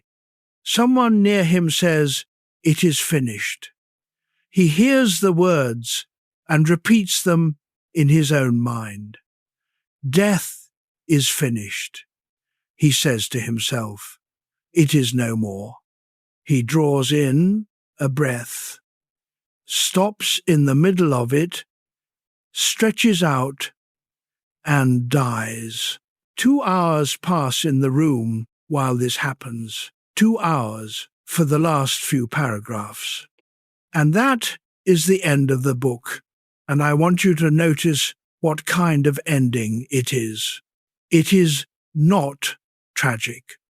Tolstoy wrote 90 pages of a man's life going wrong so that he could write 4 pages of it coming right at the very edge, with almost no time left. The most he could possibly have lost, he lost. And it still came right. Chapter 45. What the story asks of you, which is very little. I have spent some hours tonight telling you about a man who got to the end and found the life had not been his. I would be doing you a disservice if I let that sit as a warning. So let me be direct in the softest way I know how. The book is not a demand. It is not telling you to sell the house, leave the job, take up painting, or make a list. Tolstoy tried some of that himself in his later years, and it made his family miserable and did not make him serene. The book is making a much smaller claim, and it is this: there is a difference between doing your duties and being absent while you do them. Ivan Ilyич's error was never that he went to the office. Millions of good men went to the office. His error was that for about 20 years nobody was home behind his own eyes, and the arrangement was so smooth that nothing ever prompted him to check. The correction, when it came, took 2 hours. Not 2 years, not a decade of therapy. 2 hours at the end, mostly consisting of noticing that his wife and his son were also people who were suffering and being sorry about it. That is the whole repair, which means the thing being asked of you tonight is not large.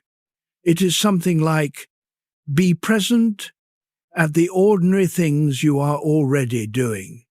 Look at the people in your house as though you have not already decided who they are. And if some part of your life has gone quiet and formal the way that marriage did, it is worth knowing that it can be reopened much later than seems reasonable, and that it does not take long. Chapter 46. The correct life and the true one. We have arrived at the question this whole night has been circling. What is the difference between a life that is correct and a life that is yours?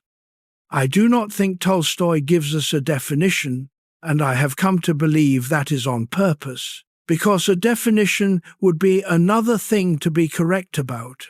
But the book leaves a mark where the answer goes, and the mark has a shape.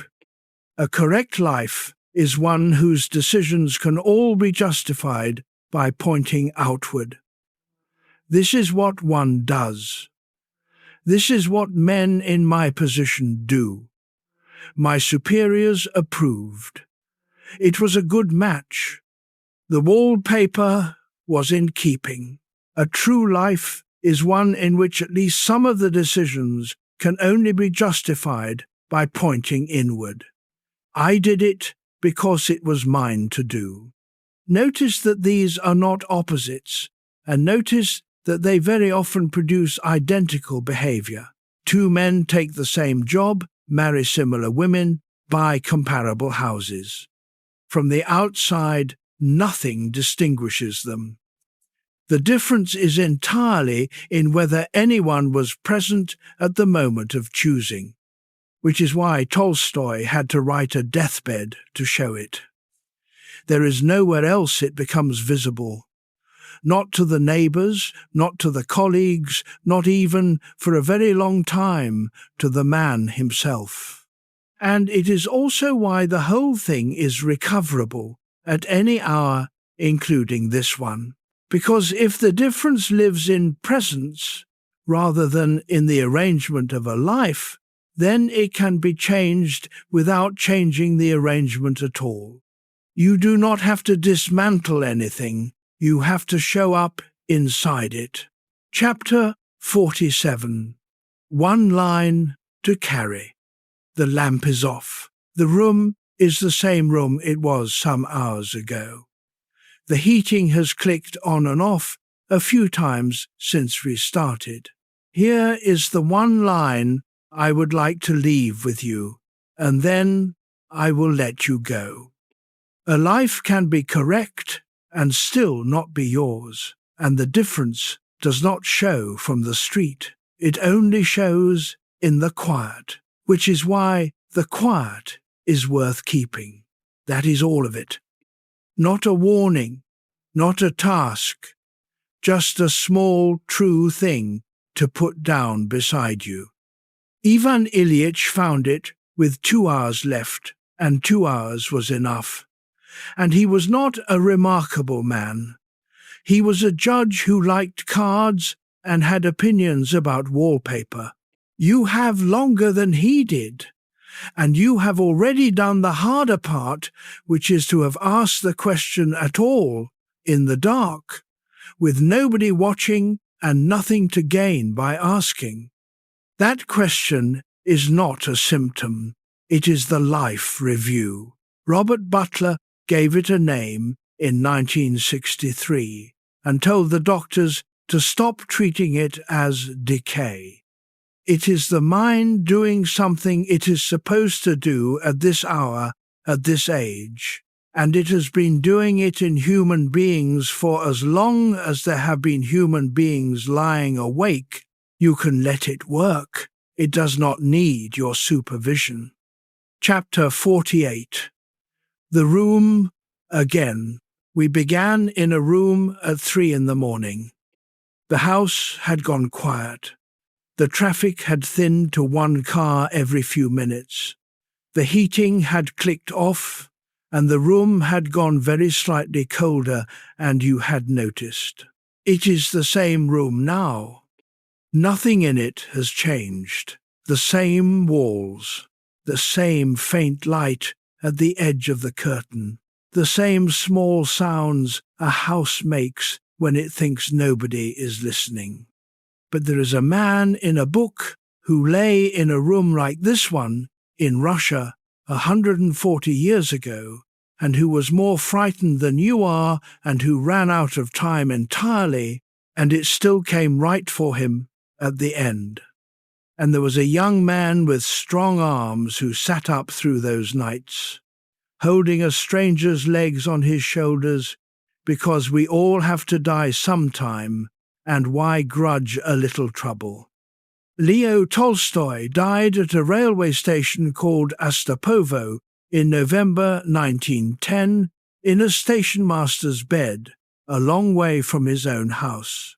He left behind 90 pages about a judge who fell off a stepladder. They are still keeping people company in the dark. Let your shoulders come down. Let the arm go heavy. There is nothing here that needs deciding tonight, and the question you brought with you will still be there in the morning, in better light, when it will be much smaller. The room is quiet. You are not the only one awake, and you are not the first. Sleep now.